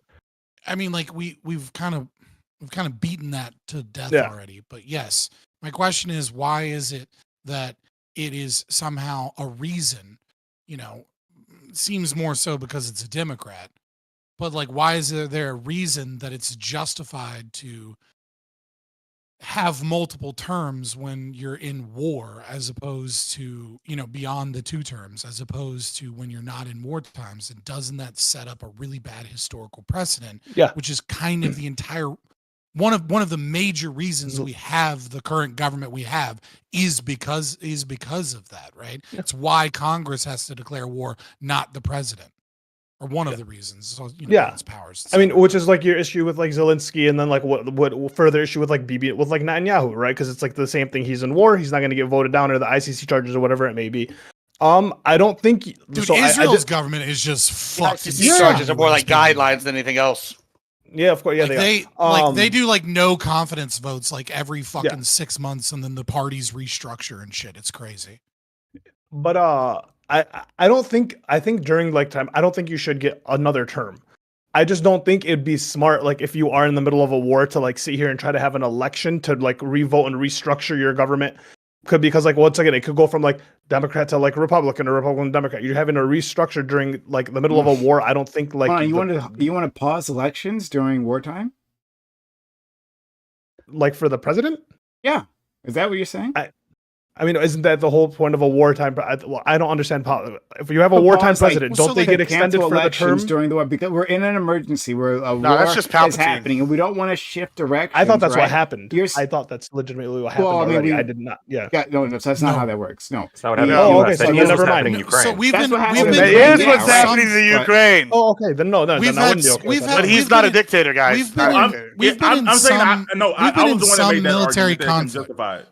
Like, I'm saying that it can be justified just because, like, wars themselves are, well, I mean, depending on how they're going. I guess I was saying I understand his justification, but like, I thought that's what happened already. If you were in like an actual, they had an election. Okay, listen. I'm just saying FDR had an election. But I promise you, if the United States was like, if we were invaded on like U.S. ground, there wouldn't be an election during that war. So the United States benefits from. We had the War of 1812. How long did that last? Was there an election during that time? I actually don't know. So the most important election to actually like really go nitty gritty into this would be the election of 1864 during the Civil War. Yes, during the Civil War, we had an election. Abraham Lincoln held an election in 1864. Not controversial Now, at all. Obviously, there was a lot of things that were problematic during that election. So he had suspended presses that were pro-Confederacy. He had arrested journalists. He had suspended their right of habeas corpus. He had taken journalists and dressed them in Confederate troops and lied to people, saying that they were actually soldiers in the Confederacy, so that they could be like shamed and beaten and have like things thrown at them. There's some level of evidence to suggest that he may have cheated in the election as well, because there were a lot of people in the North that, obviously didn't support the Confederacy, but Lincoln, along with the Confederates, Jeff Davis obviously, had promised that this would be a very, very quick war, that this would be over in an instant, right? The one afternoon, Lincoln they had thought it was going promised to be one that, battle. a Bull Run. They thought Bull Run was going to be a thing, and then they were going to stomp in. And that's because the North had superior trains and had superior industry by like an extreme degree. Now, what they didn't account for was Robert E. Lee was probably one of the greatest generals to ever exist in human history. And the South had an incredibly strong cavalry, though they started losing that advantage towards the end of the war. And Richmond was their only manufacturing base. It was only General Wingfield Scott, Old Fuss and Feathers, of which I'm actually a direct descendant of. This is going to take a lot of time. That came up with the Anaconda Plan, right, and knew that this was going to be a long war. But we held elections. Okay, but the South, the Confederacy didn't participate. Okay, yes, because they had seceded. They had said we are no longer in the United States. Yeah, but every other state that had not seceded, war, except for the states that didn't. Okay, but was it not a threat at any one moment? That's a huge thing. Wait. Ukraine has territories it can't reach. Listen. The entire Gettysburg. Which is why you probably shouldn't have an election. General Lee leading up to the election of 1864 tried to invade and go all the way and push into Pennsylvania.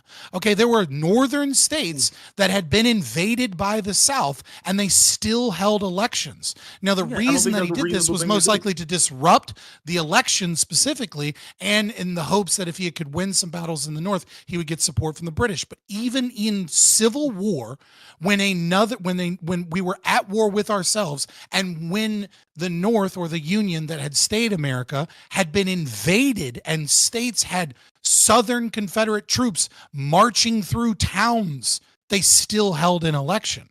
Sure, but we still. So this idea that we're at World War II, we can't have a fucking election, is crazy. Sure, I don't think that. Like I said, I don't think that that's a justified reason they shouldn't have held an election, because according to Lincoln and the Union, they never recognized the secession.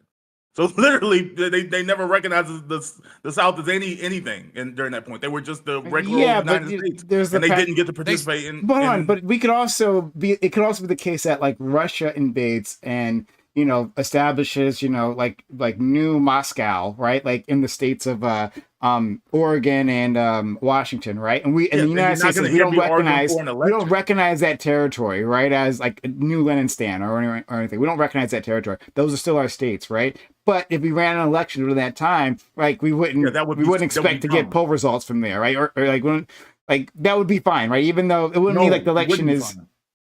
Why wouldn't it be fine? We wouldn't count. This is really common. This is really common sense. Let's say that again, wars can be really tough because people's kids are dying on presidential popularity. There's times where they can unite, but with time they can the will to continue fighting can be rough, especially if you're not even losing, just if people are dying. It can be worth the cost. So. Overwhelmingly, let's say on November 6th, November 5th, some crazy, I don't know, terrorist type attack, whatever, and we send off the president sends off troops to or maybe it's January 19th because we're talking about the switch of the presidency. The president sends off ships to go defend some territory, and then we flip January 20th and we tell them to turn around and come back. There's no stability in that. That's the new incoming president's prerogative. Yeah, that was elected. Of course, I'm arguing. Of course, it would be justified. That's what I'm saying. It shouldn't happen. But then Scott's point, Scott's points earlier was that throughout history, we did it, and that's wrong. We shouldn't have did it. But that's what I'm arguing. No. I don't understand. I'm confused, Bam, and maybe I'm missing this. So help me out here, right? Because Scott's earlier point was, yes, throughout history, rulers, however, like presidents or kings or whatever, right, have used of wartime to like supplant democratic processes, right? To say specifically I disagree with that framing.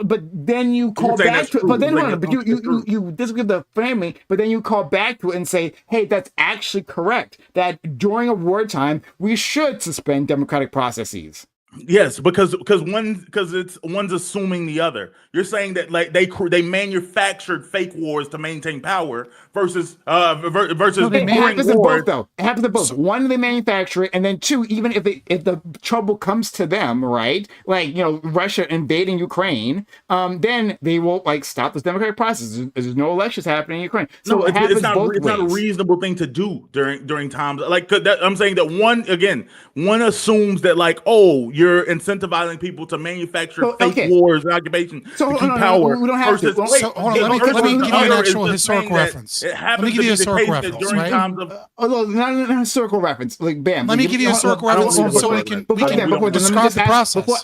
Before then, just let me ask one hypothetical future question, right? Or let's say that during Trump's first term, Russia did invade, right, or China, or whatever, right? The axis of evil did invade, and then we began a war, and this war is going to last us 20 years, 30, 40 years.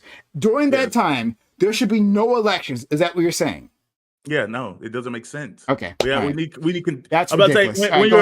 So it's not ridiculous. So when you're at times don't ask me a question and then move on to Scott. Oh, I'm sorry. I thought you were at times that we're the most vulnerable. You need consistency at the top. We can't just switch every other day on what we want to do politically. That is what you're asking. It's every 4 years. So. No, we shouldn't. You think just because a war lasts more than 4 years, we can just switch to a guy that wants the exact opposite, who doesn't know any of the our military leaders? If he wants to peace, maybe if the best path forward is peace, and that's what the people voted for. Actually, yes. If that's what the people have voted for, then 100% yes. How can we vote if we're under invasion? How can you make sure democracy is left of the country? Right? If we've lost half the country, well, then the other half is going to have to vote whether we continue on this fight. Decides what happens to the other. No, that's dumb. That's what no one in the world.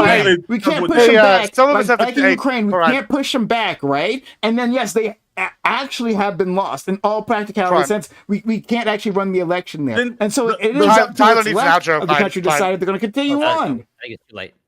Tyler needs an outro, Brian. Okay. Okay. Well, I was gonna. I think he. It's Tyler's first time. Then he's already gone. Oh yeah, he's fine. Okay, so right, like we have probably the most famous example in world. All these history, examples. Right? I don't want to talk about history. I want to talk about the principles of it. Look. It's a debate panel. It is also about discussion. Yeah, I'm sorry that you're so fucking uneducated about history. No, you're just saying that they did this at this point. That's not my argument. I'm saying that it's not good policy. I'm talking about politics right now. Like I don't know. Yeah. Sometimes politics requires pathos, ethos, and logos. Okay, your logic is fucked. So I'm trying to go through a route of ethos by establishing that I actually understand the history, and pathos by telling a good goddamn story. So it's entertaining, it's content. Shut the fuck up. So we have an example. Everyone knows Veni Vidi Vici, right? Which in ecclesiastic Latin is Veni Vidi Vici. Right, I came, I saw, I conquered. Okay, now this is extremely well known. What this was Caesar's fuck you to the Senate, because when Caesar was first rising to power, he had formed the triumvirate. Okay, he had a financial backer, and he had a political backer, and then he had himself, which was like a warrior, right? He had done this intelligent thing of getting money and getting fucking a guy that was really good at politics and getting himself that was really good at war. And he marches out of Rome, and people are like, "What are you going to do?" And what he did is he took advantage of a refugee crisis. That is what the Gallic Wars are. Okay, Rome had pushed the Gauls into a situation where they were pincered against the Germans, and the Germans were killing them and the Romans were killing them, and the Gauls were like, can we please flee over here? And then Caesar came in and said, actually, yeah, sure, why not? Yeah, actually, you know what? We're going to kill you. That's how the Gallic Wars start. And when the Senate asked him, they go, "What the fuck are you doing?" He said, "I came, I saw, I conquered. That's what I do." And he marches back with a beloved group of soldiers that love him and essentially he gains war loot, he gains public support by being this great conqueror, he gains all of these things, and that is the beginning of Caesar's rise to power. It's not like he won some elections, he fomented war that didn't need to exist so that he could gain money and so that he could gain popular opinion. And he did this throughout his entire time as an emperor, and it's one of the many reasons that he was fucking stabbed to death, because that's what it took to get rid of a populist person that the people loved, but that also caused massive problems in war so that he could maintain the people's love and his power. We don't want that in an American president, and that's why Congress is supposed to have War Powers Acts, and that's why we have elections. Now, I'm all for fucking a king over a fucking democratic position if it works out better for liberty and freedom in some regard. But if you're such a fucking institutionalist, why do the institutions no longer matter just because it's a right-wing guy? It's fucking silly. You're willing to dispense with all of human history and knowledge and the institutions themselves, so long as the person more likely agrees with your political positions, and then you claim institutionalism. It's silly. I said, you see how he just made that up? When I literally argued that Trump could do it, he's like, you're just doing it because it's a right-wing guy. None of that was worth any of our time. It was a waste. We're all dumber for having listened to it. Prime, I got a question for you. Do you let's say that actually not say, let's deal with reality. Russia, the Russian propaganda, the Russian talking point is literally saying that, hey, Ukraine hasn't did any elections in a while. I think Zelensky might be a dictator. You know what? Let's hold an election. Matter of fact, let's hold an election in the occupied territory, and Russia's even offered to manage the votes coming out of the occupied territory to make sure that they get back to mainland Ukraine. Do you believe that Ukraine should say, yes, we'll hold an election and we'll let Russia manage our occupied territories, electoral votes, and getting the people's opinion on this? No, I don't think they would never offer that. They did offer that. You can trust them, guys. Their position is the territory they hold is Russian, so they wouldn't. They specifically asked for an election to be held, including the people they've gone to war with. So you can look it up. That's the Russian talking point. But let's in the territories that you would say they occupy. Yeah, they said they've offered to manage. They've offered to manage the votes. Because they say because you can trust them to manage those votes with no problem. Is believing that those people don't want to be Ukrainian in the first place. Well, I trust them about as much as I trust Saddam Hussein to stay in. Is that what you're talking about? That's a different one, rather than they're country. Talking about they're holding an election over Ukraine. Regardless, Ukraine needs to. You mean for a new president, or for new president? Well, I haven't heard about the new president. By the way, I googled it. The only thing is a suggestion to have the UN help with their election. Nothing to do with Russia managing the votes. Yeah, if you got a source for that, Bam, I'd love to see it. Throw that up. But while you're doing that, that's kind of just to be clear, this wouldn't make any sense. As somebody who's followed this conflict pretty closely, it wouldn't make any sense because the Russian position is that those territories are Russian. So why would you let your own citizens vote in somebody else's all election? Of Ukraine is Russian, but he's also no. He does believe that all of Ukraine is Russian. And he's also made the advocacy that they need to hold elections. He's like, they haven't held an election in a while. I'm not sure if that's the case that he wants. They have not held an election for a while. I think he means just like he doesn't believe all of it is Russia. He got it from the talking point. Eastern he doesn't believe all of it. They haven't had elections. First of all, Russia specifically annexed. It was Zaporizhia, Kherson, Donetsk, and Luhansk. Right, those are like the four. Right, besides Crimea. The Russian position is that the people living in those territories are Russian citizens. It would make no sense for Russia to say, yeah, like you're us, but you can also vote in the Ukrainian elections. That doesn't make any sense. I think what he said is, like, for all the Ukraine that we have not annexed, right, everything outside of the four territories plus Crimea, like, we want the UN to maybe help you guys with your elections because you haven't had an election yet, which they haven't. Or yeah, I think what we said was we didn't mention the UN, but I think he's talking about Russia's willing to offer whatever resources in helping manage that, facilitate those votes, the voting process. Hold on, I'm finding a source for it. But Putin said this specifically. But yeah, what would be your principle against it? If you believe that, like, oh, you should hold elections and your citizens should have a say, right? No. I mean, not under the threat of like a foreign enemy who will handle the votes. I wouldn't trust, right, an invading force, China, let's say, right, is capture the west coast of the United States to then kindly hand over votes to the U.S. as to the next leader, especially now the most populous state, right, and say, well, I guess it counts. I wouldn't actually do that. I would say we could have the election, but like since the United States is no longer under physical control of those territories, then those territories are naturally excluded. So those territories aren't American citizens now. That's what I'm not saying they are. I didn't say they're not American citizens, right? But I'm just saying the practicalities of the matter is that we don't have like physical control of those states, right? Then we're handing the apparatus of an election to an invading force. True. Actually, that would be problematic. Maybe the UN is that crazy? What the fuck? Invaded force. Maybe the UN ambassador will come pick up the votes. The UN ambassador. Okay, so we're not going to. One person. He'll take care of it all. Yeah, he'll take the UN ambassador. I'll take care of the West Coast. Yeah, I don't. That seems like a pretty bad idea. Look, in wartime, things are complicated, right? And it's not like I don't. It's not that I think your idea is like completely silly, right? That to say that, hey, we need some stability when we're in a war footing, right? Like that's not the craziest idea. On leadership, like changing, like you can't have like. But we do have it all the time. You lose lives when you have 180s. There's a statistic, and I have to like look it up, but maybe like Lactoid might be familiar with this, right? Or Scott or someone, right? There's a statistic that the United States has been out of war, right? Like just like a handful of years during its existence. I'm not sure if you guys have heard this before. We're in conflict constantly. Yeah, we're in conflict constantly in the United States, right? And it's like and I'm pulling this out of my ass. It's like 12% of the time, right? Or no, maybe 12 years or something. I don't know, something like ridiculously small. Like 8%. Yeah, let's say 8%.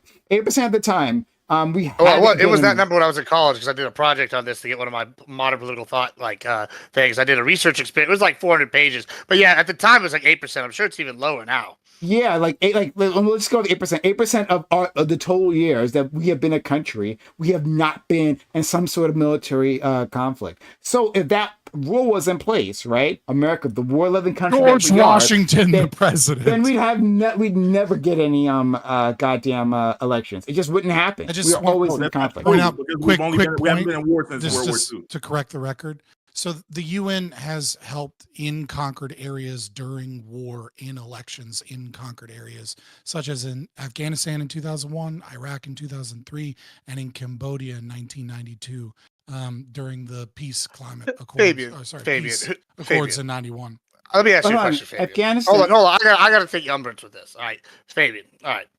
Do you know who the current biggest contributor from Africa, one of the biggest contributors to the U.S. security forces are overall is? I mean, it's Rwanda, right? It's Rwanda. Right. Rwanda is currently invading their neighbor. This is all for our benefit, by the way. They're invading their neighbor and taking all the rare earth minerals. They're fulfilling contracts all over Africa for security contracts for stuff. I think they've even expanded out. I don't care because Rwanda has so many female engineers now, and I've been told that's good. That's fine. That's fine. I mean, listen, I'm pro Rwanda dominance, I guess. I don't know, but here's the thing.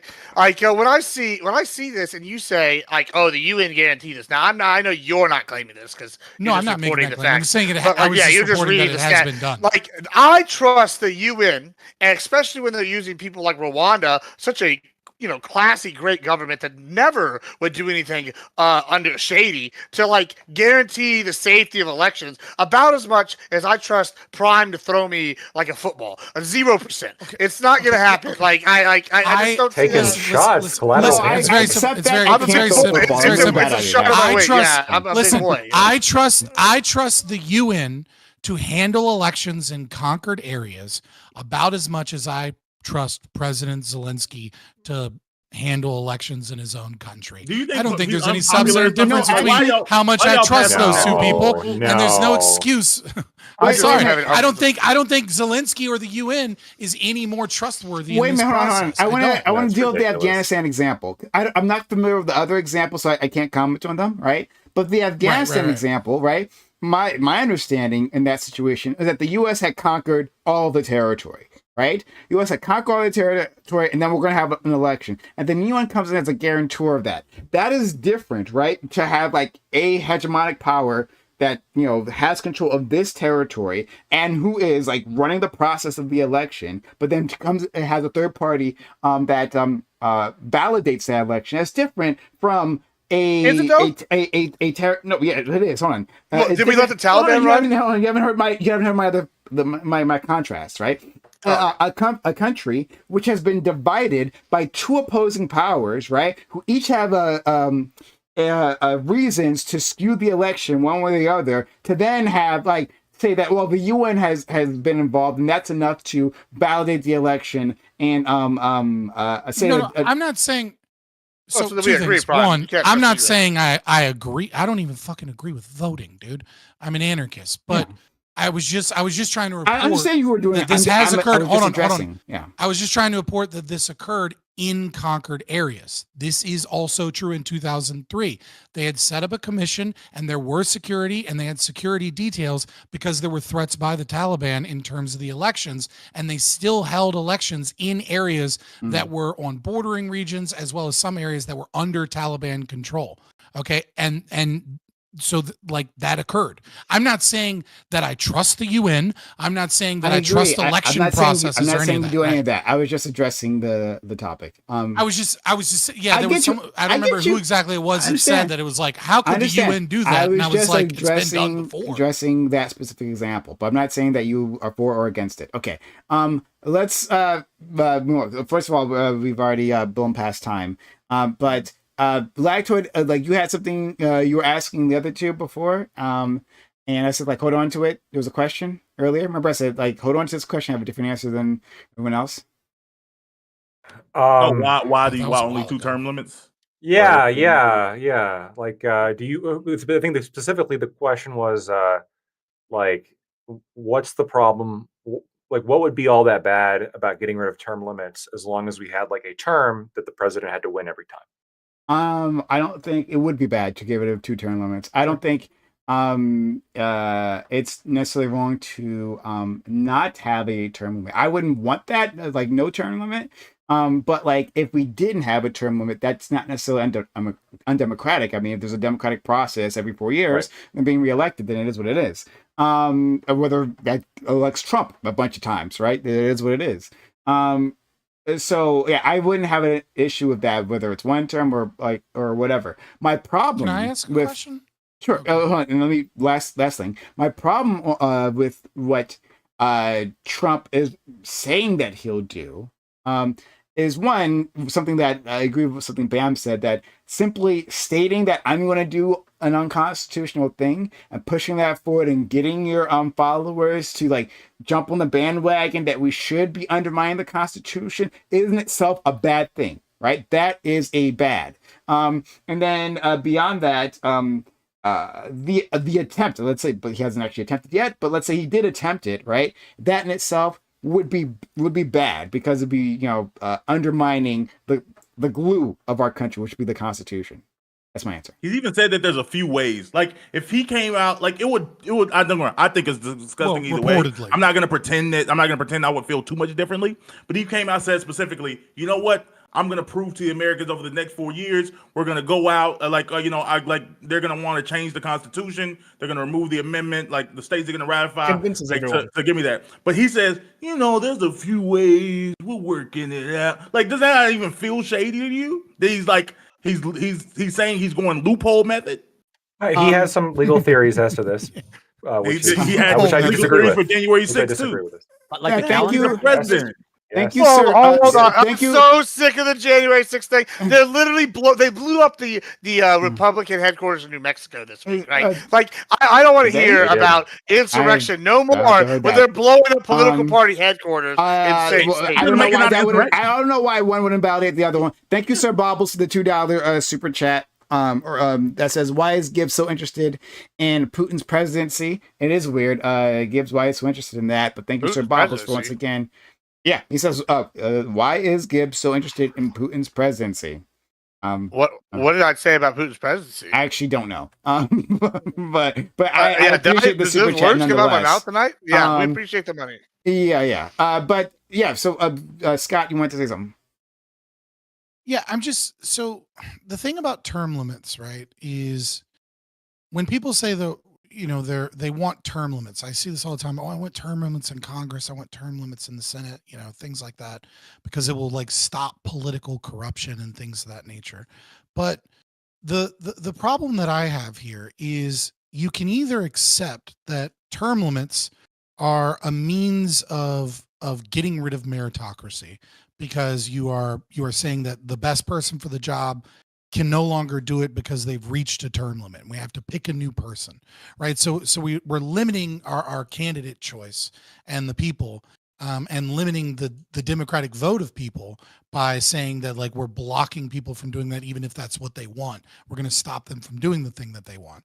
But if you but if you recognize that term limit is presumably a means of combating corruption, then you kind of explicitly, or maybe implicitly, showcase the problem with our political government in general, that it is a corrupt system, that it is a means by which it is not meritocratic, that it is a means by which it is not democratic, because you believe that you're constraining in that corruption from taking root, even though the political process involves the voting. So I do think it's interesting and probably good for your position, Prime Guys, that you said, yeah, why not get rid of term limits, right? Because if the best person for the job is voted, right? But if you are in favor of term limits for presidents or for senators or congressmen, you're in favor for restricting potentially the best candidates from doing the job because you believe that state power is a corrupting influence and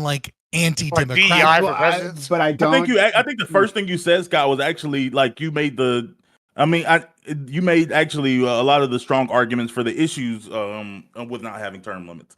You rightfully pointed out the issues of name recognition and the popularity contest that it come down the reality of how humans interact, especially when it comes to our House and Senate seats, and people how's someone sitting in the House of Representatives so long? Because you're going down ballot, you're like, oh, I know that person, they've been on there forever, that's who you vote for again. Because democracy's retarded. Like I've always said. Well, it's like I said, if you're the gotcha is you would have to admit that the current system we have isn't flawless and perfect in all ways. I think that a lot of people will easily admit that. That's what we had. We set in stopgaps to deal with a lot of the imperfections, and we realize it will never be perfect, but it's just the best system we have over everything else. There's value in saying there's value in sort of instead, I guess, in terms of representation of saying that oh, okay, we've had this guy 4 years or 8 years, and now we're gonna do a reset. We're gonna do a reset on it. Let's go back, get back to our roots. Let's talk about the issues, see who comes out on top again in this time. Now, again, there's negative to that. The benefits of monarchies, and 20 and 30-year leaders is, one, the country you can actually do longer term plans. You can think in more long term than our president's allowed to. Especially with the economy, there's probably things about our economy that the United States fails on simply because an elected official doesn't have enough time before the next election to commit to the issues. One of those things being probably Social Security. The way I'm a big fan of Social Security, but the way we currently fund Social Security is inevitably going to fail. We have to change policy around our Social Security, but no congressman, no president can actually meaningfully address anything. Yeah, I mean, what you're saying, we'll never win again. What you're saying is in many ways very close to the thesis by Hans Hermann Hoppe, the anarcho-capitalist, when he wrote one of his most famous works, Democracy, the God That Failed, that explains why monarchies are superior to liberal democracies and many of the ways that you put it. I mean, obviously there's an Austrian kind of like analysis there, which is that when the king is in charge of everything, he treats the entire country as his property. So he invests for the long term, and he knows that he's handing the country itself over to his children. So even a bad king is still one that is treating it as a private property owner that respects the property and the citizens, as opposed to, you know, politicians that come in and push things like welfare and all of these things that get them elected because it's popular and it's free shit, and they don't actually care about the damage that occurs 4 or 6 years later because people will forget about those things. I would suggest, if you're interested in like that line of thought more, like definitely read Democracy, the God That Failed, because it's a great book. I wanted to deal with your question directly, and then we can like maybe wrap it up if people want to. Yeah, wrap it up. I'll take it. Okay, I don't know that reference either. Scott's just no guy. I don't think American elections, certainly not, are like meritocratic. They're absolutely fucking not, right? That they put the best person in charge. If that was the case, Trump would not be in charge. If that was the case, Biden would not have been in charge. If that was the case, Obama would not have been in charge. If that was the case, Clinton would not have been in charge. These aren't the best leaders that America has to offer, right? It's a process. It's maybe not even the best process. It is the process that we're using, right? It's better than having a king or whatever, but like it doesn't mean it's meritocratic. We like to think that there's a mythology about the meritocratic. Is it better than having a king? Yes, actually, yes, I would say that 100%. I will say that it's better than having a king. Yeah, right. What if having Democracy, the God That Failed? If the king is like someone here, that person I disagree with, right? But I would hand power to him if I had to, like Lactoid, right? A person. Hell yes. I disagree with and you guys know I disagree with Lactoid. But yeah, I think I get hand power to Lactoid. Well, we'd be okay, right? But a big argument in Democracy, the God That Failed, more than okay. You can because we've talked about this. We've talked about. You can even come work in my administration; it'll be perfectly fine. You know, one of the themes that I was stressing, right? We'll get some of your issues handled. I'll let you handle however you want. So, like one of the themes that I was stressing is about how wartime affects elections and things of that nature. It's been a big point of contention in this panel, right? And you know, when you have a king that understands that his entire country is his property, that he is going to pass on to his children, you will notice it is not just technological innovation that has made war more common and brutal. It is also the fact that democracies, liberal democracies, the people that are in power are making money off of war. They're not doing the exact opposite, which is a king loses money. There's a big if that's embedded in there. When you have a king that understands that like the country is his property and it's his legacy, well, he has to take care of that, right? No, there wouldn't be every king, right? We've had mad kings. We've had what happens to mad kings? What happens to mad kings? Yeah, we have to rely on violence to take them down. That can't be the answer. A vote is violence. Okay, whatever. Okay, so I'm ignoring that. Okay, right? It's violence. Yes, because it's facts. A vote is violence. It's a million paper cuts.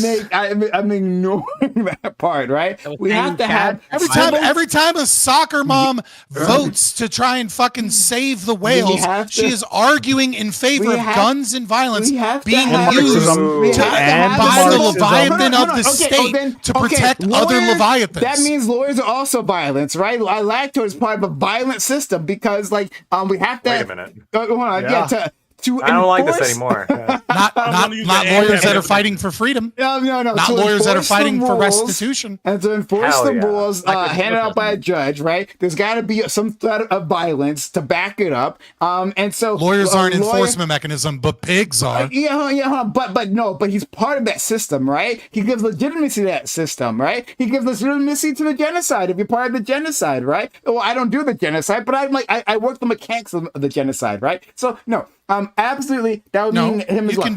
You can vote against the system just like he can fight against the system. But he's not. But he's not. Within, I've infiltrated the system to fight. Yes, he's fucking not. He's not doing. There's a cost benefit to not appealing to not having these insurance companies that they think they have me bought, but they don't. Look, it's past. Listen, it's past midnight. I'm allowed to just fucking turn this panel into an ANCAP showdown. Yeah. All right. After midnight, I don't give a fuck about the topic anymore. I'm just gonna make your audience based and tell them to read Hans Hermann Oppe's Democracy, the God That Failed. Is what I'm saying, that like we need to have a civil. We understand, and I know you, of course, understand the difference between a civil action and an actual violent, actual military action. These things are different, right? And civil actions are meaningless unless they're backed up by the threat of violence. All the time, everything. Yes, that's what power is. Power is violence. Power is the ability to enact a certain level of violence to get your will done. That's the way it always is. We can understand this. Okay, whatever, Agreed. right? Yes. But we can understand there's different levels of violence, and that so voting isn't nonviolence. Civil violence. Thank you for agreeing with me. Civil violence is the best thing that we can. The best form of violence. The best form of violence. Sure, whatever. I don't care, right?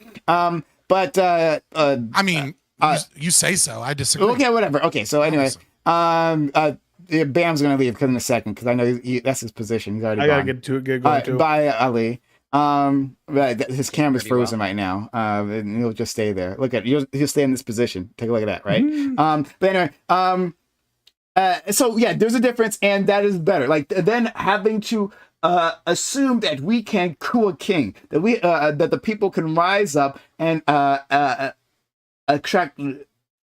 extreme amount of violence to dislodge a king. Obviously, a terrible idea. I know you already know this, Scott, and so I'm not going to entertain it any longer. Yeah, so my argument isn't kings are good. My argument is I got something for that. I got something better than democracies. Right here. This is what we're gonna tell. We're gonna tell the next government that comes in. Okay, and then you would say ANCAP would be better than a king altogether. That's your point, right? Right? Your ANCAP. Absolutely, yeah. Okay, all right, fine. Like, I don't want to have to execute Caligula. Okay. I'm just saying that even with the occasional Caligula, it's better than liberal democracies where retarded people vote for retarded politicians. I would absolutely be a better conversion of Caligula. Absolutely. Okay, we can move on with our lives. If what Scott is saying that is indeed that he's an ANCAP. Okay, thank you all for coming through and for being a part of this. This was a lot. Hey, if you haven't done so already, consider following the channel. If you're on YouTube, if you're on Twitch, if you're new here, if you had a lot of fun, or if it annoyed the hell out of you, come back and get annoyed again. Consider doing that. Support the channel in any which way you can. I really appreciate the ones I did, especially out there in YouTube land. Gabriel Gibbs, you did resub. So a shout out to Admiral Gibbs. But other than that, YouTube land didn't do anything for me. So then I care about Twitch land didn't do anything for me. But YouTube. You did a great job with the super chats. Thank you, YouTube land. Please come back. It would be great if you did. We appreciate the kind of support. Thank you to all our friends who've been here, including our friends Lactoid, Scott, Corey, Gibbs, Ali, Bam, Tyler, Doobie, who disappeared to talk to his fucking accountant. I'll send you guys out. We gotta find an attractive girl. You're rich when you have a fucking accountant. Jesus Christ. Never mind. I'm not gonna say what I was about to say. This woman. I think that she's black. Gibbs's accountant doesn't count because we know it's just a stripper. He gave a title. First of all, I have two accountants. We're going to rate a Canadian. One dances exotically, and then the other one. So Corey, one's name is Cinnamon, and one's name is Tahoe. Corey, and Tahoe only dances on Thursday nights. No, Corey, don't the other one's name is Fridays for Fat Fridays. Yeah, the other one's Mystique because we don't know what she's doing with my money. That's the real question. I hear you, Brian. Yeah, Corey, don't say I've never cared for your